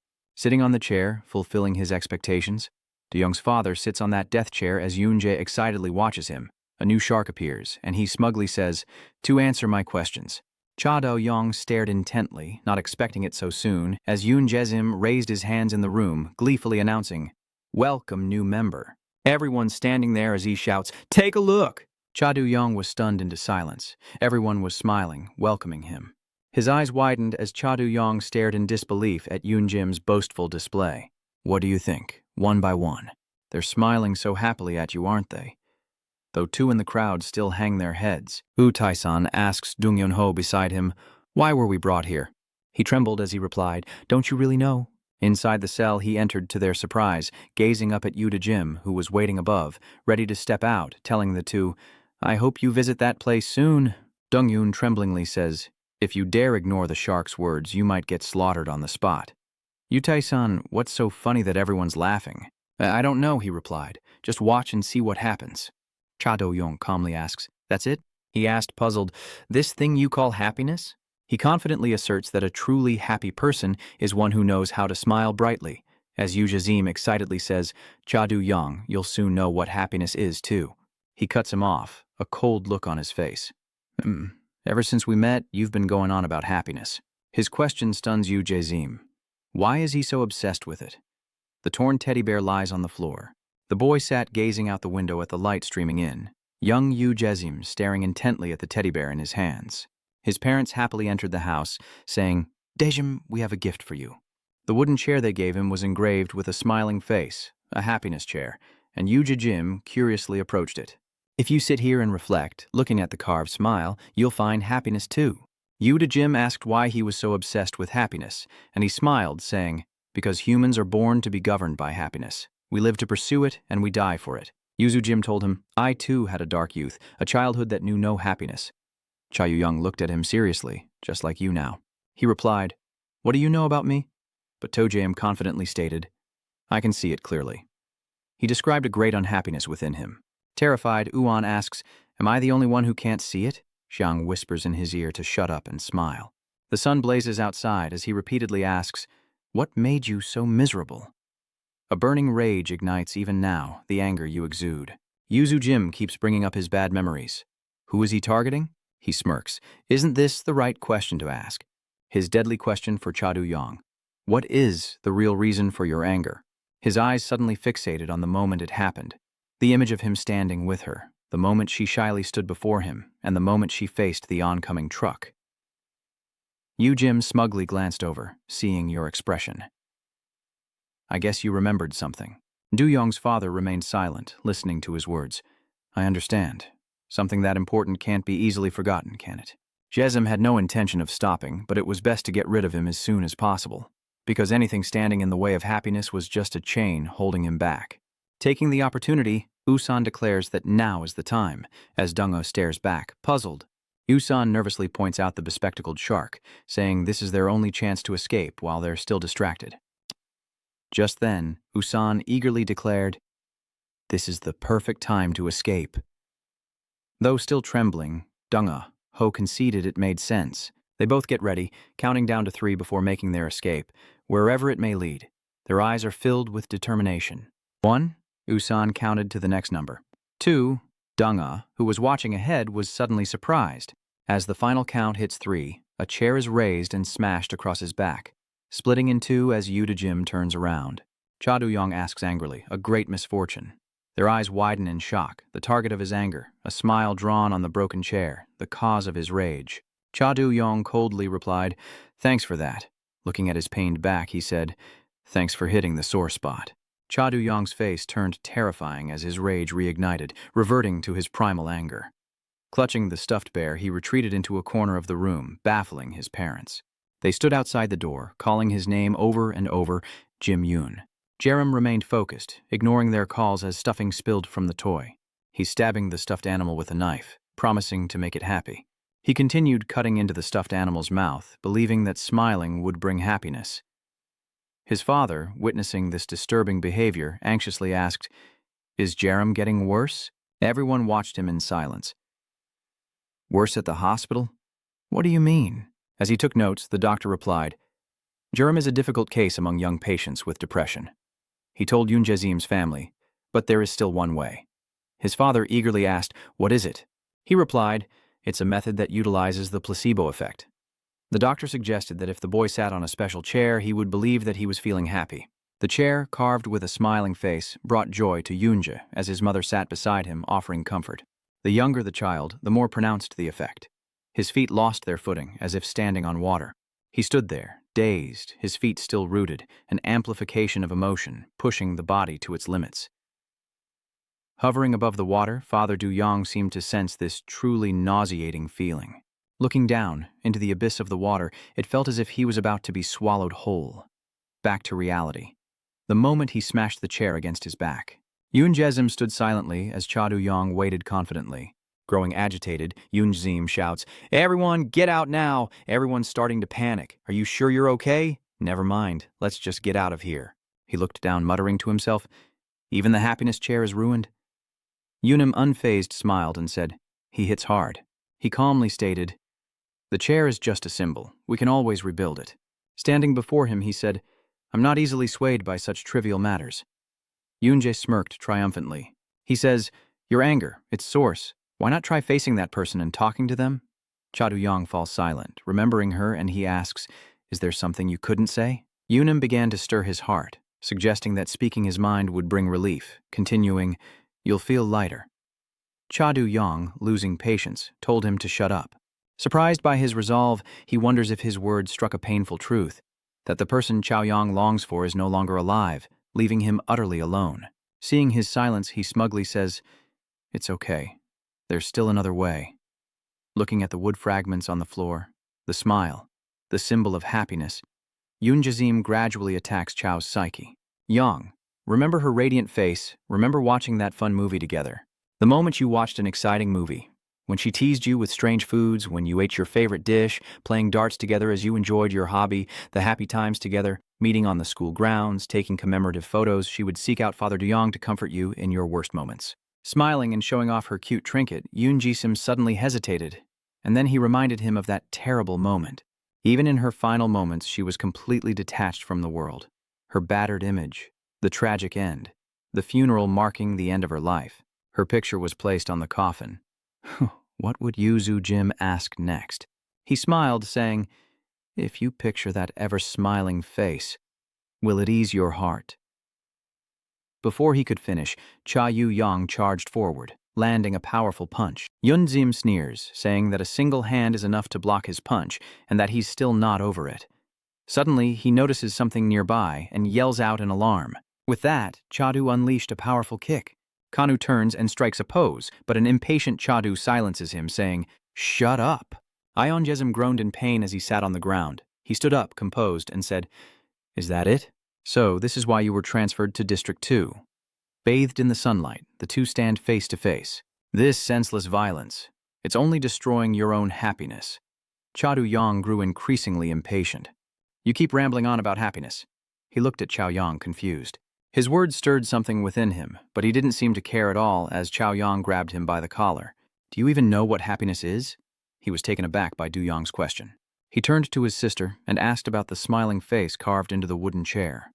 "Nuna," he stammered, "what is happiness?" She was taken aback by Yoon Jim's question. She began to think, then smiled at him. A smile. Could that be it? Without hesitation, he answered, "Happiness." He was becoming agitated. "Happiness." He continued to repeat the word. "Happiness," Cha Du-yong said, raising his fist. Suddenly, his body swayed and he clutched his head, screaming in agony. His head was killing him. Cha Du-yong's headaches grew more frequent as Uta-san watched from afar. "What? Why is he suddenly like that?" Dong Eun-ho is also surprised to see this, suddenly remembering that Cha Do-yong had mentioned headaches in the dorm before. Tae-san urgently says, "What?" Of all times, Cha Do-yong can't withstand the side effects. He became distracted. In District 1, he had abused the Origin too much, madly attacking him, unhesitatingly stomping on his face, relentlessly kneeing his stomach, punching his face repeatedly, and knocking down everyone in his path. Now, his body is starting to react. His feet hovered over the water as Duong dazedly looked down and saw terrifying faces staring back from the depths. He suddenly spoke. "I know what happiness is. I know it very well." The headache suddenly disappeared. "Just look at your face." Yoonam taunts him, saying it has nothing to do with happiness as he prepares to stomp on Chaoyong's head. It's just the result of negative emotions. He kicks him in the face, and a defeated Du-yong collapses to the floor. "You need to understand something." He struggles to sit up. "The only way to make someone like you smile again." Yoon Jazim approached, reaching out his hand. "Like this?" Gripping the wood tightly, Du-yong's father retorted angrily. "What the hell?" He sat up and plunged the wood into Yoon Jazim, blood splattering before his eyes, his sinister gaze looking down. Yoon Jim smugly asks him, "Why the long face?" as Father Du-yong clutches his bleeding head and laughs maniacally. Outside the hallway, two figures whispered to each other as Du-yang Yuan and Dong Woo-ho quietly observed the battle through a crack in the door. Wan sighs, thinking he was done for when the headache struck.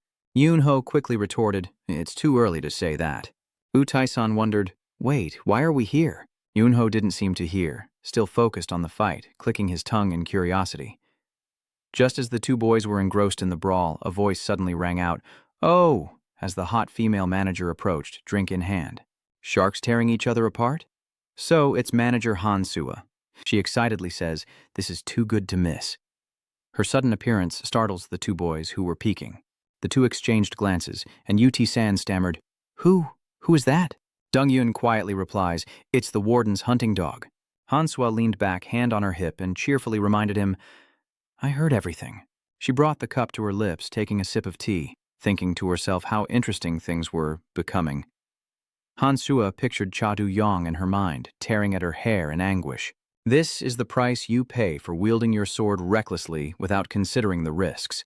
With that thought, she hummed happily. Tesserinet asked softly, "What is it?" "Yong?" Ho whispers back, "Just pretend you didn't see it."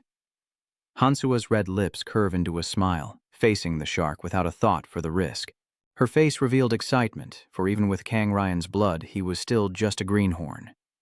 In the room, the two were still deadlocked, as number 2548 coldly lowered his eyes to look at Du-yong's father, gently reaching out to touch the wound on his face. Like I said, a glint of bloodlust flashed in Yuda Jim's eyes as he frowned and said, "I don't like fighting."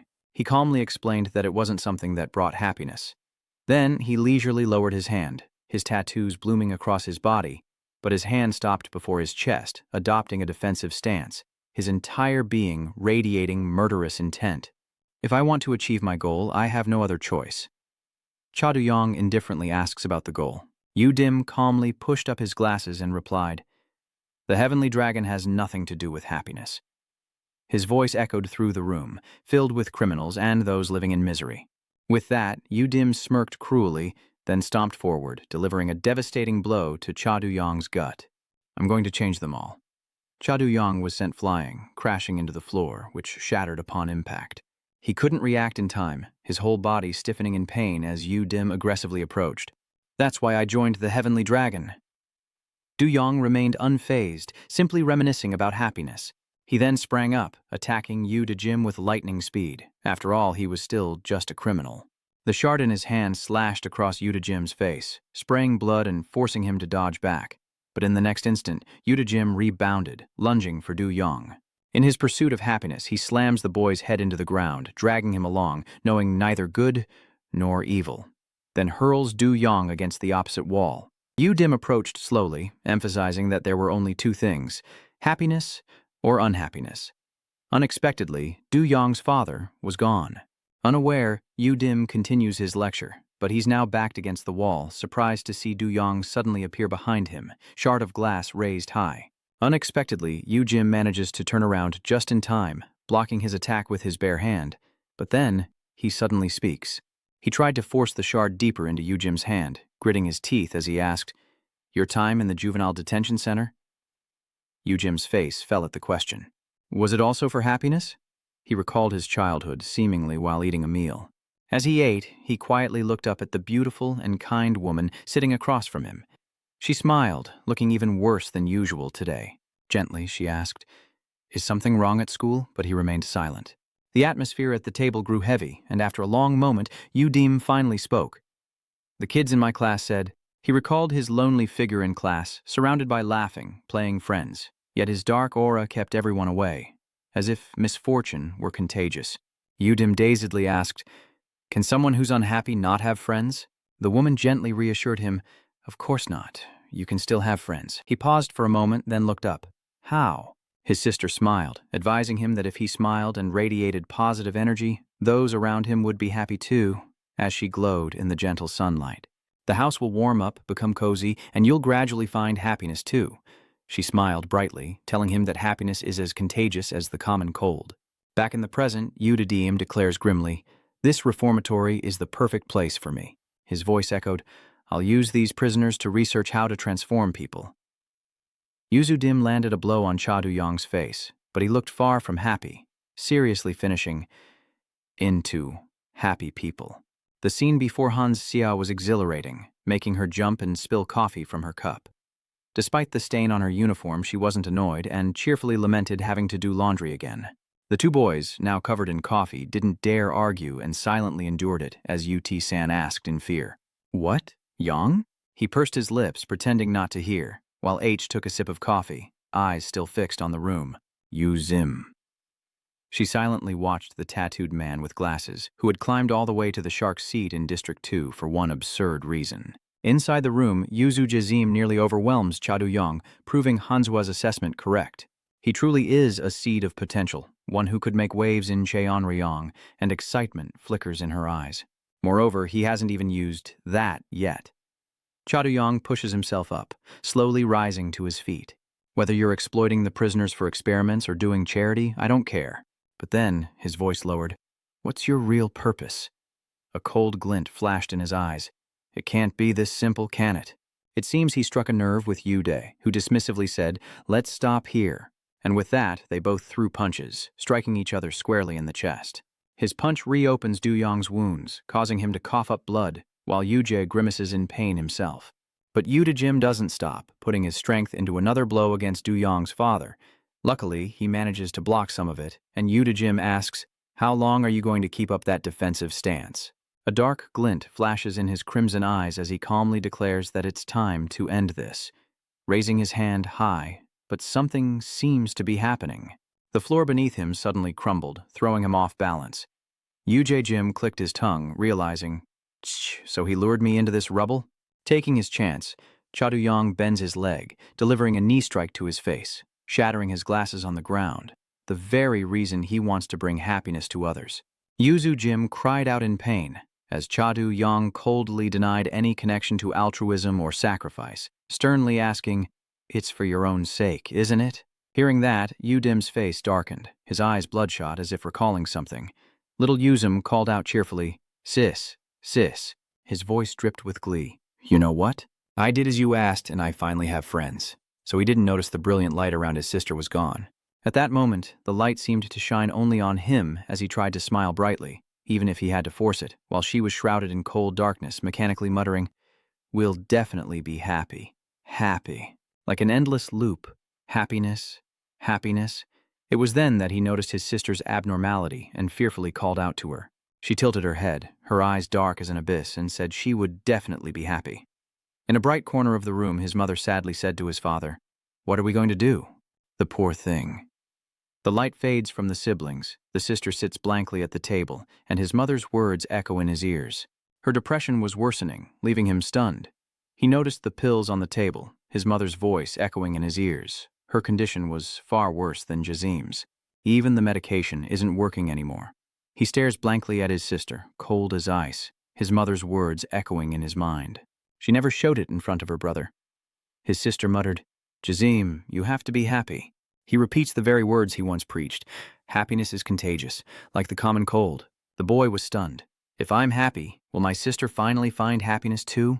Back in the present, Yu Duyim silently clutches his head as Cha Du-yong mocks him, saying he acts so noble, like he lives for others. He raised his fist, calmly exposing Cha Du-yong as just another selfish person. But before the blow could land, Yu Jazim shot up, reaching for Cha Du-yong's neck as he calmly admitted the truth. That's right.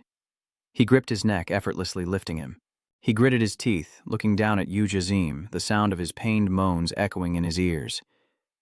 I don't pursue happiness for others. His eerie voice echoed through the room. I was born with clinical depression.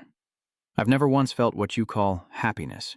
He emphasized, his dark eyes like abysses boring into him.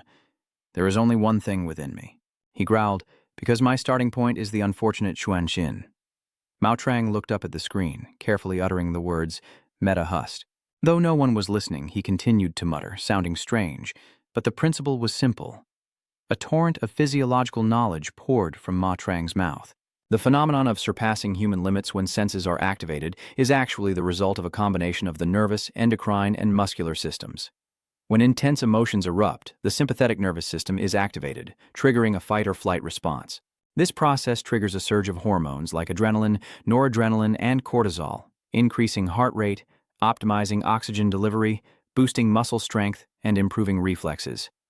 In particular, adrenaline enhances muscle contraction, weakens the nervous system's inhibitory mechanisms, and stimulates the production of endorphins and enkephalins, pain-reducing substances that enable the body to generate extraordinary strength or become unaware of injuries. Normally, only about 40 to 60% of the motor units in a muscle are activated, but in extreme situations, this number can reach 100%.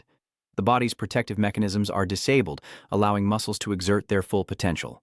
This process can also lead to distorted perception of time, an effect often seen in fighter pilots or special forces operating in extreme conditions. So, humans exhibiting superhuman strength in life or death situations isn't magic, but the result of removing the body's limiting mechanisms, a phenomenon that can be explained by science. Mao Trang sits up straight, eyes fixed on the screen, muttering like a madman, but those who can actively trigger this state are extremely rare, and if they do, it's mostly by chance. Before him were countless monitors, and the documents on his desk were piled high. Then his voice suddenly changed. But there are those who don't need opportunity. They can enter that state whenever they wish. Mao Trang's grip tightens as he excitedly concludes that this is the first condition of a sack. He leaned in close to the screen, eyes glued to it, but for Cha Duong it was a double-edged sword. Mao Trang trailed off. After a few seconds, he transitioned to the second tier of a sak yu jarim, and his true nature became clear through the description. A man with congenital depression, a picture of misfortune. Mao Trang casually compared him to a Greenland shark, picturing the dark ocean, where a small fish with sharp teeth appears, cold and dark as usual. Mao Trang described him as slow and lethargic, his empty eyes like those of the dead, indifferent to the hunt. Then his tone shifted as he spoke of the complete transformation that occurred when prey entered his sights. In Mao Trang's empty eyes, a flicker of delight appears, transforming him from indifference into an uncontrollable killing machine. The image of the small shark and Yuzu Juzim appear in his eyes, in the ocean depths where the weak have no right to exist. At this moment, two images overlapped: the Greenland shark, an apex predator. Back in the chaotic battlefield, Yu Zim grabbed Cha Du-yong by the neck, lifting him off the ground. He glared at him, struggling to break free, as Yu Dim calmly watched Cha Du-yong's futile attempts to escape. You wouldn't understand, Cha Du-yong. He swung his arm, delivering a blow that made Cha Du-yong's head spin, a life filled with misfortune. Cha Du-yong is tossed through the air like a rag doll, while his attacker remains unfazed, a testament to his terrifying power. A strange sensation washes over Cha Du-yong as the atmosphere shifts completely. Cha Du-yong wondered if he'd activated his meta, when a foot suddenly appeared, and with a crash, Yu Jazim slammed his head into the ground. He looks down at him, saying, "You don't understand." The desire for happiness, the desperation to obtain it, he thought to himself that he needed another way. But before he could think of one, Yu Jazim's shoe was right in front of him. After Yu Jazim's powerful kick, he flew backward, splattering blood everywhere. The mastermind watches on, but on that day I realized something. His face darkens, and in his empty eyes a determination flickers. The reason unhappiness exists and how to achieve happiness. One day in the past, crayons were scattered across the floor next to a notebook as Yu Dweem's voice echoed, drawing the happiest face in the world, huh? He held the crayon, unsure of what to draw. This was difficult. He then began to draw a face without eyes, nose or mouth, with green hair, muttering thoughtfully about a happy face. Yujizim suddenly pictured his sister's radiant smile. It has to be a smile, right? But that happy face was immediately replaced by emptiness. Lifeless, I'll make you happy. Udinim stared blankly at the paper, the light in his eyes slowly fading. Not a fake smile, but her real smile. Before the cold room's door, a boy's eager voice echoes, "Sister, oh sister." Clutching the drawing, he hurried toward his sister, who sat silently in the shadows. "I found you." He proudly held up the picture he had in his hand, saying, "Look, I drew a portrait of you." But his sister turned away, prompting him to quickly place his hand on her shoulder. He naively thinks that maybe, just maybe, she'll smile. Yu, with naive confidence, believed she would like it, but in response, her arm unexpectedly dropped to her side. He was stunned, wasn't he? Anxiously taking her hand, he gently shook her, touching it with both hands as he asked, confused, "Sis, what's wrong with your hand?" A terrifying, ice-cold thought flashes through his mind as his eyes catch the scattered bottles on the floor. Yudiim stares blankly, her whole body numb. She's not breathing anymore. The boy's eyes were dark as bottomless pits. A moment I can never forget. He sat bitterly on the cold, happy chair where she lay, countless memories of her flashing through his mind. A person more unfortunate than himself, one who craved happiness more than anyone. But strangely, even though there wasn't a ray of sunlight in the room, she shone brightly and she was smiling. He suddenly realized that was her smiling face. It was the same happy face as the two sisters in the painting he held, the happiest smile in the world. Ending his reminiscence, a silence fell between Yuzujim and Cha-do-yong, before he tilted his head back and declared, "On that day, I found another way to achieve happiness." He coldly watched Cha-do-yong kneeling on the ground, struggling to rise. Because there is darkness, we see the light. Because there is war, we cherish peace. Then he emphasized, his eyes fixed on him. And because there is misfortune, people can feel happiness. But he wouldn't listen, staggering forward. So, Du-yong raised his fist, calmly retorting, "You gonna philosophize with me?" With that, he punched Yudazim straight in the chest.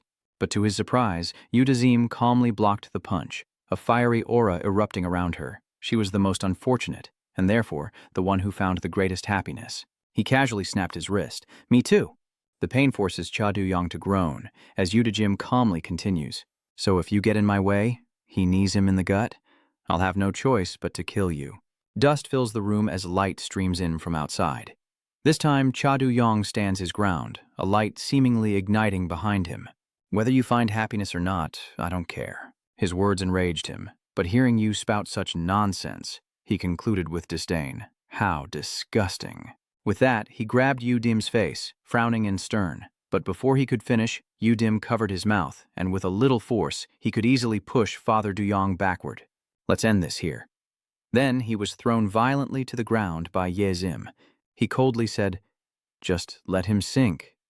Let him lie motionless in that pile of negativity." This was the fading of his consciousness. He could no longer hear what was being said. He closed his eyes as if sinking into another dimension, surrounded by countless bubbles. Suddenly, his eyes snapped open, a thought echoing in his mind, and his pupils contracted in shock. A space.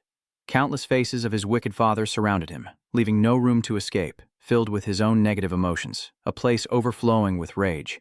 He sank to the bottom, his body immobile, able only to stare blankly, devoid of feeling. His vision blurs, his consciousness fades, and his eyes lose focus as he wonders if he'll sink here forever. Then he closed his eyes, surrendering everything, when a sound jolted his will. What was that? Suddenly a pair of hands cradles his head, a warmth he hasn't felt in ages. He stares in shock, seeing a girl standing before him. The owner of those hands was Dion. In the silent control room, Maon Chang sat alone before the monitor, the flickering light of the device dancing across him. He casually picked up a fish-shaped pastry and commented on Cho and Jareem's fight so critically that viewers held their breath. Then, with a mouthful of pastry, Maon Chang declared it wasn't worth a line of his thesis. His voice echoed through the room filled with documents, but I was hoping for a breakthrough, a new turning point for my research, yet the battle ended without any gain. "Among those documents is information about you," he said with a click of his tongue. "Most importantly, I wanted to know what 779 really was. What a shame." The fish cake was placed on the table, and his voice changed. No, perhaps he was never a shark to begin with, but a magician from the start. rising and turning toward the door in the depths of the unconscious, where darkness consumes all. Staring at the familiar figure before him, Cha Du-yong stammered, then gently called her name. "Is that Ion?" A warm smile appeared on Dion's face as he listened quietly. "Why are you here?" She stared at him for a long time before finally asking, "Have you been well?" Du-yong's father was stunned, choked with emotion, unable to speak. His pupils contracted, his lips trembled. "You," he bit his lip as if trying to hold something back. After a pause, Cha Du-yong offered a sad smile, his eyes strangely gentle. "Yeah, I'm okay." Du-yong also smiled in response. "Is that so?" Then she suddenly asked again, "Are you really okay?" A horrifying scene unfolded, causing Du-yong's father's eyes to widen as her voice changed. "Okay?" Her beautiful face was now covered in fresh blood. The smile on her lips had vanished, and her eyes were filled with nothing but excessive rage. He looked down at the blood swirling around her feet, the girl's mournful voice echoing in his ears. "I was alone in the cold darkness underground. And then the rage poured out like a tidal wave. How could you possibly be okay?" Du-yong calls out Dayun's name in shock as she approaches him, covered in blood, and screams, "I died because of you!" Her words were like a knife to the heart. Before his bewildered eyes, her face began to change. Duan stared in shock at the bizarre scene unfolding before him. The girl was gone, replaced by Gang Ran, his cruel father, who did it all for his son. His face drained of color as the accusations echoed in his ears. That child had to die to awaken him. Enraged, he lunged for Gang Ryong, but a crushing pressure stopped him cold, and in an instant he was flattened, lying prostrate at his father's feet. The seabed stirs. Standing before him, the man declares, "My life can only be completed by you." The crushing weight made it hard to breathe, his face pale as his taunting voice echoed, "Do you want revenge?" He looked down at him provocatively. "Do you want to kill this old man?" He braced himself to stand, then those thin lips parted, and he uttered softly, "Take it." Behind him appeared the very prison camp where he was being held. Gritting his teeth, he glared at the man, who casually walked out of the control room. "A battle to satisfy me will have to wait for another time." He placed his hands on the handles, ready to close the door. "I'll call it a day here." But then, the flickering of a screen stopped him in his tracks. Then he was startled by the boy's cold voice. "Stop." Mao Trong turns her trembling head, unable to believe it. The sight before him shocked him so much that he repeated himself, "No, it can't be." On screen, Cha Du-yong has risen again. Mamma mia. He's standing again? In the sun-drenched, smoke-filled room, Yujirim coldly turned and sighed. He stared in disbelief at the figure struggling towards him, muttering, "What is this?" His eyes scanned the cracks in the wall from Cha Du-yong's repeated impacts, wondering how, with the risks from his first awakening and the injuries from their battle, his body hadn't reached its limit long ago. Yujirim lifted his foot, slowly approaching him, wondering what was making him stand. Cha Du-yong gasped for breath, his face downcast, silent. Just as Yujirim reached out, Cha Du-yong finally spoke. Yujirim grabbed him by the neck, whispering, "At this point, does any of that even matter anymore?" But what happened next astonished him. Cha Du-yong stood motionless, and he couldn't lift him anymore. Yujirim stared blankly at his trembling arm, his body broken and strained. "But why can you still stand?" He lowered his head in silence, then suddenly threw a punch. "I won't." A skyward hook appears, landing squarely on Yujirim's chin. He coughed up blood and hissed in pain as the boy calmly continued, "Impossible." He raised his fist again, a cold light flashing in his eyes. Collapsing here only awakened his rage. This time, a punch lands squarely on Jerem. The force of the punch sent him spinning through the air, flying backwards, a phenomenon Mang watched in disbelief from the control room, something never before seen in any research. He muttered in disbelief, "A shark torn to shreds, a bloody mess, should be dying." Mao stares blankly at the screen as it once again goes hunting. Confusion fills his eyes. This defies the laws of survival, it's illogical. He dazedly called out Cha Du-yong's name, quietly observing his cold face on the monitor, wondering, how many more times will he defy my predictions? For the first time, Yujirim had to yield. "It's not just you, me too." He hesitated, scratching his head. "I can't stop." The atmosphere around him shifted as tragedy reached for true happiness. Suddenly, Cha Du-yong appeared behind Yu Duim, his foot raised high above his head. Yu Duim turned, letting out a soft gasp as a powerful kick landed squarely on his head, smashing his face into the wooden floor. He coughed in pain, but then suddenly grabbed Yuzu's leg, gritting his teeth. "I'm so close. It can't end like this."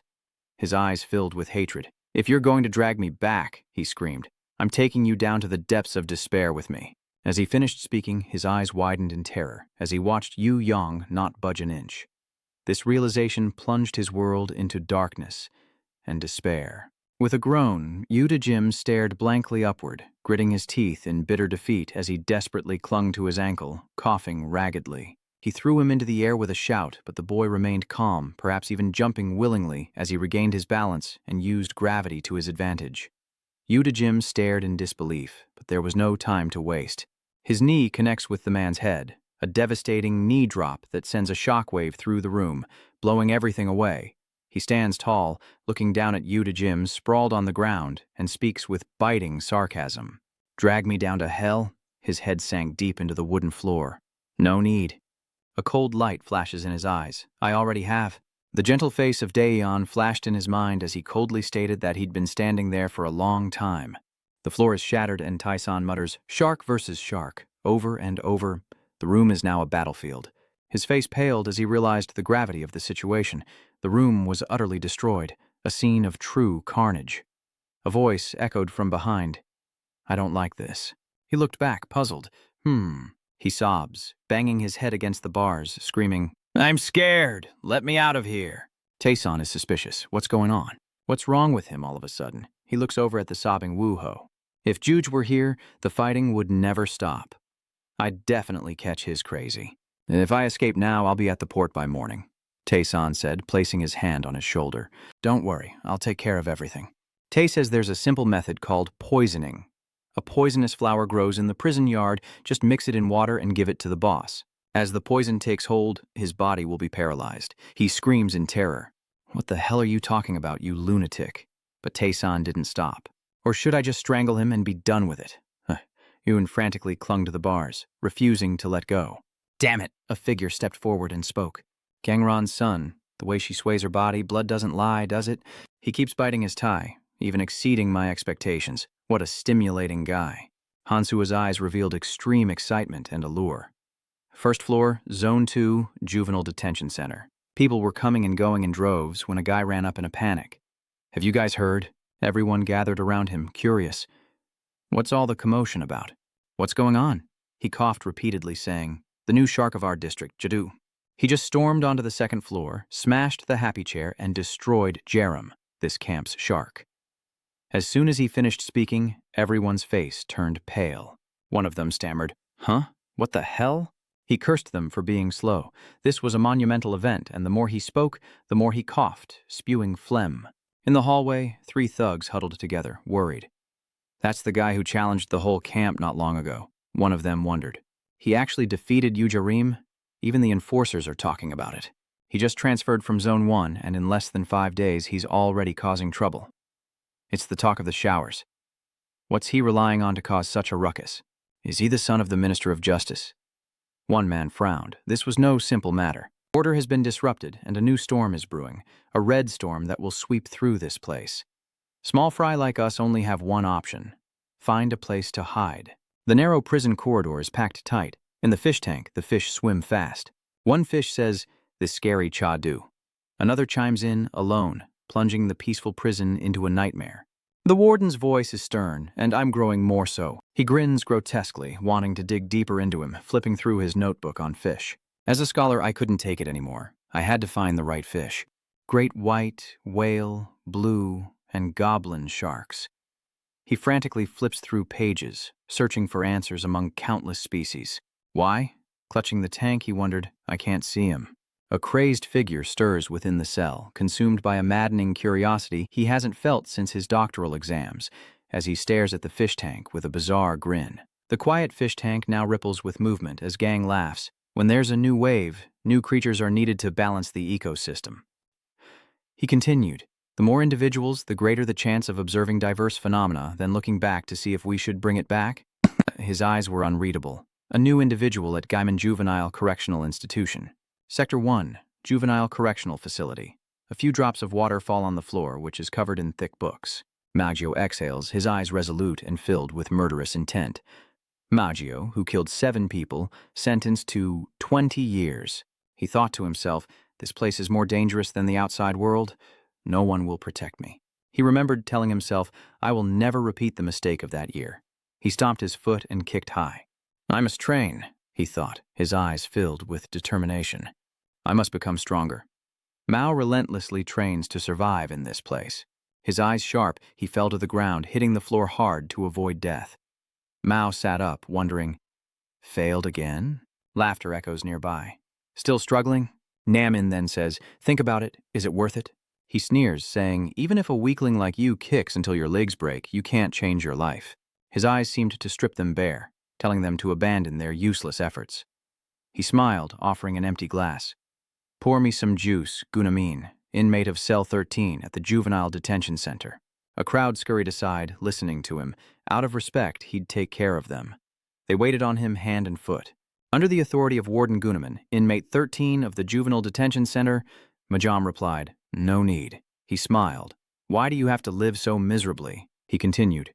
Ever since John sent all the wardens to the hospital, the reformatory has entered an era of peace. Namin scoffed, continuing, speaking of that Duyong guy, where did he disappear to? His voice wavered slightly. Ever since he disappeared, there hasn't been a trace or a word. Mao pondered, then spoke. Father Duyong knew something. Not about this reformatory, but about another place. I don't know what that is. He nodded, looking at him with suspicion. Duyong must have heard that information from someone. A scream from outside pierces the room. They look outside in a panic. What ridiculous game is this now? Why would the director suddenly keep something like that?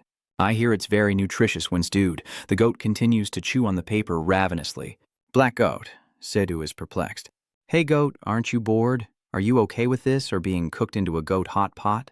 He grabs a scroll and shouts, saying he's about to die of boredom. Then he began to lament, is nothing interesting ever going to happen? Sitting amongst the goats, Zaidu confided in them.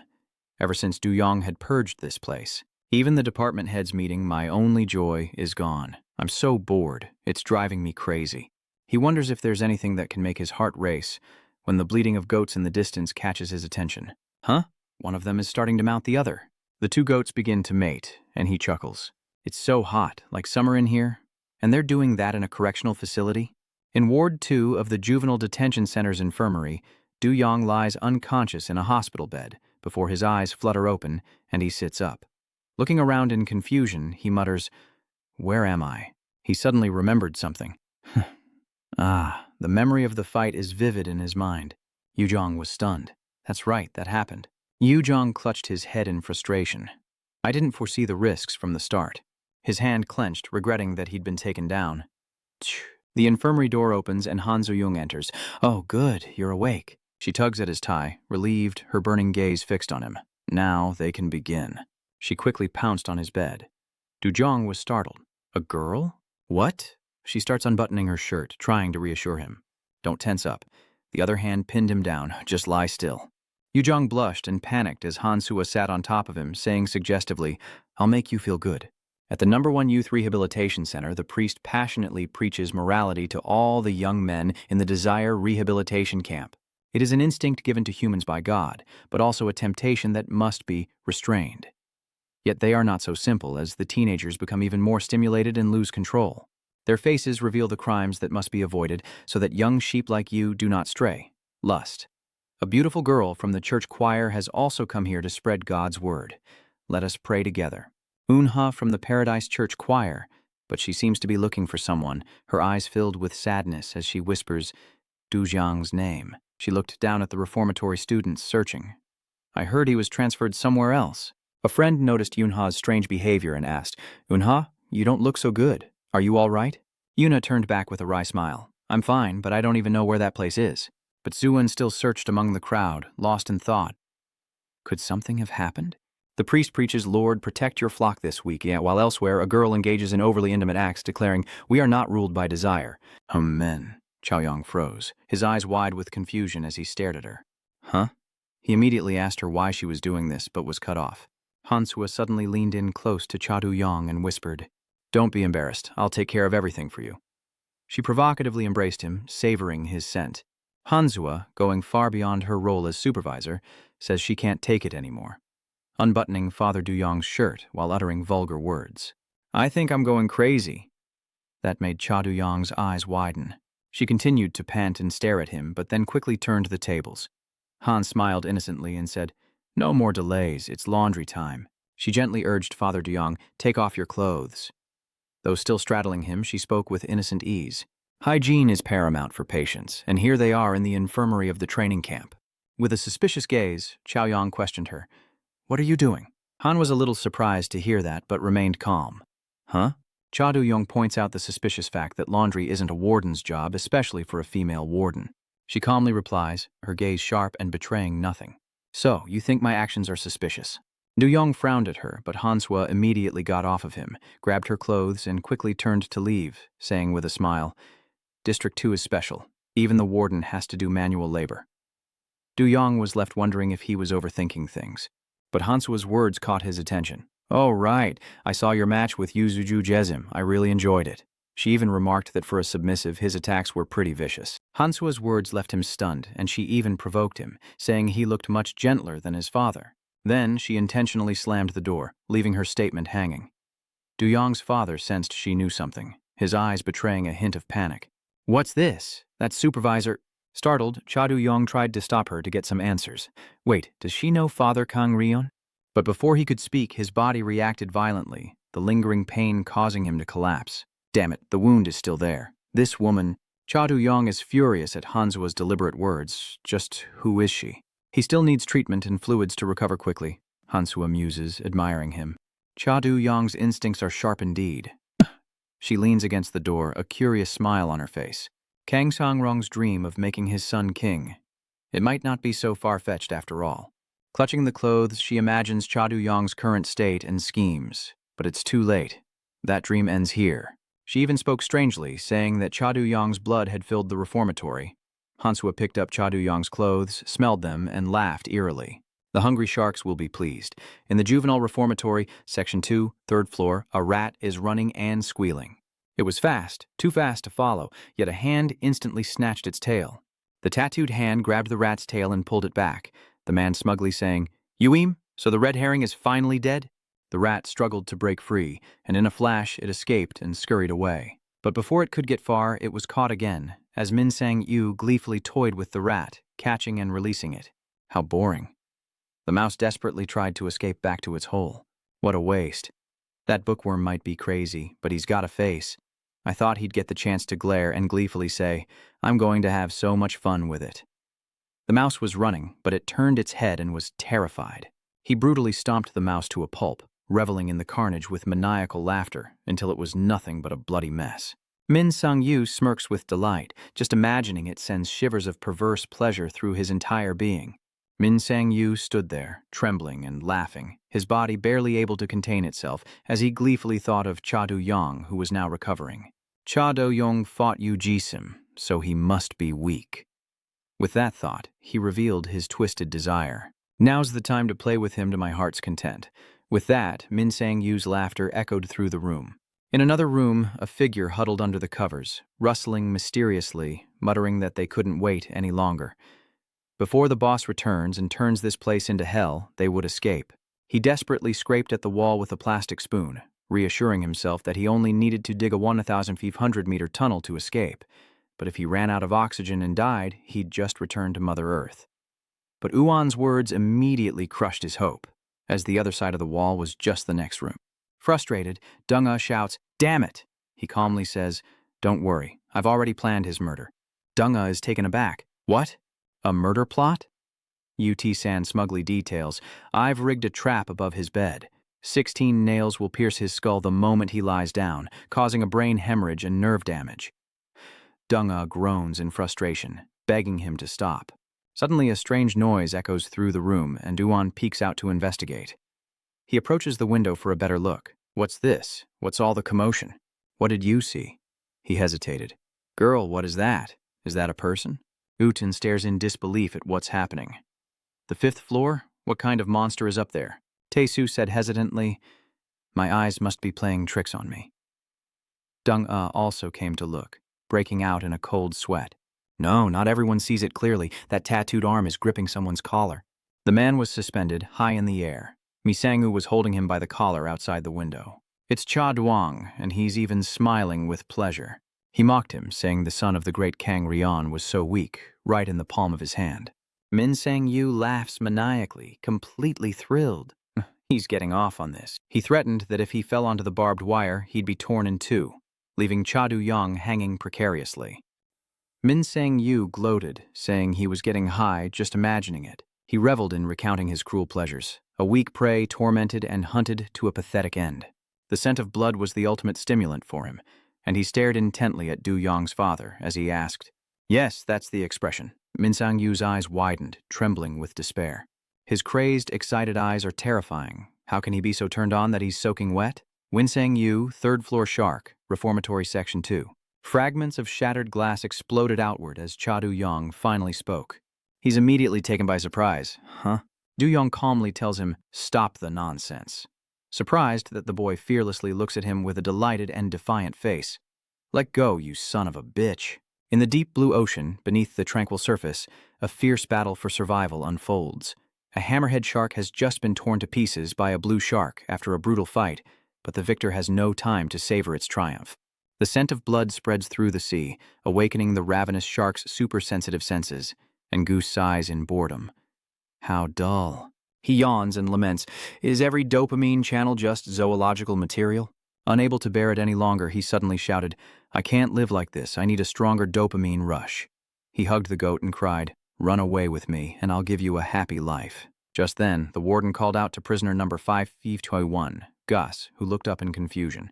He peered out the door and heard the warden say, "Follow me." In the infirmary, Father Du-yong rested, receiving an IV drip. He sat up, wincing from the pain of his fight with Yu Jim. Du-yong sat up, thinking his body was a wreck, when a sigh echoed, and a man behind the curtain said, "The smell of disinfectant." Before Du-yong could react, the stranger ripped open the curtain and delivered a devastating kick. That kick sends him tumbling to the ground in agony, followed by Min Sang-yu's gleeful exclamation. "Looks painful, doesn't it?" It's Min Sang-yu staring madly at Cha Du-yong.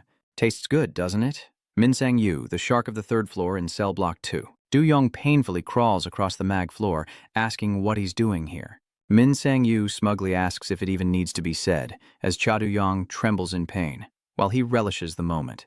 He was beaten to a pulp, and then he went mad, throwing the bed straight at him. Who would let such delicious prey escape? The bed hurtles toward Cha Du-yong, sending him into a panic. But he couldn't just sit there and take it. In a flash, Du-yong jumped away, dodging the blow. Min Sang-yu immediately lunges at Cha Du-yong, attacking relentlessly. Not bad for someone who's injured. Still injured, Du-yong felt a sharp pain as Min Sang-yu kicked his feet out from under him, telling him to struggle more. Cha Du-yong slips, but Min Sang-yu catches him, warning him to stay alive. He gripped Cha Du-yong's shoulders tightly, sneering, "This broken body. I'll smash you until there's nothing left." Cha Du-yong was thrown violently to the floor, and he painfully crawled to his feet. Min Sang-yu advances, clearly not finished yet. "It's not over," he taunts as Du-yong's father trembles before him. "Not even close," Cha Du-yong says, glaring. "Scream more, scream louder."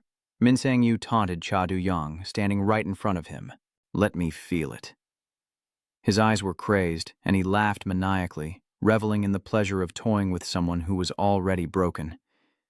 He was so excited he couldn't stop shaking.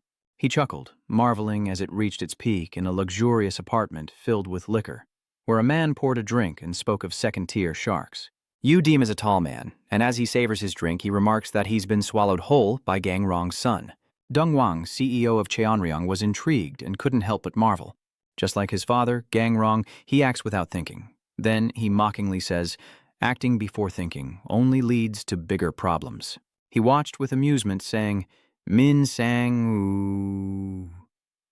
The gruesome scene before him was a source of entertainment, a large python constricting a young goat. He was sure to intervene. Conan trembled in the serpent's grasp. He'd fly into a rage like a hunting dog at the mere news of Gang Rong's son being injured. Yet he found pleasure in the bloody scene, free to revel in the carnage. Then, in the final moment, the giant serpent swallowed Dion whole. It would devour its opponent. He watched the snake with satisfaction, then downed his glass of liquor. Min Sang-yu, they called him. The snake slowly swallowed its prey whole. Once it tasted blood, it would devour its enemy from head to toe with sheer brutality. The ruthless and cold-blooded Min Sang-yu always seeks to crush everything. He has now entered the torture chamber of the Heavenly Dragon, a truly remarkable talent. Dong Wang is intrigued, reminiscing about his own youth as he looks at Min Sang-yu, downing his drink with excitement. I can't wait. For the moment, Gangrong's son is devoured. Meanwhile, Min Sang-yu was overflowing with excitement. This is it. This is really it. That's right. Cha Du-yong trembled with fear as he looked at him, but that only made the man even more excited. That's the expression.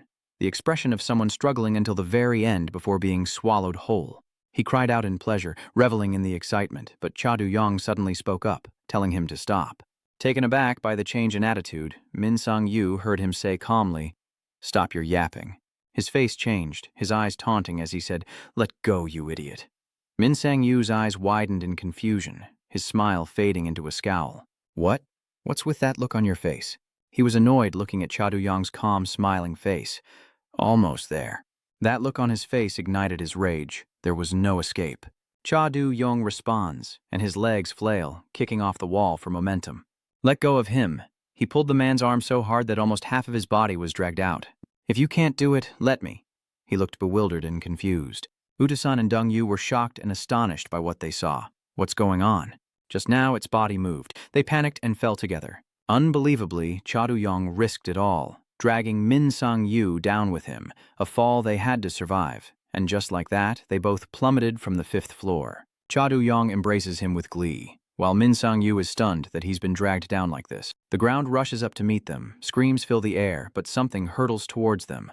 Leaves swirl. A figure dashes out like the wind, declaring that Flight 71999 has successfully caught Cha Du-yong and made a safe landing. 1st floor, correctional run. At that moment, Cha Du-yong glanced over in surprise.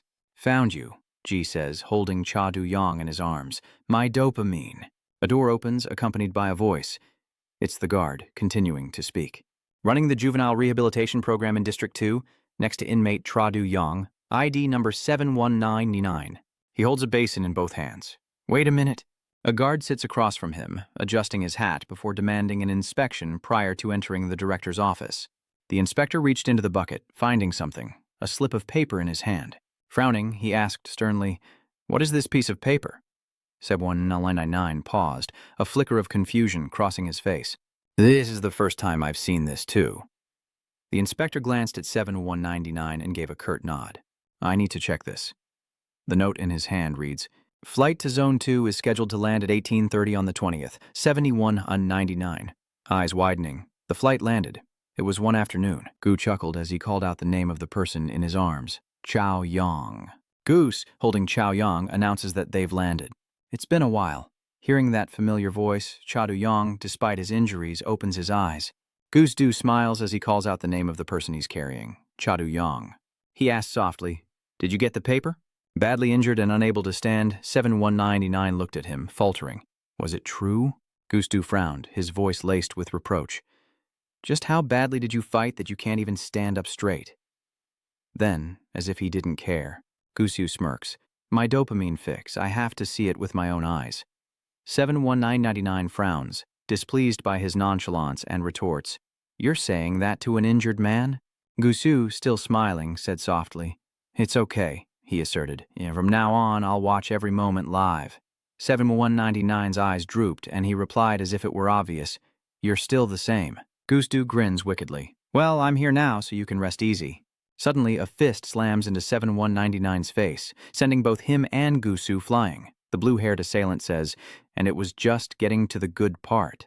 I was busy torturing him, about to devour him whole in one bite." The impact was so great, it left a gaping hole in the wall supporting Gu.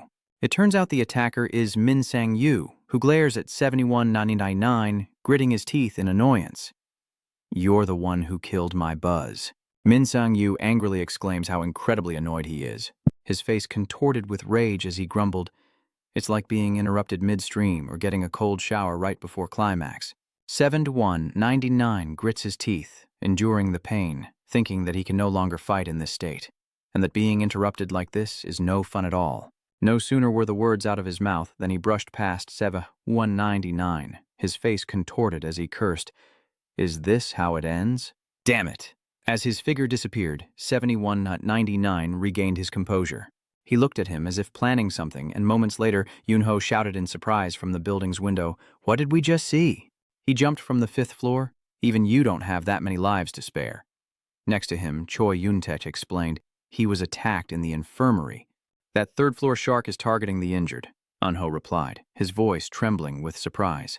If he's the target, could it come back? He scares himself to tears, begging for traps or anything.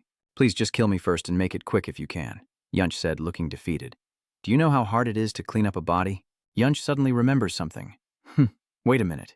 What in the world is the director planning? A new shark has barely arrived, a hand is carefully folding blankets, and now a new recruit, Gusu, appears next to a black goat. Just then, two young men approached, curious. Yunch wondered, wait, is that a goat next to him? Uho replied in disbelief. Gudu's voice cuts through their confusion. I thought I was seeing things. I just saved him from becoming goat stew. At that moment, the sound of crutches echoed near the goat. The goat quickly ran towards them as a voice cried out, Hey Fuzzball, you're stepping on someone's foot. It turns out it's 7199. He raises his voice. Who the hell are you? He questioned Gusu's motives, saying, Entering the camp is one thing, but you're the one who taught me how to break through to Zone 2. But the more he thought about it, the more his face furrowed. He remembered holding that paper, confirming May would appear on that very day. Arriving exactly as the paper stated, his flight to Zone 2 landed at 6:30 p.m. on the 20th. It couldn't be a coincidence. He added that he was even assigned to the same room as him, as Gustu chuckled to himself. He clenched his fist, certain it couldn't be a coincidence, and asked Gudu again, Just what the hell are you? Finally, Gustu spoke up. My identity? That's a secret. He smiles mysteriously, proposing a deal. Help him replenish his dopamine, and he might just reveal his secret. 7199's face darkened as he muttered, That damn dopamine again. The air crackled with tension as Yunch, sweating, stammered, You're not fully recovered yet. Why not stay in the infirmary longer? 7199 frowned, stating the obvious. You saw it yourselves. The medical ward isn't safe either. Who knows when that pervert will barge in and pull some crazy stunt. And while he's talking, that black goat keeps ramming into his leg. Yuntech understood, but still wondered, But is it really any safer here? At this, 7199's face darkened, and he said sternly that at least this room. Gustu turned around, and something was off about that night. The window was closed, the water bottle had been drunk from a little, and there was a steady breathing sound. Turns out his name is Ren, nicknamed Shark. He took off his shirt, got under the covers, and lay in bed. He thought Tra was asleep, but Tra's face was twisted with rage, and he exclaimed that he couldn't sleep, remembering the times he'd tormented 7199. That twisted face, that trembling body, that pungent smell of blood, those moans. He's so disgusting, but just thinking about it makes my mouth water. He chugs a bottle of water, preparing for Michelin. Meanwhile, Ja crushes the empty bottle. Having tasted Du Yang, nothing else can satisfy him. Min Sang Yu even bit into the shell, his eyes wide with hunger, but he still wasn't full. Red veins began to appear in his eyes as he thought, I want to lick him. I want to bite him. I want to savor him. And then I want to devour him. In a prison cell, a girl is bound by her hands with a chain. She gasps in pain as the door before her suddenly opens. A man enters and she asks, Why? Why did you come back? It was that shark of a man. He approached her as she said, I've told you everything you need to know. Even if I tortured you, I wouldn't get anything. He smirked. I know there's no useful information left in your mouth, so don't worry. Suddenly he stopped. But lately I've been having trouble sleeping. He began to spew vulgar words. Though I've tasted the delicacy before me, she cries out in fear. Stay away, he added. But because I couldn't swallow it whole, I keep thinking about it, driving me crazy. Her face now filled with fear as his drew closer. You have to take responsibility. No, no, she screamed in terror. Please, no. A streak of blood appeared on the ground in the darkness. After devouring her, he said there was only one way to satisfy this hunger. He slicked back his hair, his face contorted, tongue lolling out. He had devoured Du Yang alive. The rain begins to fall as Gu asks, What did you say, Flag? Inside the room, Gu was talking to 7199. Protect you, Du Yang's father? No way. You know I hate fighting, he said. What's with the question, 7199? Koi recalls that in District 1, Gudu himself said that Koi was the first to help him, and now Gudu looks to the door, asking for proof that Koi is actually useful.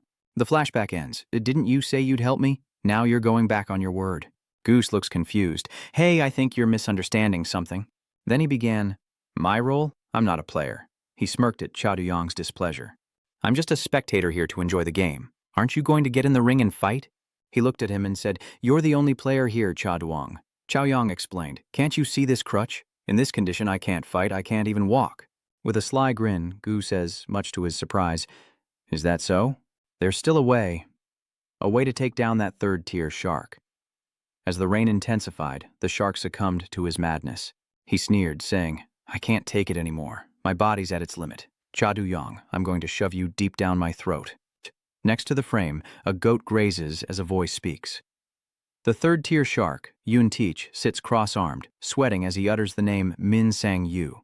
In the four-person room, he explains that among the sharks, he is the most terrifying type because he always targets those who have weakened, then plays with, insults, and humiliates them. Hearing this, 71999 fell into contemplation, and ultimately swallowed it all down, recalling Min Sang Yu's violent image. It was then that he began to analyze the name, constantly spouting nonsense about being excited, about it almost being over. It was chilling. Gusu responds to his excitement, but then laughs, listing off a strange series of characters. Dopamine, adrenaline, endorphin, serotonin, estrogen. What in the world was that last thing? Yun suddenly groaned, trembling as he recounted that back when Min Sang Yu was in Zone 1, there was a huge brawl among the wardens fighting over control of the cafeteria. But that wasn't the main issue. The incident ended, he continued, trembling, but the infirmary was soon overflowing with injured people. And that night, he recounted, shuddering at the memory, all the department heads receiving treatment, there were taken out. Min Sang Yu single-handedly cleared the room, a vision of his crazed laughter flashing as he systematically took them out one by one. Yun TCH broke out in a sweat upon hearing the story. Someone like him wouldn't pass up this opportunity with the boss seriously injured. 7199 contemplated this before that guy came looking for them.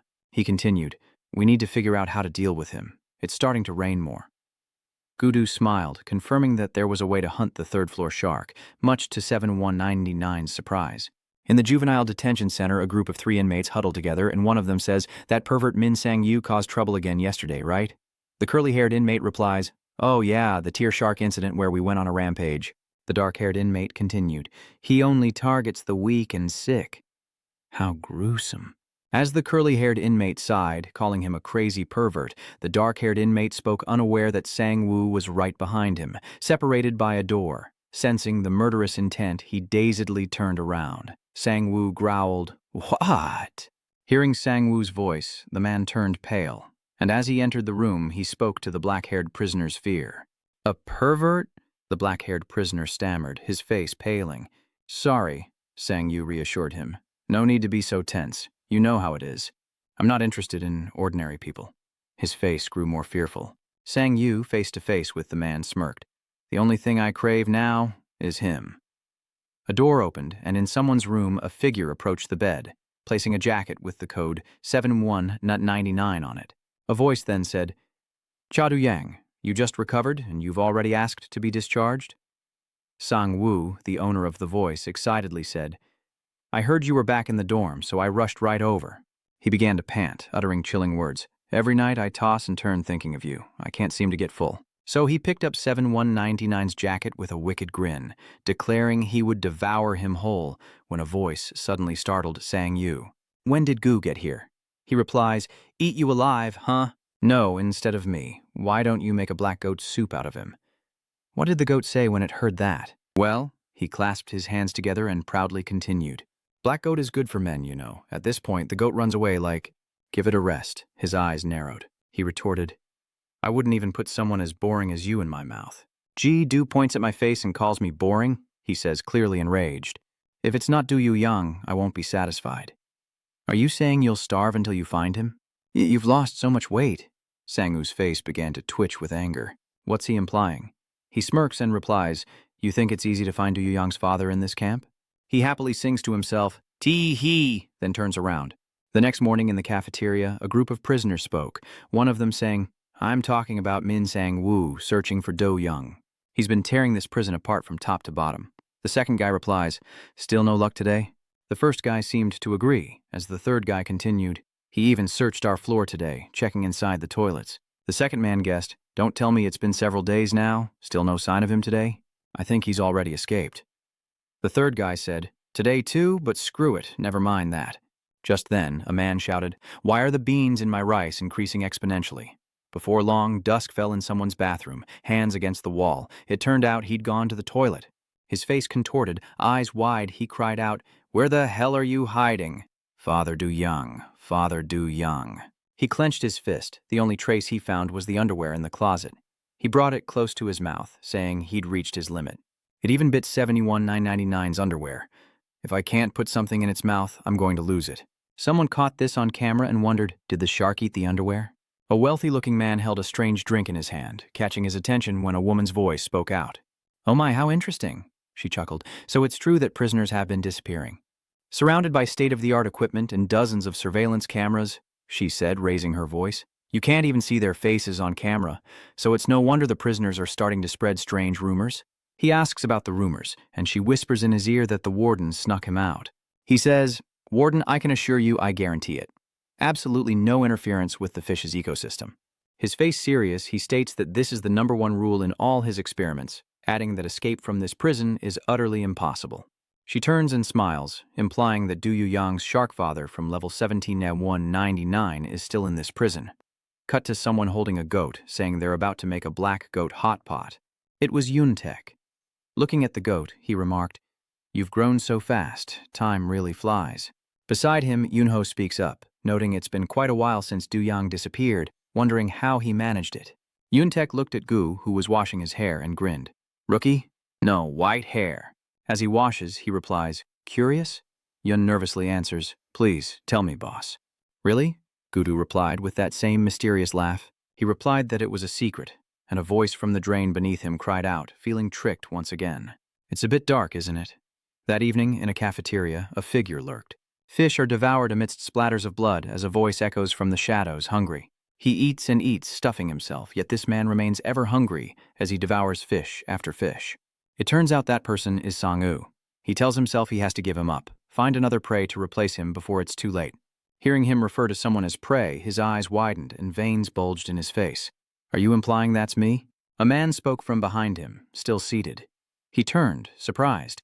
The man continued, "Hearing you call people prey is grating," and the voice's owner appeared. It was 71-99. Sang-woo muttered. No wonder the scent of antiseptic lingered amidst the blood and raw fish. Sang-woo's fist flew towards 7199's face, but 7199 was nowhere to be seen. "A disinfectant?" Sang-woo turned, and a kick landed squarely on his chest. He calmly replies, "How could I not?" He steps on Sang-woo's head like a victor. He growls, "I've been healed for ages." Cut to a quiet night, where a patient in a wheelchair is startled to find himself on train tracks. "Where am I?" From above, the mastermind's voice echoes, drawing the patient's gaze. "So, you're awake now?" Min Sang-woo, with the hungry eyes of a predator, stared at the patient and asked, "Why did you have to cripple your legs?" "You dare steal the VIP list of the Heavenly Dragons?" No sooner were the words out than the patient began to wail. "Legs or no legs, I'm as good as crippled after being run over by a train." From behind, a light appeared, and the patient, realizing his situation, cried out, Wait, just listen to me." The patient desperately tried to clear his name to the indifferent Sang-woo above. "It's really a misunderstanding. I swear, I never stole the Heavenly Dragon's list." Ignoring the screams below, Sang-woo calmly cleaned his ear and slowly replied, "Oh, really?" The patient was utterly horrified, tears welling up in his eyes at Sang-woo's cold remark.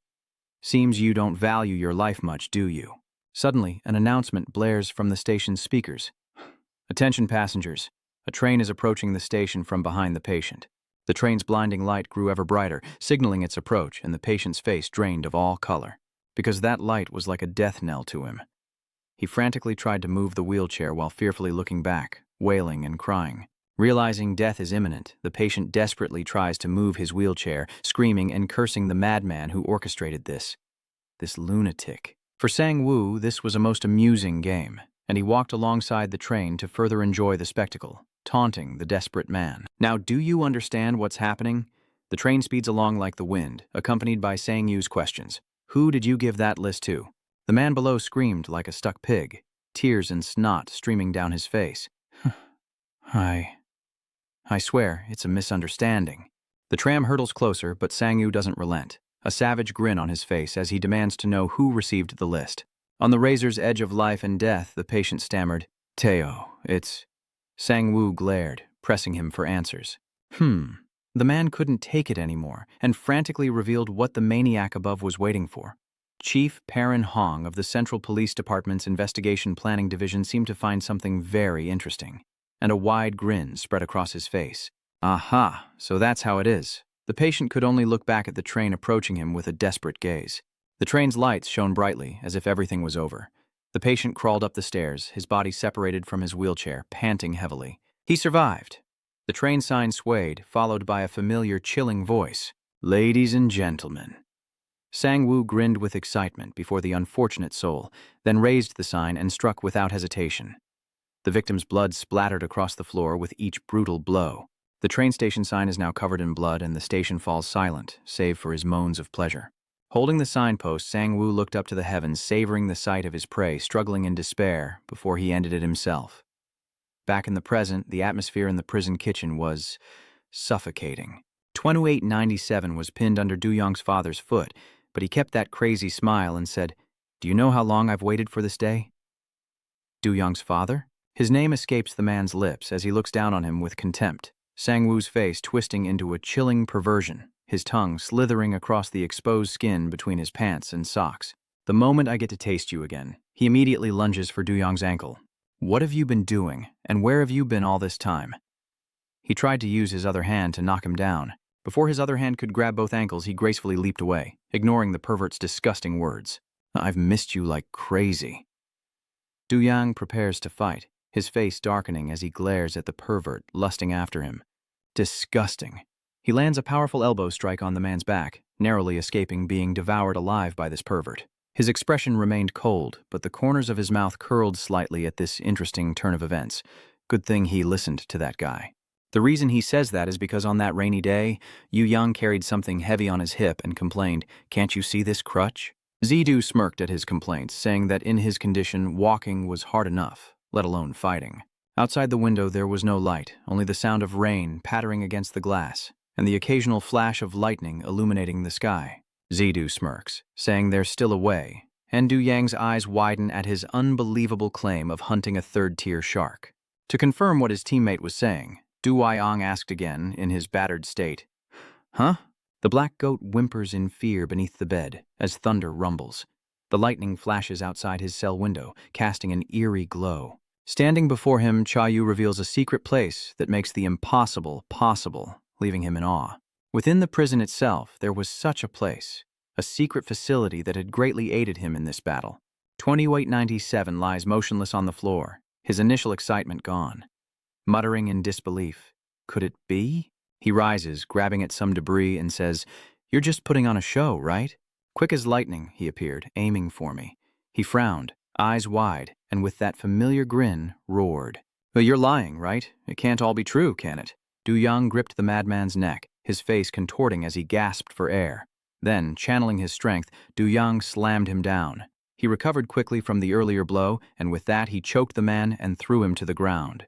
His movements were faster than the madman's descent, the impact of his body against the tiled floor creating a loud, painful sound. The force of the blow created a powerful shockwave, sending his body flying.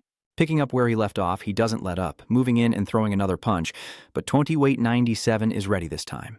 His hand collided with the floor, shattering it, but 2897 had vanished. Impossible. 2897 miraculously rises. More like a zombie, he tells Du-young how long he's waited for this day, and just when he thinks he's free, something grabs his head. He groaned as Du-young, face filled with murderous intent, gripped the man's head tightly. 2897 paled, a hint of panic in his eyes. "I'm just like you." He dragged him along, scraping his face against the wall as he ran. "I've counted the days, waiting for the moment to crush you under my feet." With that, Du-yang hurled the wretch into the metal shelves of the kitchen. The impact of his body sent food and objects crashing down as 2897 sat motionless.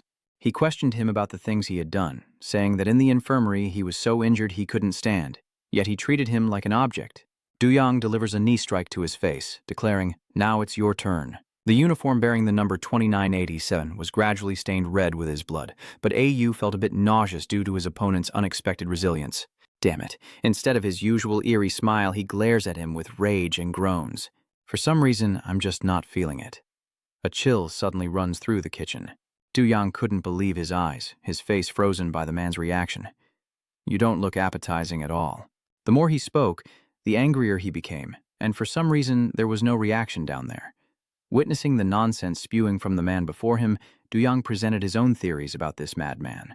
"You have some sick, twisted fetish only getting off on weak, injured people, right?" He spat, raising his fist at the bastard. "Yeah, I get it." His fist flies straight into the bastard's face again, and he wonders, but what's so hard about that? With Du Yu's punch, the bastard's blood splattered on his hand. You can cripple him yourself and still have fun.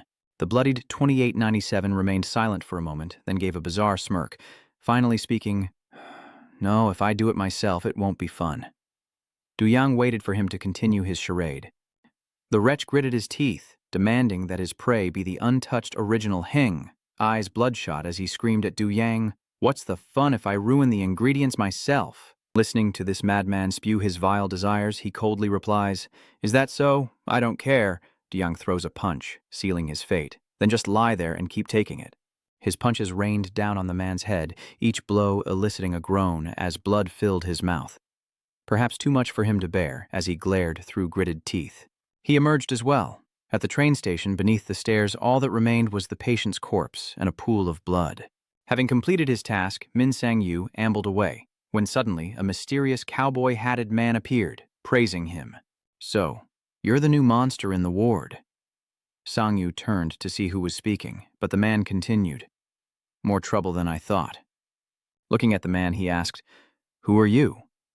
The heavily tattooed middle-aged man smirked, ignoring the young man's question. "Let me ask you something," the middle-aged man began as the two stood face to face. "Rumor has it you're not interested in fighting strong opponents, only those who are already weak." The man's smile held a curious excitement as he asked, "Then how did you get into the Heavenly Dragons?" "To get in here, you had to take down countless masters," the mysterious man said seriously. Sang-yu stared at the man as the train signal turned red, and the madman calmly answered his curiosity, saying that facing those healthy, uninjured guys was like chewing on rubber tires. At this, Sang-yu grimaced in disgust at the man's description, the bloodstains near the wheelchair seeming to confirm his words. I just want to throw up." Not stopping there, he knows the man in front of him wants to hear more, so he adds a little more. "But what can you do?" The more he spoke, the more saliva dripped from the madman's mouth. "A tasteless thing. If the dish reeks and still struggles, I'll just have to shove it down and swallow it all." The way he savored his twisted thoughts was disgusting, and the state of this kitchen was a testament to what he'd do next. Du Yang puts all his strength into a punch aimed at the pervert's mouth, but before he can land it, the man kicks him, spewing disgusting words as he does, sending Du Yang flying. In an instant, the kick sends him crashing into the metal cabinets, and now Du Yang's blood joins his opponent's on the kitchen floor. The maniac 2897 rose with a twisted posture as he continued his depraved monologue. "If you keep staring like that," his voice echoed through the kitchen, "no matter how hard you struggle, I'll chew you to pieces." After that kick, Du Yang lay motionless against the metal cabinet, covered in blood, while the brute, drooling, licked his hand and continued his rant. But with the eyes of a predator, never leaving Du Yang, the madman continued to describe what he would do, saliva dripping from his fingers. "I won't just digest you with my stomach acid." He moved closer to Du Yang when suddenly a strange, sharp pain shot through his leg. Before he could reach his prey, he collapsed. Du Yang slowly rose, gazing at the madman before him. "It seems you still haven't realized who the prey is." Every word carried a heavy weight. The man who had been salivating moments ago was now pale as a ghost, drenched in sweat as Du Yang spoke. "And who is the predator?" Now a victor's smile graces his face, before an old iron door marked JS Team 1. Following someone's lead, we gradually learn the truth behind that old door, a key part of the Dragon Team's risk management. The creaking door opens to reveal a torture chamber, specializing in interrogating internal traitors, and behind it, a long, chilling descent. Inside the room, fresh and dried blood stained every surface, and no one ever left this place silent. The middle-aged man continued, "The one who's been rambling on, why do you think that?" It's here we learn the mysterious man is Gyung-ho, head of the Cheonryong risk management team, and laid out on the red cloth are instruments of torture, neatly arranged. He touched a scalpel, explaining that the core of torture wasn't physical pain, but his own bizarre pleasure. He slowly raised the scalpel in his hand as he spoke. His eyes were hollow, devoid of humanity, as he described torture devices stained with blood, teeth, and fingernails. It's clear where this is going. What happens after the fingernails are torn off? What happens after they're peeled off? What happens after the mouth is burned? He repeated the same phrase over and over, growing more deranged with each repetition. And then what? After all that, Gung-ho suddenly held a sharp scalpel to his eyeball, describing a scene of torture from his own imagination, a scene that would force the truth from his pupils. At this point, his voice softened, as if teaching a student. And of course, amplifying that imagination is the torturer's role. Min Sang-yu silently removed his black rubber gloves, revealing the back of his hand as he faced a man loosely tied up. He didn't scream or elaborate, perhaps because he had no teeth left to speak with. The savage stretched his gloves, savoring the last taste of blood, then groaned. Sang-yu leans back, a look of disgust on his face, and exclaims that the taste is wonderful, leaving the tortured man trembling in despair as Gung slowly reveals a new horizon to Sang-yu. Just like him, that look of enjoying torture is the best way to amplify the victim's imagination. He slowly walks out of the room, still muttering in admiration. Ah, this torture chamber is exquisite. His mind is now filled with the cries of the pathetic and weak. Spare me. It hurts too much. Please stop. Don't come any closer. But who cares? All he cares about is the pleasure this torture chamber brings. A perfect buffet. Back in reality, after the kick to his shin immobilized the maniac, he seemed to regard Du Young not as prey, but with disgust. A nauseating feeling. Trying to regain his senses, he stomped his foot loudly on the floor, his face now like a predator, ready for a life-or-death battle, declaring, "I'm going to throw you in the food waste bin." Barely back on his feet, Yu Yang throws several baskets at his face, catching him off guard for a moment. He immediately recoils, using his shoulder to block the incoming projectiles. Seizing the moment while he's still dodging, Do-yoon throws a punch straight at his face, deciding that leftover food is better than expired milk. Before he could finish his retort, Du Young unleashed a flurry of punches to his face, the milk cartons exploding before they could even hit the floor. Du Young aimed for a knockout blow with an uppercut, but 2897's face was already a mess of blood and saliva. Just when it seemed to end, he remained standing. Du Young was surprised by his endurance. Even after being beaten to that extent, he only groaned softly. Annoying. Suddenly, 2897 lowers his upper body, finding a position to dodge the blow and restrain him with his legs. More specifically, it's a jujutsu move. He seems to have changed his target from the trash can. He's turned the tables, pinning him to the ground and taking control. "I'll crush you in the millstone." The utensils clattered to the floor as 2897 pinned him down with his knee on his neck, twisting his wrist until he cried out in pain. That same twisted, sickening look spread across his face as he spoke in a measured, oppressive tone. "Let's start with your nails." His eyes were glued to Du Young's surprised expression, as if awaiting a thrill while his other hand held a spoon, toying with a fingernail. "Let's start with the nails." Now dizzy and nervous, Yu Yang turned to look at the pervert getting close to his face. Wait! Without hesitation or mercy, a flesh-tearing sensation shot from his fingertips, causing him to cry out in horror and pain. Meanwhile, things weren't going as planned for 2897, so he released Du Young in frustration, lamenting that he couldn't derive any pleasure from this weakened state. With that, he angrily kicked Du Young away like a broken toy, devoid of any fighting spirit. The wind howled with the force of his kick. As Du Young regained his composure, he took a defensive stance and retorted, "Pleasure? Fighting for something so absurd?" He taunted him, and as he looked up, the man like a maddened beast charged toward him. Nonsense! Before he could even stand, the brute easily seized his head with one hand. Pleasure is the reason people live. With that, the brute yanked his head. Just when it seemed he'd tossed Du Young away again, he was enraged by Du Young's contemptuous words and began slamming his head relentlessly, splattering blood everywhere. "You piece of trash." Du Young grimaced in pain when a mechanical beep caught his attention. That was the sound of the rice cooker finishing its cycle, as Knight 2897 screamed in fury. "I'm so hungry, but what he wants isn't just a normal meal." Seizing the moment, Du Young grabbed his collar, startling him. "Stop smashing things." As he spoke, he dragged the man toward the rice cookers. "The rice is ready." After the rice cooker's notifications, it was time for the steam. Immediately, Du Young held the bastard's head right where the high-temperature steam began to pour out. With the 100-degree heat blasting his face, 2897 screamed in fury. And while he was still clutching his head, Du Yu immediately forced his head down from behind. Instantly, Du Young opened the rice cooker and slammed his face into the scalding heat. Afterward, he watched as the man clutched his face and screamed in pain. Du Ya grabbed a sturdy stainless steel nonstick pan as a weapon and praised it. "There are plenty of cooking utensils here." He wiped his hand across his face and faced the madman, ready to swing the pan at the back of his head. Perfect for cooking. Yuya wields the pan like a feather, striking from all sides, turning his face into a fountain of blood. Step by step, he overwhelms him, forcing him back. The violent clang rings out like a final blow, and a stream of hot blood splatters everywhere, turning the clean kitchen into a battlefield.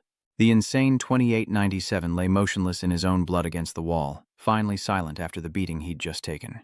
In Du Yong's hand, the claw has morphed into a mace-like weapon, dripping with blood, as he coldly contemplates. His combat ability changes with his mood, his tone now laced with resentment, recalling the scene of him pathetically trampling him when he was injured, not even half as strong as he was then. It was then that Yu Yang turned and walked away, and I couldn't care less. He thought it was over, but a groan echoed, drawing his attention to the figure on the floor. Very well. He stammered incoherently as a milky substance seeped through his pants. I feel so good. The madman's eyes rolled back, his expression twisted in ecstasy, his body convulsing with pleasure. The scene shifts to the mysterious man, Gung Ho, who grimaces and curses. Damn it. Isn't the core of torture supposed to be physical pain? He angrily states that one being tortured drools like a fool, along with the man's steady voice, a traitor who hadn't even given an answer before being ruined to this extent. The madman, instead of inflicting torture, now finds himself bound and tortured, his wounded body groaning in pain. Gung Ho steels himself, fist gleaming, ready to strike Sang Yu Song Dan. Let me show you how to properly torture someone. With that, he lands a staggering blow to Sang Yu's stomach, sending him flying into the air, insides churning. With each punch, he methodically lectured him as teeth and blood splattered, pain, despair, and overcoming them all. Imagine all you want. Sang Yu's face darkened as he endured Gu Dong Ho's punch, blood gushing out. Just when you thought the madman had reached his limit, he miraculously mumbled something. Hit me again. Gu Dong Ho looked at him, puzzled. To hear him clearly, he leaned in close. What did he say? Face to face, Sang Yu shyly stammered. Again? Looking closer, his face wasn't one of pain or despair, but rather like a bashful young maiden begging for more. Please, hit me again. The room fell into an unnatural silence as Yu Do-yong stared at the trembling lunatic before him. It seems he's inadvertently helped this madman discover a new kind of pleasure. This guy is more trouble than I thought. At this moment, the kitchen was as cold as that torture chamber, as Du Yu-yang stared blankly at the pervert, reaching his climax before him. After those strange moans, he finally spoke, wondering how long it had been since he'd felt like this. His words sent a chill down Du Yang's spine as the obsessed madman stared at him with a perverse hunger. Return to the origin. The origin here is pleasure, one of the most basic needs, instincts, and emotions of all living things since the beginning. Dazed and confused by the madman's words, Du Yu-yang wondered what he meant by original heart. But before he could ponder it, a devastating blow struck his stomach. Du Yang went flying, crashing into the kitchen shelves as the perverted 2897's disgusting voice filled the air, a sickly, weak pervert who enjoys being tortured. He crawls towards him, consumed by desire, even for himself. He kept whimpering his name, begging him to devour him. Frankly, his drooling, lustful appearance was disgusting. Du Yang couldn't bear to watch any longer, and after adjusting his wrist, he calmly said, So that's your original intention? You got up so quickly, but do you know what? Du Yang stood firm, staring into the eyes of that pervert, taking a stance and issuing a challenge. The first to attack loses. Du Yang is now truly serious, his initial anger ignited. In an oceanic community, the poor sea creatures all bear similar bloody bite marks, piece by piece, even the largest of them. It would seem these chunks of flesh are swallowed whole. But no, this creature bites and tears not for survival, but to wound any living thing, leaving cookie-cutter marks before fleeing. The culprit behind these bloody bites is a shark with a peculiar instinct, the cookie-cutter shark. But contrary to its size and name, it has a perverse preference unlike other creatures. This isn't an act of survival, but a way to torment others and enjoy the pleasure. That's why it's known as the pervert of the deep sea. Mao Trang introduced it while biting off a piece of wood from a model shark, similar to what he was describing. But this cookie-cutter shark holds a surprise. It needs a bite, then quickly retreats. This creature's nature is baffling, as it relentlessly bites any other creature it sees, regardless of size, perhaps searching for something provoking anyone and everyone. The great white shark suddenly turns, biting the audacious creature, hoping to be bitten in return. So, beyond the feeling of tormenting others, it craves the feeling of being tormented. The prison cameras lit up a corner of the room as the director continued with interest. Turning pain into a unique trait, it even finds happiness in being targeted. And thus, the pervert Minong Yu earned the nickname Third Floor Shark. Masochist was the most accurate description. Sadists derive pleasure from inflicting physical or mental pain on others, and Untranientin moves from the dining area to face the kitchen. That silence was shattered as 2897 was hurled through the glass partition. The glass shattered, and perhaps the blood-stained kitchen was no longer the place for this fight to continue. This is the critical moment between two different intentions, one of whom enjoys being beaten.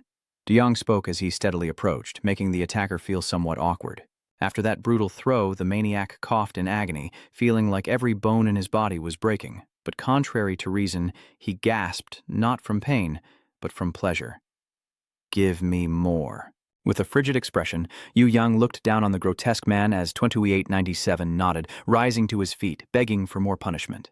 This intense stimulation rivals even the Dragon Clan's torture chamber. Before he could finish, Yu Yang answered for him.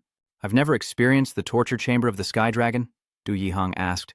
The man approached the bars, boasting that incredibly interesting things sometimes happen there. Its main function is to interrogate traitors, but in reality, it has other purposes you couldn't imagine. He reveals a few things, and the hero pauses, wondering why he's telling him all this in the middle of a fight. The man replies as if it's obvious why not. Furthermore, he narrowed his eyes slyly, revealing, "Don't you know what Kang Rong's father did in the torture chamber? For his only son." Hearing that, Du Yong's eyes widened, as that was one of the things he was curious about. Knowing this, 2897 only stirred up his emotions, then sighed, feigning a slip of the tongue. That was close. "What was I just saying?" Du Yang, his heart heavy, spoke. "Continue, but now that guy is denying it?" "No, absolutely not. If I say it, he'll come and kill me." The person he's referring to is Gu Dongho. At this point, Du Yang's blood is boiling. "Speak," he growls, glaring at him. 2897 rushes forward with a wide grin, ready to throw a punch. "Let's just continue what we were doing." Before he could touch him, he landed a thunderous blow that sent the maniac flying, blood gushing from his nose and mouth. Indeed, he's a resilient one. That punch only made him deliriously happy. This is the feeling he craves. He took advantage of his position and launched a kick straight into Du Yang's head, then screamed out a perverted invitation. "Let's taste each other." Du Yang nearly stumbles, but recovers and throws a furious punch, hitting the man square in the face and drawing blood, which of course only excites him more. He moaned in pleasure while the other man gripped his hand, swept his leg, and pinned him down in the blink of an eye. The more he fought, the more excited he became, overwhelming Du Yang, who thought to himself that he needed to become stronger. I told you, if I said it, I'd be dead." As he gasped, Du Yang vanished, his voice echoing from behind, stunning 2897. "Is that so?" With a grimace, Do Yang raises his foot, challenging him with a swift, downward strike. "Let's see how much you can take." With that, the man was flattened beneath his feet. The blow kicks up dust everywhere, and the man moans in ecstasy. The more he's hit, the more excited he gets, leaving Yu Yang speechless as the madman babbles on. "I felt so strange from that powerful blow. The tables and chairs we crashed into are now piled up." Instantly, the debris flew as Du Yang crashed into it, the maniac treating him like a toy, wanting to play a little longer. Not just the kitchen, but the entire area is now covered in blood and debris, as the maniac stomps toward him as he struggles to stand. He huffed, a strange sound. Just looking at his ecstatic face is giving me goosebumps. Hearing his disgusting words, Du Yang trembled with revulsion. "I'll stimulate you even more, so don't stay still. Give me that powerful attack," he roared as he charged at him like a mad bull. He wanted it, so he gave it to him, contorting like a scorpion, lashing out with a brutal kick to the head, sending blood flying. "Like this, huh?" He falls back as if losing consciousness. That last strike felt like a bullet, Du Yihang thought, impressed. "Looks like you're finally getting the hang of it." He stared at him sternly, reflecting on how to use his original intention. Du Yang recalled that sweltering day, on that wide-open training ground. Du Yang cried out in pain as his father held him.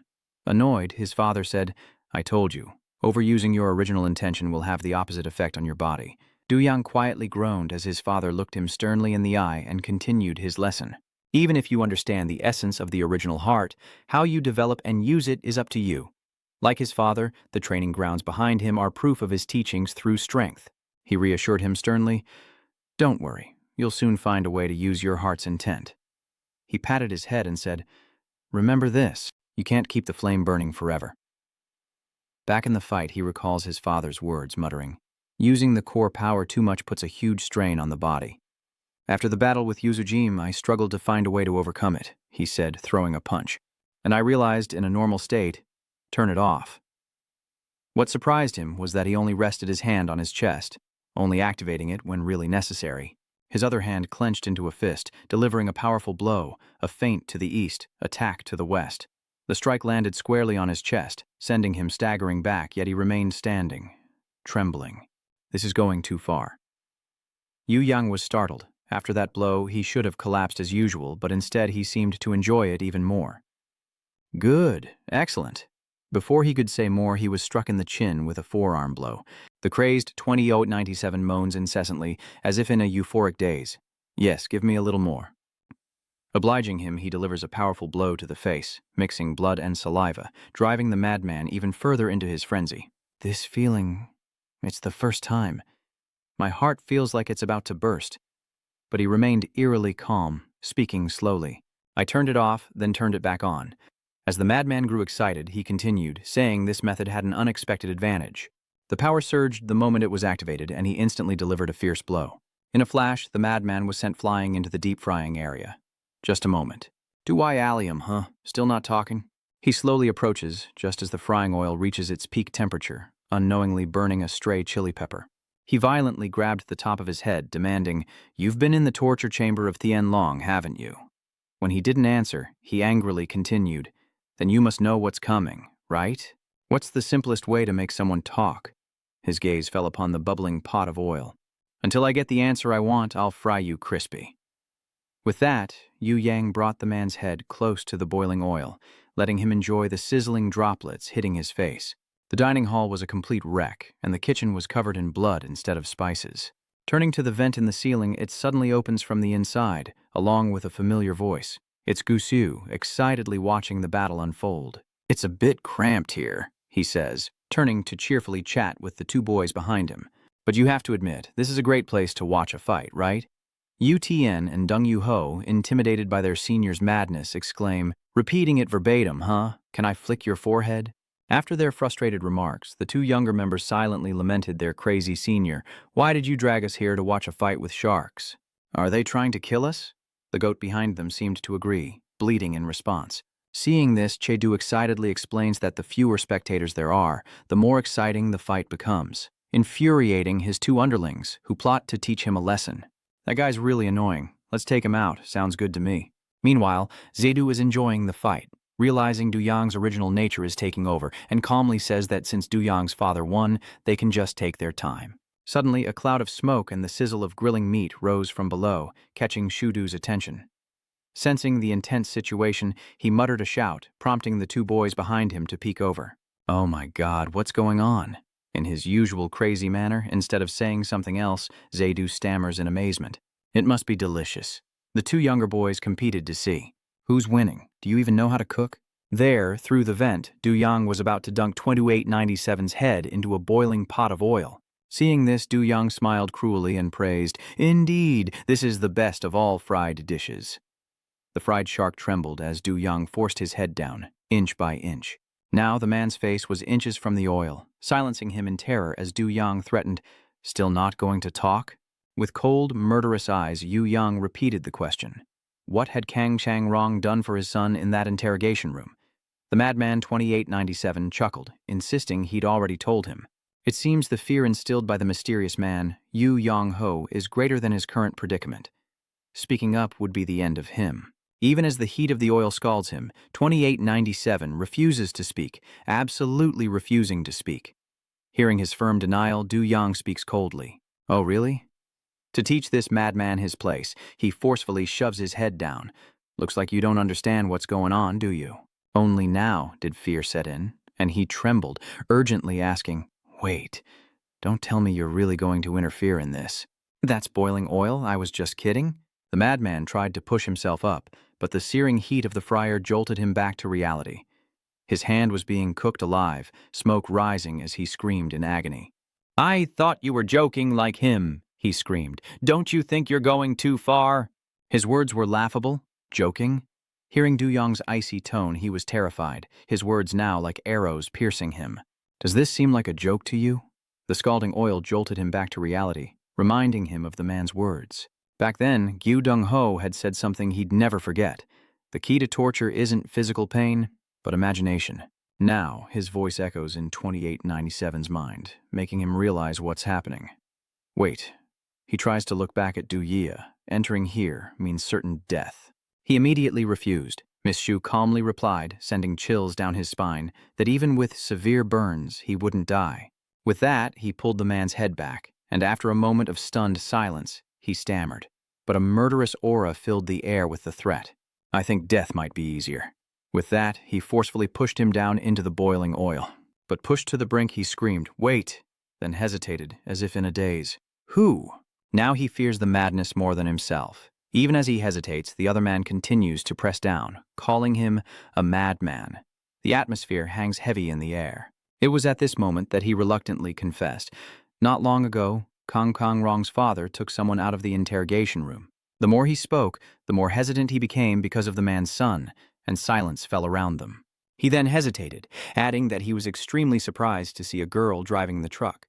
His words caused Du Young's face to darken as he heard the familiar clues, and the heartbreaking image of his friend Lion's accident after visiting him flooded his mind.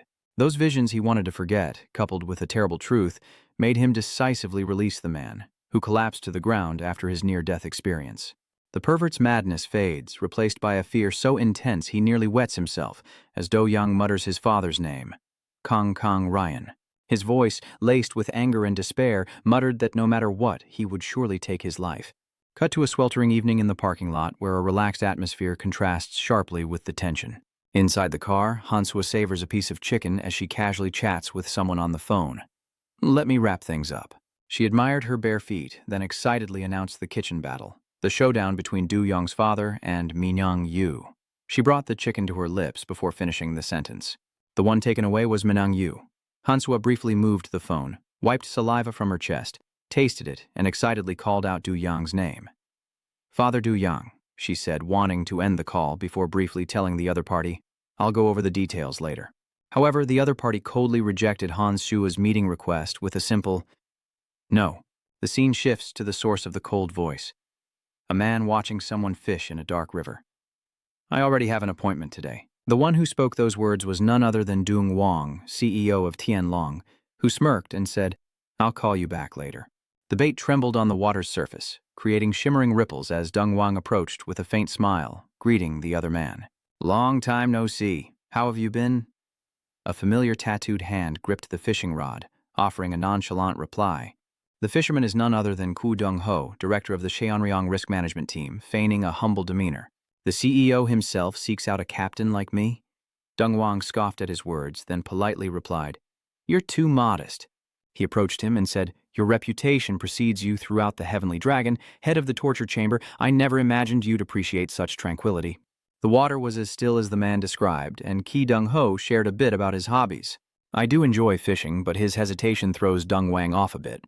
Truthfully, catching fish isn't my main concern."